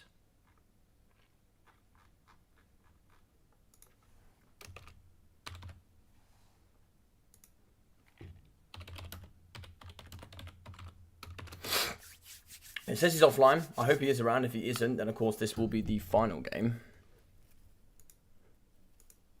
We'll have to see, though. We'll have to see.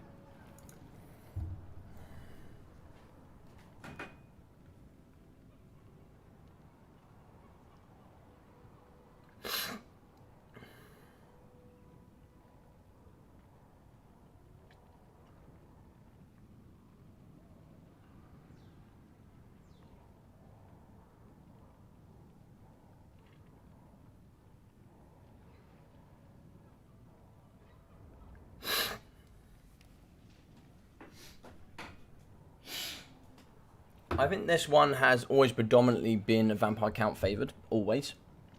I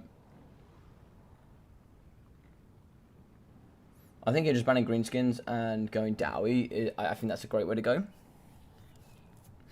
I think Dowie is pretty heavily favoured into vampire counts at the moment. Or at least the way I play it. There's also another matchup I have a lot of experience in.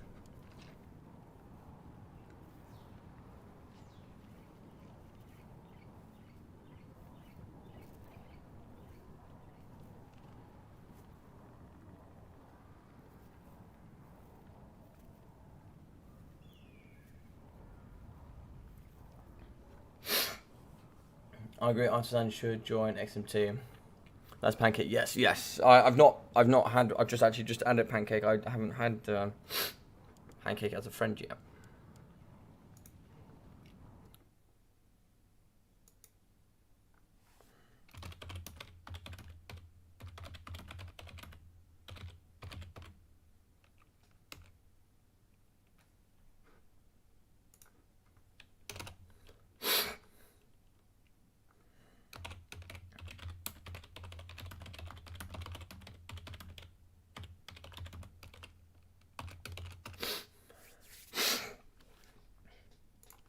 Alright, so Tower of Hoa for this map as well.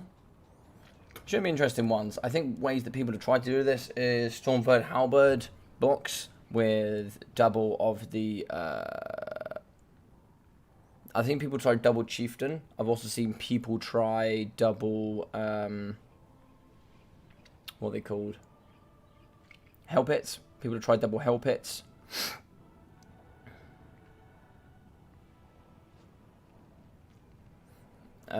What else have people tried? People have tried Kite. People have tried Kite. It can be good. It can be good. It really depends if the Vampire Camp player has prepared for it.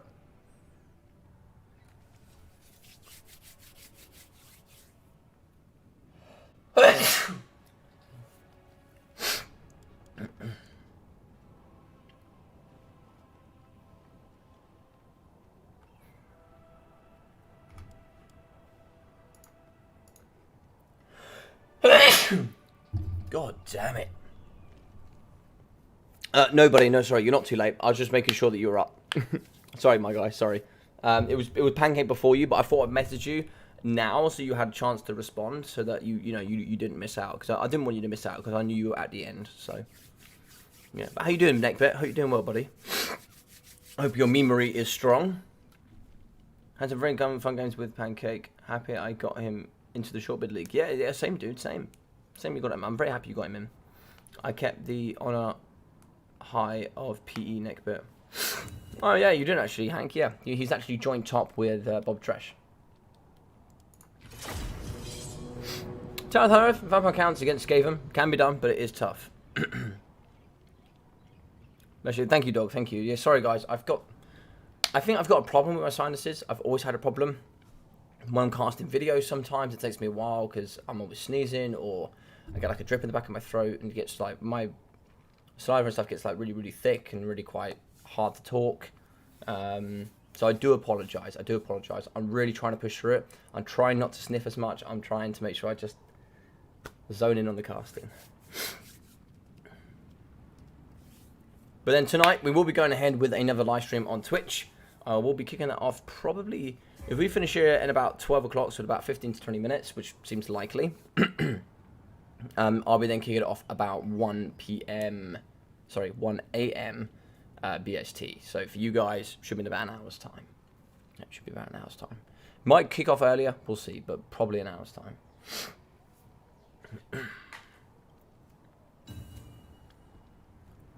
It looks like they're both potentially ready.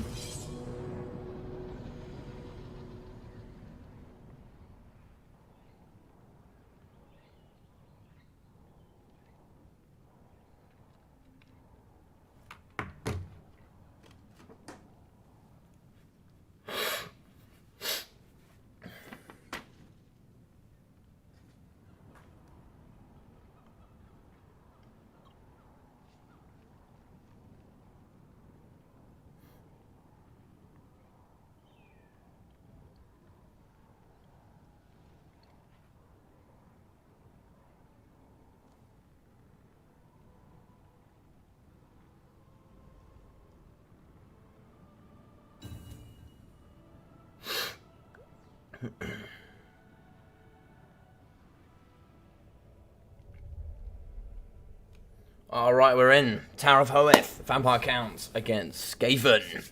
Yes, yes. An absolute G pick would be Vlad von Carstein, but I don't think we're going to see that. I think we're going to see one of the Vampire Count, one of the von Carstein Vampire Lords. One of the Bloodlines, I think.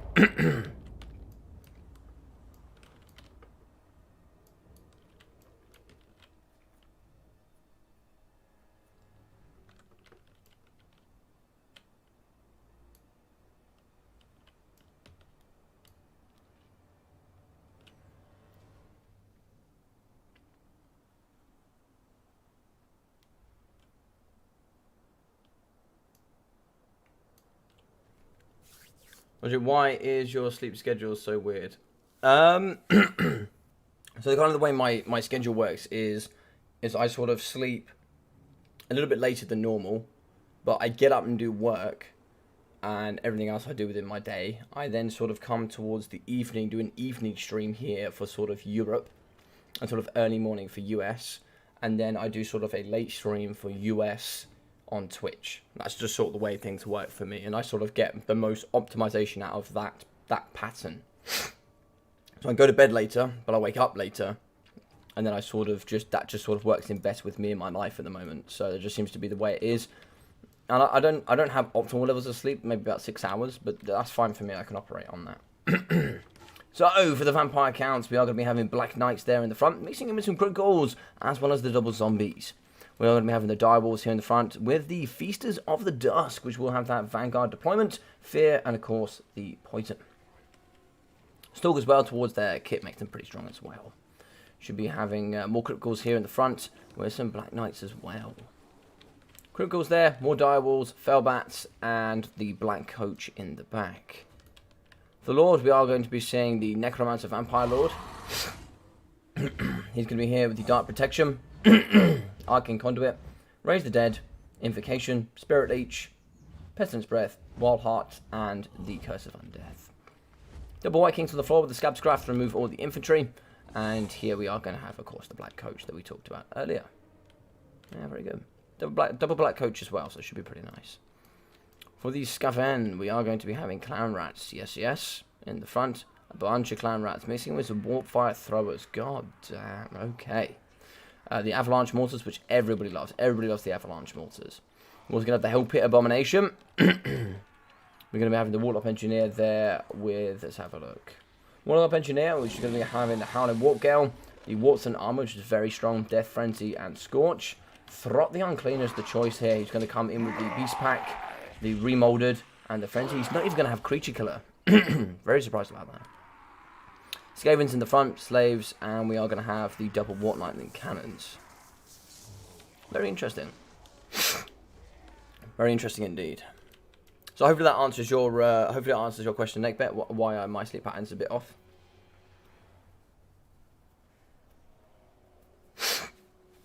I'll sort of do a stream sort of from 1 till 4, 1 till 5, and then head to bed.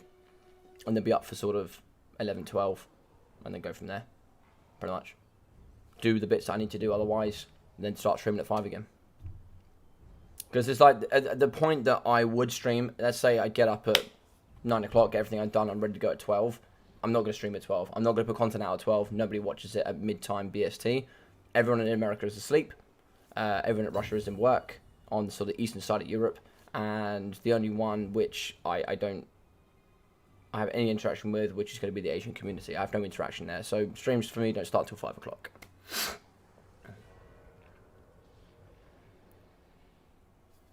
Actually, Dog, I'm not going to lie to you, mate. Helmengorst is not a meme lord. He's not a meme.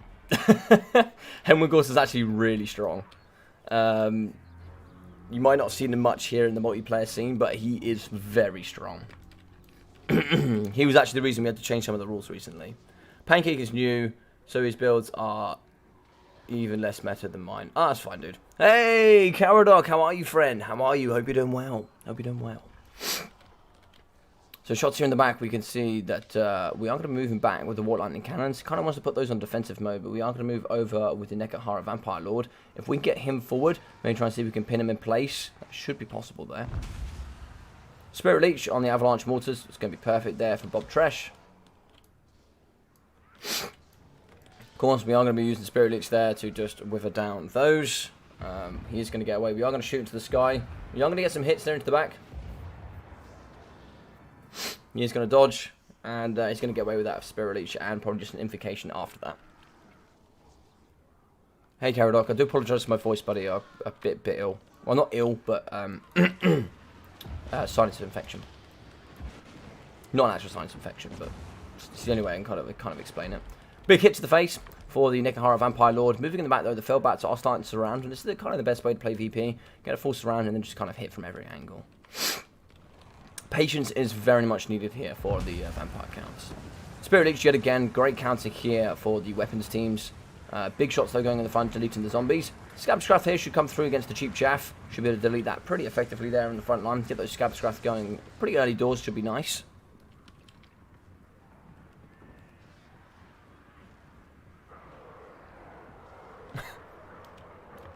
We can see the Black Coach moving into the back. Feasters are in the back here. The Krivgul is going to be ripping him up, and I'm going to move in with the Hellpit Abomination. He's going to be cleaning out crew here in the back, and they're going to run. The Feasters in the dark are... there's something alright, but they're going to run. In the sky, you can see the Nekahara Lord. He's going to be struggling quite a bit. Some lovely damage has got down on the Avalanche Mortars. You can see they're down to 6 models out of 9. They're going to be shooting in the front. They've deleted quite a lot of the infantry. The Wall-Up Engineers getting... apologies. Wall-Up Engineers getting slapped here in the front. He's going to be causing damage, but he has been broken, and there's just nothing here to protect him. Where is the Lord choice? He's going to be over here fighting up against the Black Coach. In the back, the Black Knight's going to move through here into the middle. Trying to see if we can shut down some of the Skaven. It's like here, the Rat Master himself, Throt, is going to move into the back, shutting down the Black Coach. The Yes man is going to be trying to damage as much as he possibly can. Going to be over the top here with the Nekahara Lord. We're going to cycle here through Doggos onto the weapon teams in the back. Weapon teams look absolutely insane here. They should be able to shoot into the front, hopefully, but it's like they're going to be struggling in combat. They're going to be fighting, literally poking that nice big barrel up the backside of the Direwolf. Retreat! In the front, we are going to be struggling here. That Fury is going to be getting inbounded here on top of the zombies.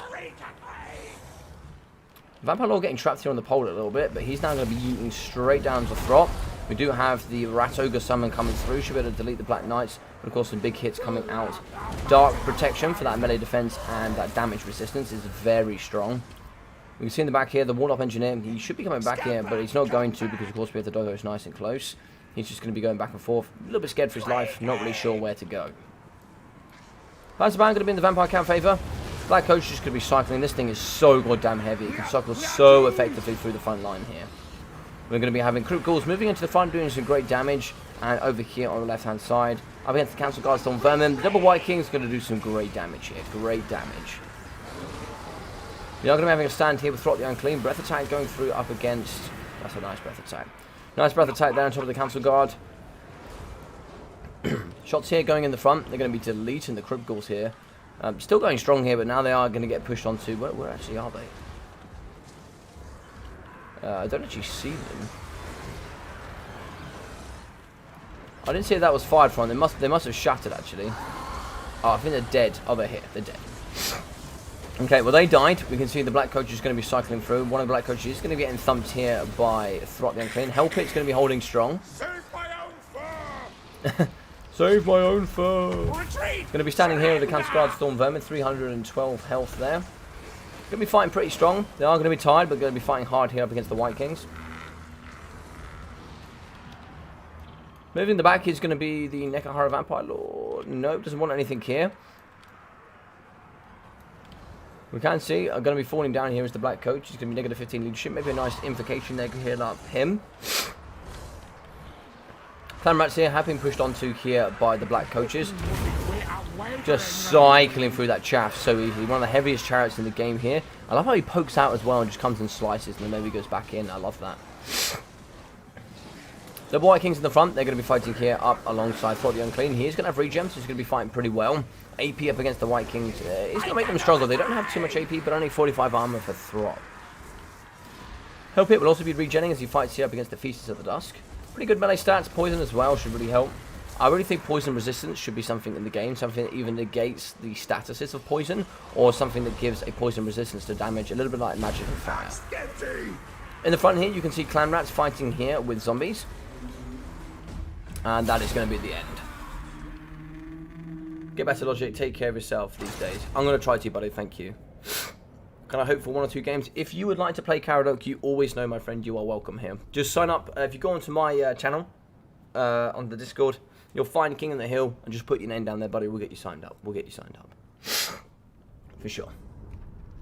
So you can see there, Throt the Unclean, 1,240 there. With 32 for the Warlock Engineer, with what, 200, 20, 33, and 0 for the Skaven Slaves. 250, 130, 120, and 140 for the Clan Rats, with 240 for the backup. 380 for the Council Guard Storm Vermins, 400 there for the Warp Throwers, with 450 for the Avalanche Mortars, 730 for the Hell Pit Abomination. Apologies. With 500 and 350 there for the Lightning Cannons. So pretty good, pretty good. If I was to advise on this, I think 3 units of the Halberds. Avalanche Mortars are great. Double the Hell Pits. And maybe Throt the Unclean there in the middle. You would need some sort of summons though. So, I don't know. I guess you could bring Throt the Unclean, and then you just bring the Warlock Engineer maybe along the side. Very good, very good. And then just a bunch of chaff. We're very strong. 2,470 for the Nekahara Vampire Lord, 1.2, and 660 there for the White Kings. 5560, as well as 35-0, and 54 there for the Zombies. 9,460, as well as 8 and 61 there for the Criticals, with 770 for the Feasters of the Dusk. 466 and 230 for the Black Knights, with 450 for the Fellbats. 340 and 916 for the Dire Wolves. 440 and 680 for the Black Coaches, to really round out a very nice force. I thought in the general section where to sign up, I will write in the proper one. Yeah, no problem, buddy. No problem at all. Yeah. Thank you very much. GG's, Mr. Trash. Ah, we have him in. He's ready.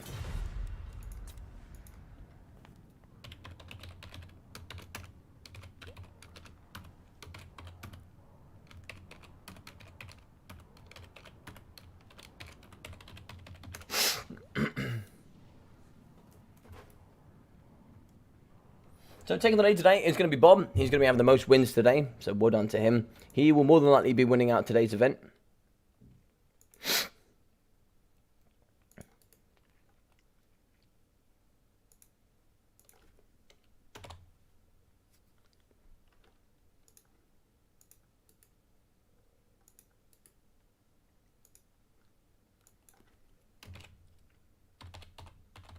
Neck bet from the PE.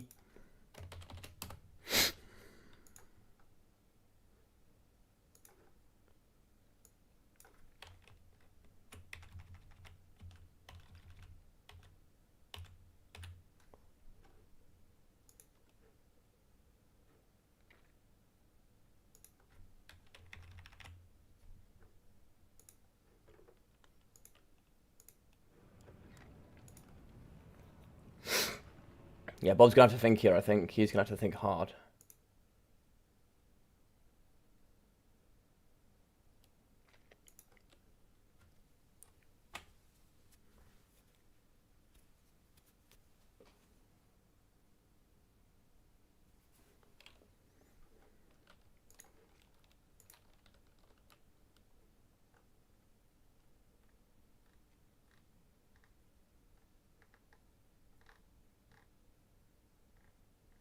Sorry guys, he's got to respond to this.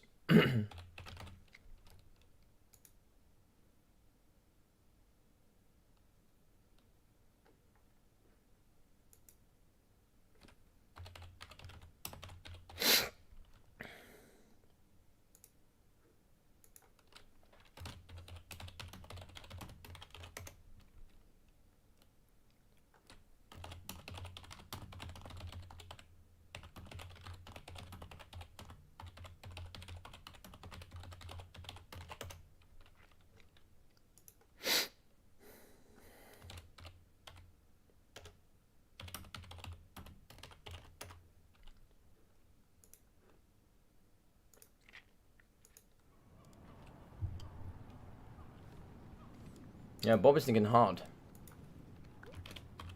Ah, there we go.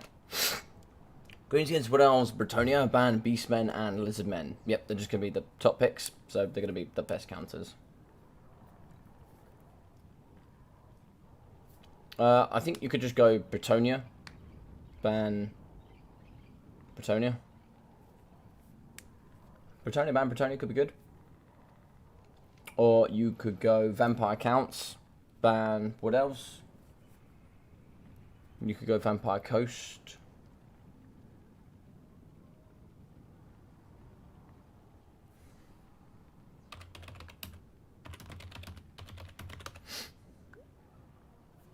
Pick one, ban one.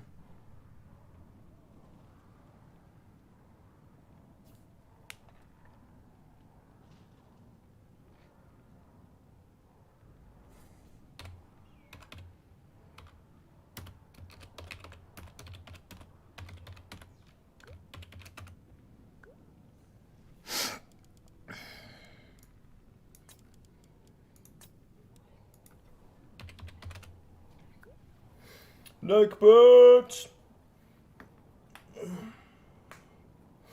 Yeah, we don't want to thinking too much out there, do we? We don't want to think of too much. Right, let's get you in, Mr. Caradoc.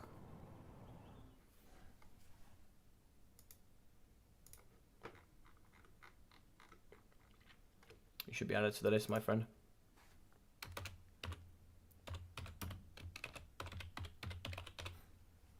There we go, my friend. You've been added to the list. So, Caradoc, you're up next, by the way.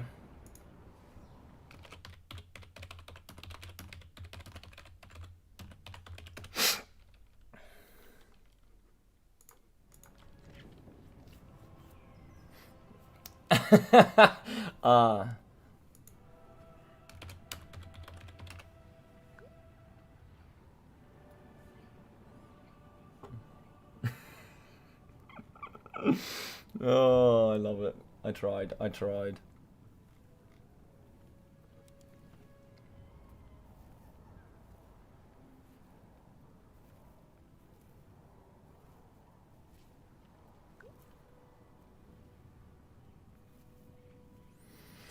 Yeah, Vampire Pirates, good counter against Greenskins. They do okay against Bretonia as well, I think. They got cheap polearms that are very cost efficient. They got good guns. Yeah, I think Britannia is the way to go here. Britannia certainly have ways to deal with this, and the way to deal with it is go wide.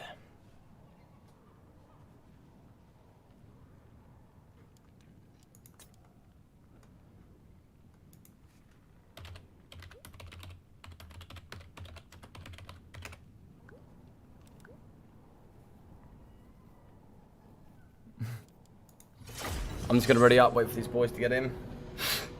Talk with you guys. So what are we thinking here? Let's give it a little look here. So 26 votes. Beastmen coming in and a majority win at 65%. Greenskins at the lowest at 4%.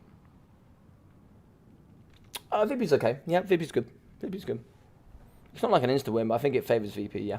Yeah, for sure. Nice, Caradoc. Nice. You'll be up after this game. She'll be the next one in. You will be finishing out the wonderful series.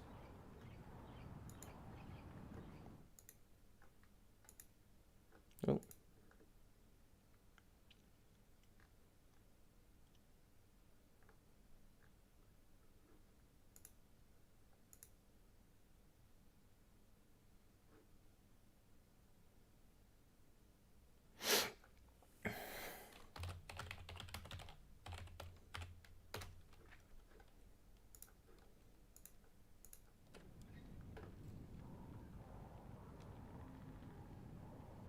Nah, as Bretonia, you can't afford to ban Vampire Pirates.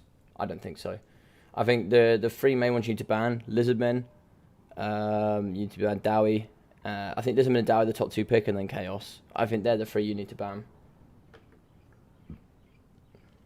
I think you could afford to ban anything else, if I'm honest. I think those three are just way too strong. They're way too strong against Bretonia. And then even then, they've got other good factions to do well against them. Vampires do well. I'm sure there's others if I really think about it.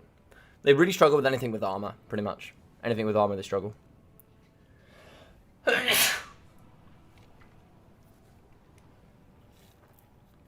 yes, I don't think anymore that Bretonnia are top tier. I just don't think they are anymore. What do you guys ban? What do you guys ban as Brett? Because for me, it's Dowie and VP. You've got to ban lizards. You've just got to ban lizards. They're way too strong. Lizards are just way too strong against Bretonnia. I think lizards is probably their worst matchup. I think a good lizard build is very difficult to deal with. Dowie can be one. Dowie can be one. Can be. I think lizards is extremely tough.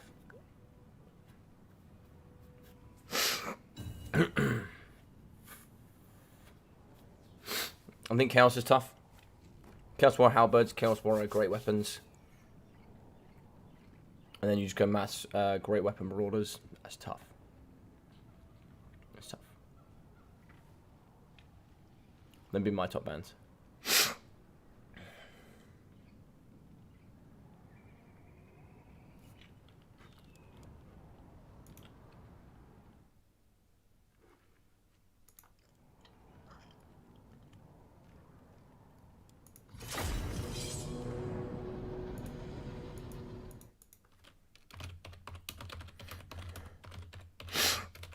Who does it favour?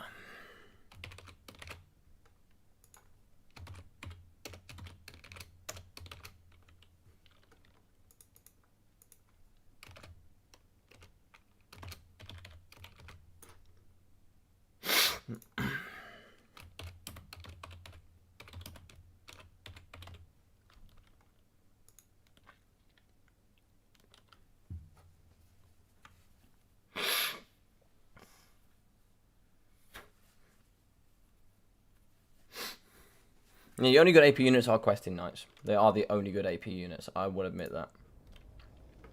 They are the only good AP units. Now, for Netbeck's sanity, I hope he spawns here on the left-hand side. If he spawns on the right, could be a bit of a problem.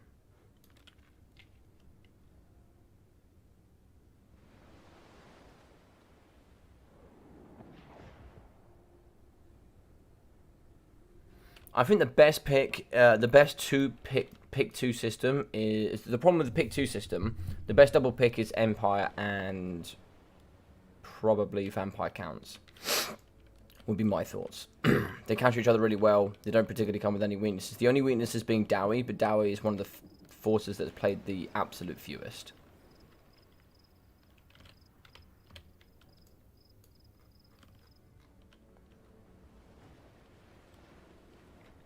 Chaos suffers to Vampire Counts. Chaos does okay.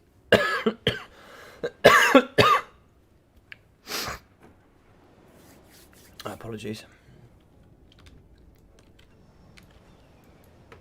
Alright, so over here for the Bretonnians. In the front line, we got two Questing Knights for the AP, of course. In the sky, we are going to have the Pegasus Knights alongside two units of Paladins. Naked there. Oh, Foeseeker in the sky for one, not for the other. And the Fey Enchantress on the floor. We are going to be having men-at-arms here in the back, and some Peasant Fire Arrows, mixing with Peasant Bowmen, Pox Arrows, Peasant Bowmen, and some more Pox Arrows. More Questing Knights here on the flank. Made that two. With some more men-at-arms, and with the Fey here in the back. She's going to be on a Unicorn, 60% magic resistance, and of course that missile resistance as well. Physical, which should be in at 20%. Should be seeing the Life Bloom, Mist of the Lady, Earthblood, as well as the Dwellers Below, Arcane Conduit, Favour of the Fae, and the Chalice of Potions.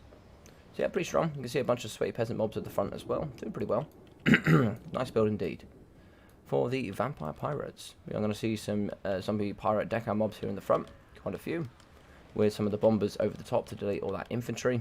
We are going to see some mortars here in the back. Make that two units. Zombie pirate decker and polearms. Lamprey's Revenge in with the double gunnery crabs, which is pretty common here, and Noculus on top of his steed. He's going to be having the Captain Ross Moondar, Ratstorm, Arcane Conduit, Invocation of the Heck, Drowned Dead, and of course Abandoned Ship.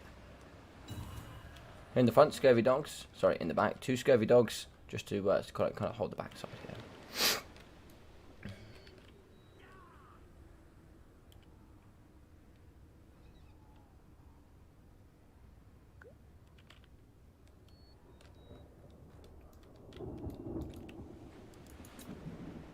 Got a couple fun from both sides. It's going to be an efficient trade here. Cannon's going to really struggle to shoot here up against the Paladins in the sky. I really don't think that Knuckles is going to be able to do too much there. He's going to be shooting in the front line. He actually kills some models, so actually he's going to shoot pretty effectively. He actually fires pretty fast. So if you can take down some of these models, you could do pretty well here, I think. We can see the Fane Chargers move forward. If she gets peppered here by the double gunnery crabs, we could do pretty well. She doesn't have too much protection. One model loss here from the Pegasus Knights is pretty strong as well. And in the front line, you can see some shots going through the Peasant Bowmen. That's going to be the perfect shots. Try and see if we can get onto those quested knights. Hey, Prognosis. Yes, my friend. This is on the cavalry patch. Yes. There we go. Moving over here, Fane Chargers is going to be getting shot on the left-hand side. Taking a couple of shots here from the gunnery crabs. They're going to move forward. She's actually going to have a really nice position here. This wall here is going to act as a perfect protection point. You can certainly maneuver around this wall and use it as a good cover point here away from the gunnery whites. Cannon shooting over the top. What are we aiming for here is the question. So we're going downtown. So we're going to be coming here. No, we're going to be aiming into the pocket here. The Peasant Bowmen fire arrows. -8 there to leadership from, should be actually 10 actually, I think. Can't see because this game is janky. -10, yeah. Plus damage sustained. We're going to be in the back here with the Fae. I think she's trying to get into Dwellers Below. Yep, she's going to get into Dwellers Below in the pocket. She's going to get away with it for free. She's going to move into the trees and get away here. And this guy, you can see some damage going up against the Paladin here in the back. Doggo's going to move over to the left-hand side, try and see if we can keep away the Fae. We also have Paladins over here. She's going to be fighting in the front up against the zombie pirate deck and mobs. Dwellers Below in the middle here, that is going to be overcasted, I think, doing some good damage there in the pocket. And in the front, Bomber's going to be firing here up against peasant mobs. Peasant mobs pushing out to the front. We are going to move out the zombie pirate deck and mobs to meet them. Right, side charges here coming in for the question answer. It's going to delete quite a few units here in the front. Really rip through and do some nice damage. Bombers in, and so we are going to get a chalice of potions here in the middle up against the zombie pirate deck and bombers. Bombers will be able to get away there from the chalice of potions. Chalice of potions is going to come in. It does hit, but not for any great damage. In the front, Gunnery Crabs fighting up against the Paladins, so it's going to be healing. Favour the Fate going down as well for that melee attack of 40. You can see here the Paladins are going to be doing okay, but they do lack with AP. In the back here, the Questing Knights down to half health. They're going to be doing the best they can because there's some men at arms on the left hand flank. And trying to move on the right hand is going to be some more men at arms and some of those Pegasus Knights. Paladins aren't going to run away. They should be able to get some good heals back there as single entity monsters. Wrathstone in the sky here should be hitting up against the Paladin. He needs to keep moving, however. Yeah, he got hit pretty damn hard there. So there's a Noculus Arcing Conduit going down. I think he's going to be shooting over here to the left hand side to delete the Questing Knights. Shots in the sky. I didn't see quite what they're aiming at. I think they're trying to aim here at the Pegasus Knights. Shots coming out of the Lamprey's Revenge as well. Should be some pretty good AP output. You can see here the Pegasus Knights are struggling. Fire arrows really coming over the top now and getting right into this pocket. Shooting up against Noculus will probably be the best target. Only 75 armor for him. We can also see a zombie summon here for the gunnery mobs. That should really help in the middle here and shoot up against the front line. In the back, we see the Questing Knights charging here. Double Doggo's going to pin in. They're going to try and see if they can protect up against the mortars. Bombers here in the back for that 55 meter radius. 24 weapon strength there. Should be able to fire into the back for that explosion damage here up against the Questing Knights. Questing Knights are going to get destroyed here in the back. They are going to get broken. They're going to go down to 320 health and they're going to get broken and pushed off. Questing Knights in the front are going to be wavering. They are going to charge in. Cannon shots coming through. -10 leadership. That should be those done pretty quickly. Fire arrows in the pocket. They're going to be shooting here up against the gunnery crabs. Not doing too much damage, but of course you are going to be losing there. Oh, and shattering with one of the Paladins. Great work there coming out of Mr. PE here with Neckbet. Trying to fight in the front with the Fane Chargers. That is going to be damage over time here in the middle. Up against all of these zombie teams. You can see here the men at arms really trying to get in there and just allow the Fade to get away and kind of negate a lot of the melee attack damage output. Pardon me. We can see in the front there, Questing Knights are going to be taking quite a bit of damage here from the bombers. We are going to move forward. The Chalice of Potions really trying to delete the backside pole arms. Yeah, it's going to do some damage, not as much as you would have liked, but it is going to do some damage. Bretonnians are looking pretty wide here on the force, but a lot of it's breaking, a lot of it's struggling, a lot of it is low on leadership. Faye is not that healthy. Faye needs some regen here to bring that balance of power back to normal. Gunnery Crabs are in. We are going to move in now here. We are going to get a heal on for both. Earthbound with 336 health healing. We are going to get some nice hits. We're now going to be trapped in here with the Paladin. Favor of the Fate going down, plus 40 melee attack, giving him 85. Nice hits here as well. We are going to see a Wrathstorm on the Paladin. Paladin is going to try and get away, but that Wrathstorm is going to hit home really hard. Bob Tresh is going to pull out. Great victory from him. What's your rig, by the way, Logic? Hey, Crazy David, how you doing, buddy? What do you mean my rig? Rig has multiple meanings, my friend. Do you mean my microphone? Do you mean my camera? Do you mean my abs? What are you asking for? So, we got 100 kills there for 1,700 damage value there for Count Noculus. We got 1,220 as well as 1,054 for the Gunner White. If I sound quiet, by the way, it's because I'm speaking quietly because my voice is now starting to hurt. We got 200, 124, 250, 250, and 300 for the Zombie Pirate Deckhand Mobs. 250 and 230 for the Zombie Deckhand Polearms. We got 200 and 580 for the Gunnery Bombers, with 580 and 500 for the Scurvy Dogs. 1,700 for the Lamprey's Revenge, with 480 and 500 for the Mortars. For the lady herself, we got 1.1k there for the Fey Enchantress, with 340 and 380 for the Paladins, 44, 46, 45, 7, and 24 there for the Peasant Mobs. 103 and 73 there for the Men-at-Arms, with the Bows 30, 220, 220, 0, and 530. Pegasus Knights in at 300, with 216, 260, 620, with 170 and 330 for the Questing Knights.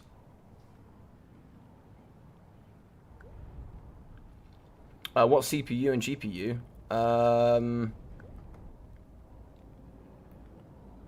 i7 9700K, quad core,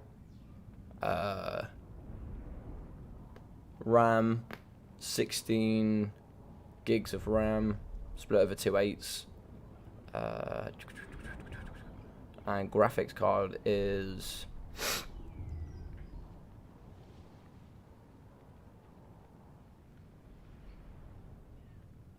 can't remember now, but yes, hopefully that's enough there for you. Hey Jaros, how you doing, buddy? How you doing?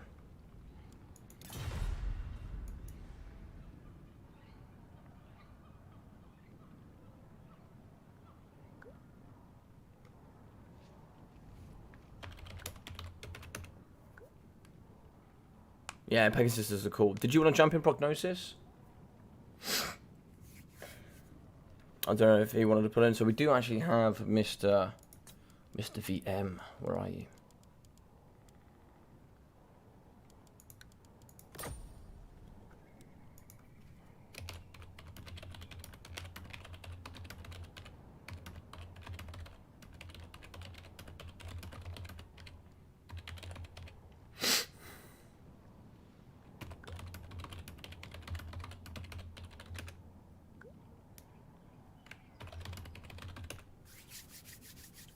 2080 Ti. Yes, that's correct. Yes, I've got the Nevada 2080 Ti.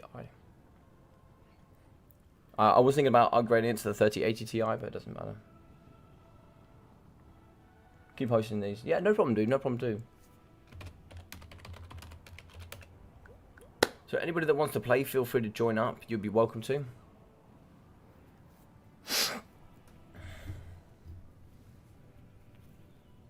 Yeah, no problem, Crazy David. No problem at all, dude. Welcome to the channel. Hope you're doing very well. Sorry if I'm a little bit quiet today. Just, of course, got a bit of a sinus problem going on here. And with that, my throat is drying up, so I'm starting to struggle. So you know what to say? You hydrate to stay great. And the thing is, I drink a lot of water. I probably drink somewhere between probably 1 to 2 litres of water a day. Good vitamins. I generally try to eat as well as I can. The only thing that's struggling at the moment is exercise.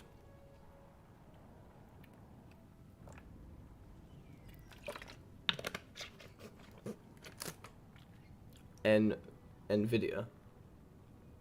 Don't forget that's American pronunciation, right? But sure.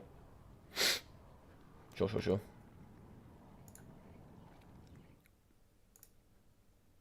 All right, so we have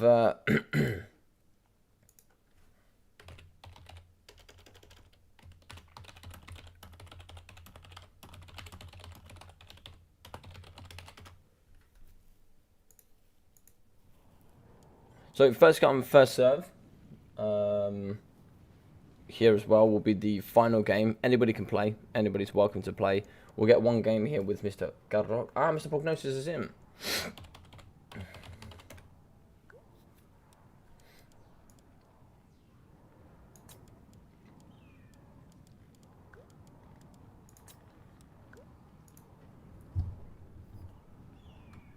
Let's go with Ezzy Gabaraz.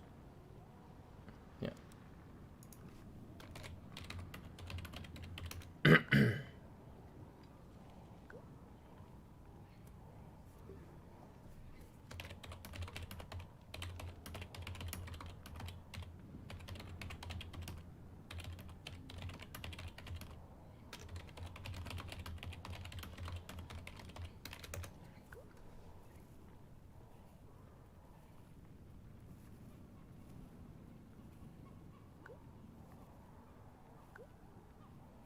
Cool. We'll randomize it.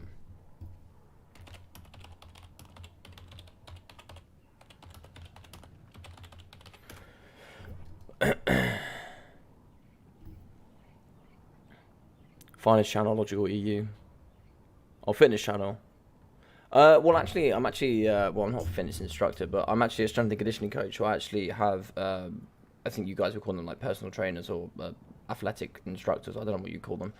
But I have a degree in, I basically have a degree in fitness, and then I also have a degree in sports nutrition, and then that's a master's degree, and then I have a master's degree in physiotherapy. So fitness for me is like something I know a lot about. I just don't have time for it at the moment. I'd like as much fitness as I would like.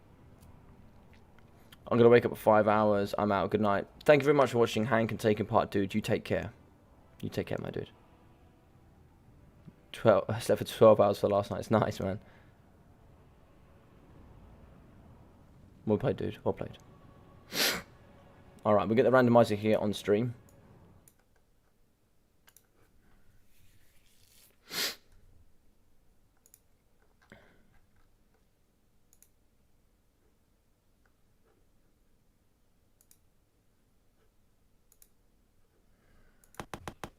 Let's see what we get.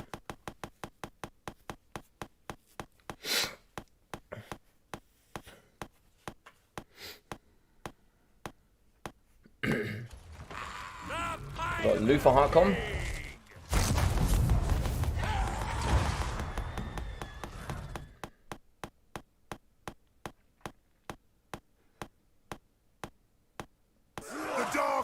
Oh, and Norska.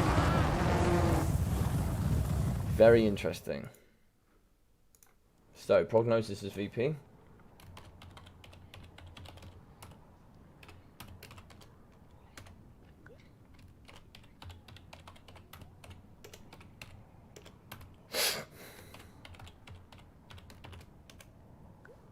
Norska.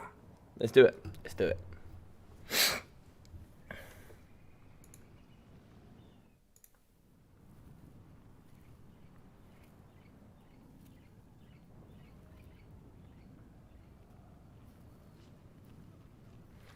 But yeah, soon, hopefully, I should be getting some upgrades for the PC anyway. So I should be getting some upgrades.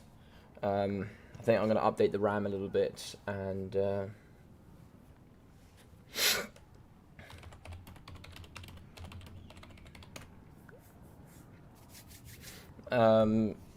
yeah, so I'm just going to get some good upgrades there. What unit scale is multiplayer on, mostly? I'm new to Warhammer 2. No worries, buddy. Well, listen, man, if you're new to Warhammer 2, the first thing, Crazy David, is I actually host a thing called the Shortbeard League that is specifically designed players like you. So do me a favor. I've got my Discord here. I'm going to invite you to it. Do join up. I will have all the stuff on there for you, but we normally play on large on large unit sizes. So if you join up there, my friend, I actually host what's called the Shortbeard League. Now, for the Shortbeard League, what we do here is we get brand new players. You're playing against myself or one of the admins, and then we put you in a specific league. So you'll either go in, there's one of 5 leagues, depending on your quality, and you play against other new players of your ability level in that league.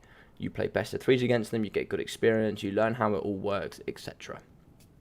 Then at the end of the season, so there's 6 people / 7 people in each league at the moment. You'll have 3 weeks to play 5, 6 best of 3. So as long as you do 1 or 2 best of 3s a week, you'll essentially finish out the league with some good experience, and hopefully meet some other players in the community.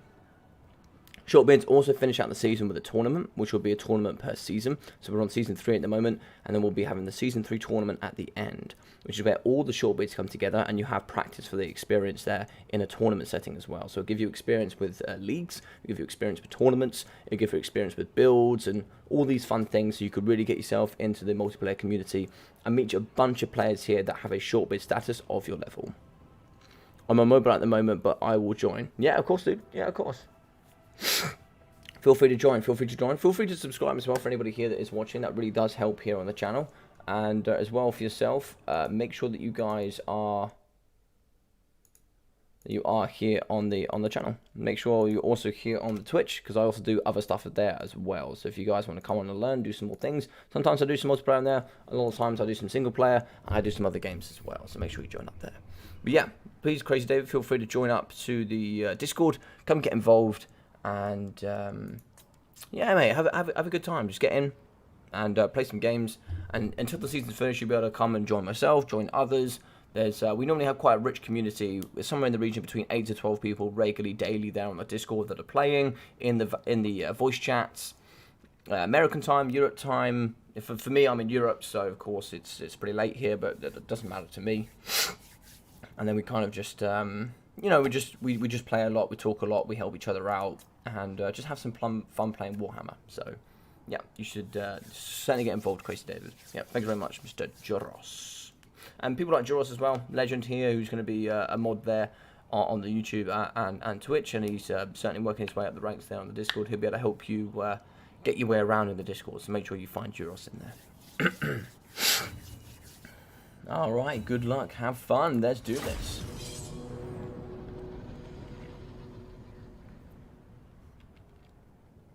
Right, Galbaran's a good map here, pretty flat. It's, you can see there's a little bit of a water drop here on one of the sides. A little bit of water drop in the back as well, but nothing too important.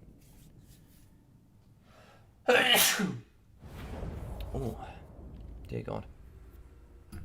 Well, I'm going to put this nice and close to my mouth, so I do apologise. Bit of a sore throat, so I'm just going to keep myself quiet. I've got another stream to do tonight as well, so I'm going to power myself through for that.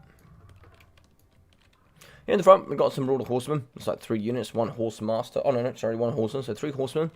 Mixing in with the Morse of Savagery. So these are going to be the RRR Skinwolves. 70 armor, Frenzy, a regeneration, and 20% physical resistance, making them very strong. Norscan Warhounds here in the middle. Berserkers mixing in Marauders, Berserkers, Marauders, Berserkers, Marauders. We are in the back here going to have a Famir Belfiend of Fire. This bad boy can certainly fight a little bit stronger than most. You can have the Arcane Conduit, Scholar Shielding. It's like Burning Head, Flaming Sword of Ruin, we have Fireball, From the Mist, and Kindle Flame. We're going to have here Warfare the Wanderer, Hunters of Champions, Sea Fang, and Foe Seeker. And the back we are going to have 1, 2, 3 of the Javelins. Make that 4. Javelins have great anti-large bonuses. Very good anti-large bonuses. In the front line here, we are going to be having it looks like Zombie Pirate Deck and Polearms, mixing in with some Gunnery mobs here and some more Polearms. We are going to be having some Rotten Prometheans in the middle with a Gunnery White, as we are going to have some guns in the back here, some Sirens dotted around as well as the Shade Wraith Gunners. Also going to be having a Mortar here, 380 range, good anti-infantry tool there. We're also going to be having some Deck Gunners, more Carronades, and that seems to be it. The Shade Wraith Gunners are the only ethereal units in the game that do not cause terror, but they do still hold that 75% physical resistance. In the back corner, we are going to have the double Norscan Warhounds, trying to get that 95 speed into the back and shutting down all of the range and the key targets. Thank you very much. Apologies for the sniffing. I should hopefully try and finish it for the next, sort myself out for the next stream. I love like the details on the maps that they do here from CA. Like, just look at these details. It's just in-depth details. And if you get down here to the Horsemen, you know, they're all different. All the interactions here are nice. It's just what they've done is amazing. Even down to the details on the trees. Look at the Moors of Savagery. They're so great. Right, the details are incredible. The details are truly incredible. Alright, so let's kick this off then, ladies and gentlemen. This is generally favoured on the VP side of things. I'm going to be shooting out here with the mortars. Mortars here certainly going to be probably firing into the berserkers, you would hope. Yeah, pretty nice shots there. Good damage up against the berserkers. I'd definitely be putting one mortar on each of the berserkers and then trying to see if I can shoot the Shade Wraith gunners into the third. Probably shoot the two outside ones and have the Shade Wraith shooting in the middle. Deleting those berserkers is going to be 100% necessary. It needs to be done immediately. The reason being is they are just going to chew through front lines. So there's going to be some nice dodges there. One is actually going to hit, unfortunately, but we'll be able to dodge the other two. Watch some Prometheans in the middle. They should hold quite nicely, but they will get hit pretty hard there by the Marauders with the throwing javelins. AP and anti-large from the Mords of Savagery should be able to rip through in the middle pocket. Going to be shooting down the front line here, straight into the Mortar Berserkers. Going to be taking quite a bit of damage there in the front line. The middle one has certainly taken quite a lot indeed. We can see the Shade Wraith Gunners. I love their abilities. They're just ripping apart. Negative as well. I think they give Discourage for their shots. Yeah, they have AP and Discourage, which is very strong. You can see the Marauder Berserkers just going to pin in. They're probably going to fight up against the Gunnery White if at all possible. Deckhand's a little bit slow there. They are going to move straight into the back. Looks like we are going to have the Doggos in the back as well, fighting up against the Gunnery mobs. Sirens are moving. And Sirens moving on the left-hand side as well.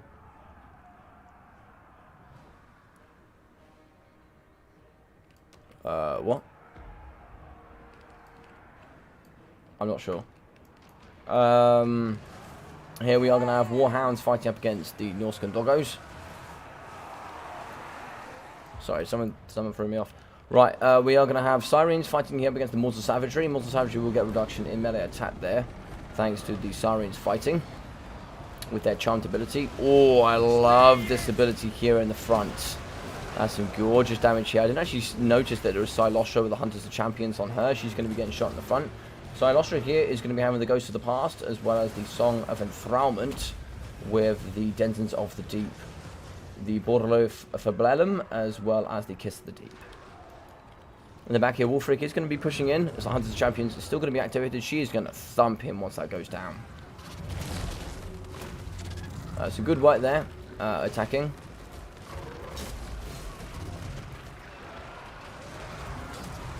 Some nice damage there in the middle. It looks like here the Rotten Prometheus is going to be pinning in as well. It looks like here, unfortunately, for something Thralman going down, negative speed, I think that is actually. A negative speed, negative melee attack. Another summon here to really pin in up against Wolfric. We are going to get some more Rotten Prometheans. He could be going down here. Scroll Shielding is going to keep him alive, but he is well and truly trapped in there. You can see that model. He does actually have a little way out. I don't know if he can see this, but he can actually just pop out to his right and hopefully get out of there. But he's going to be trapped in for the time being. The Horsemen are in the back. They're going to be kiting here up against the Shade Wraith Gunners. Also see there's a zombie party gunnery mobs. They are going to be away from him, but they should be able to shoot here into the middle pocket, fight up against the Berserkers. Flaming Sword are going to go down for the magic damage. So that is going to imbue the Berserkers, so they should now rip apart the Sirens. Look at the damage output. They are getting absolutely well and truly thumped thanks to that. They're going to be going down really quickly. God damn it, they're getting absolutely thumped by that. So that also increases base weapon damage, right? So because they got no armor, if it's magic damage output, it just absolutely pushes through. Silostra, negative 50, she's going to be going down. That is going to be probably Banter Power when she falls, I imagine. Banter Power will kick in very, very quickly. The Damn Knights were summoned, so they should be able to help pinning up against Wolfric. If we can kill Wolfric now, no, it looks like it's going to be Banter Power. That's a shame. I was thinking if we could kill Wolfric, maybe, but doesn't look like we're going to be able to. Yeah, it looks like the Gunnery White, Hundreds of Champions on him, negative armor, blah, blah, blah, and he goes down. GG's well played.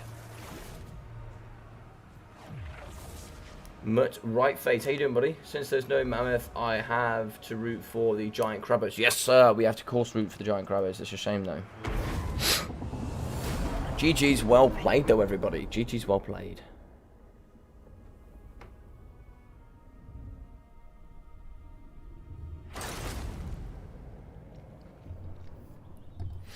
So well played, there's a Prognosis and Karadok, which is going to be the final game today. As you can see here, 1,100 for Silostra, with 308 for the Gunnery White. 350, 190, and 160 with 330 for the zombie pirate deckhand mobs. With 316 and 350 for the sirens. I got 330 and 95 for the zombie pirate gunnery mobs, with 300 for the deck gunners. Shade Racing at 250 and 600 for the rotten Prometheans. We got 326 as well as 303 for the carronades. And here for Mr. Caradoc, we got 390 for Wolfric. We got 480 for the Familiar Belfiend, with 340, 120. Berserkers in at 700, 670, and 200. Javelins in at 400, 1,280, 1,360, with 600 as well. 270, 300, 170 for the Mortal Horsemen. Moors of Savagery here at 340, 520, and 960 for the Norscan Warhounds. Alright, well, GG's well played.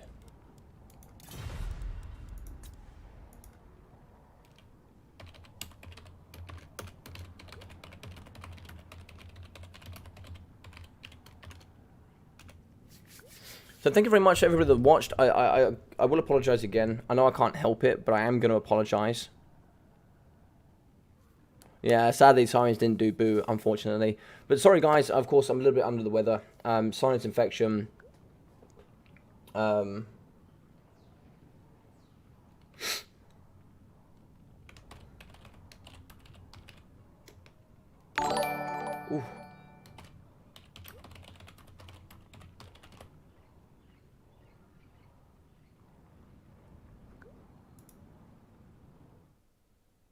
Didn't see what that was. Oh, Crazy David followed on Twitch. Thank you very much, buddy. I appreciate that. Thank you for the follow. I appreciate that on Twitch. I can see that even though I'm on YouTube. Yeah, sorry that I'm gonna. Oh, looks like he's not gonna say it. But yes, of course, Caradoc. If you do join up earlier, mate, it'd be nice to have you on stream a little bit longer.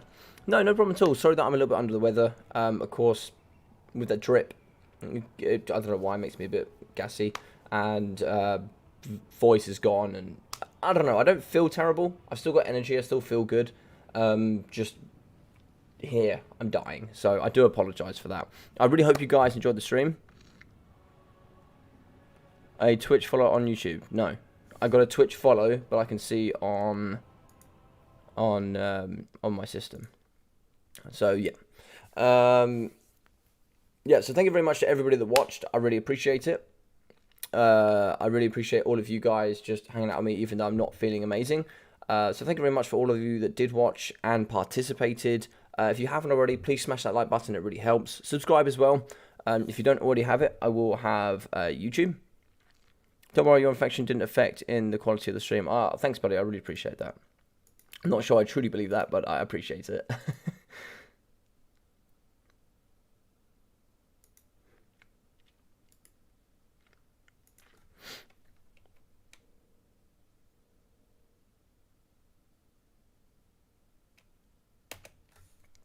So there we go. You guys can follow on the Twitch there. You can also follow in here with, there we go, it's the general. I'll invite you guys here as well to the Discord, so make sure you are part of that there. So make sure you guys follow there, and you get on as well with the Discord. You guys can get involved and interact with a lot more of the things coming forward here in the future. So guys, thank you so much. I really appreciate all of the support and all of the amazing things you guys are doing on the channel. I'm getting really, really close actually to the super 750 subscriber target for YouTube. And I've got over 100 followers now on Twitch, so that's really awesome as well. So thank you for all the amazing support. When I get to 750, I will be doing something special. So that'd be great. So take care of yourself, guys, and I will see you guys very, very soon. Peace.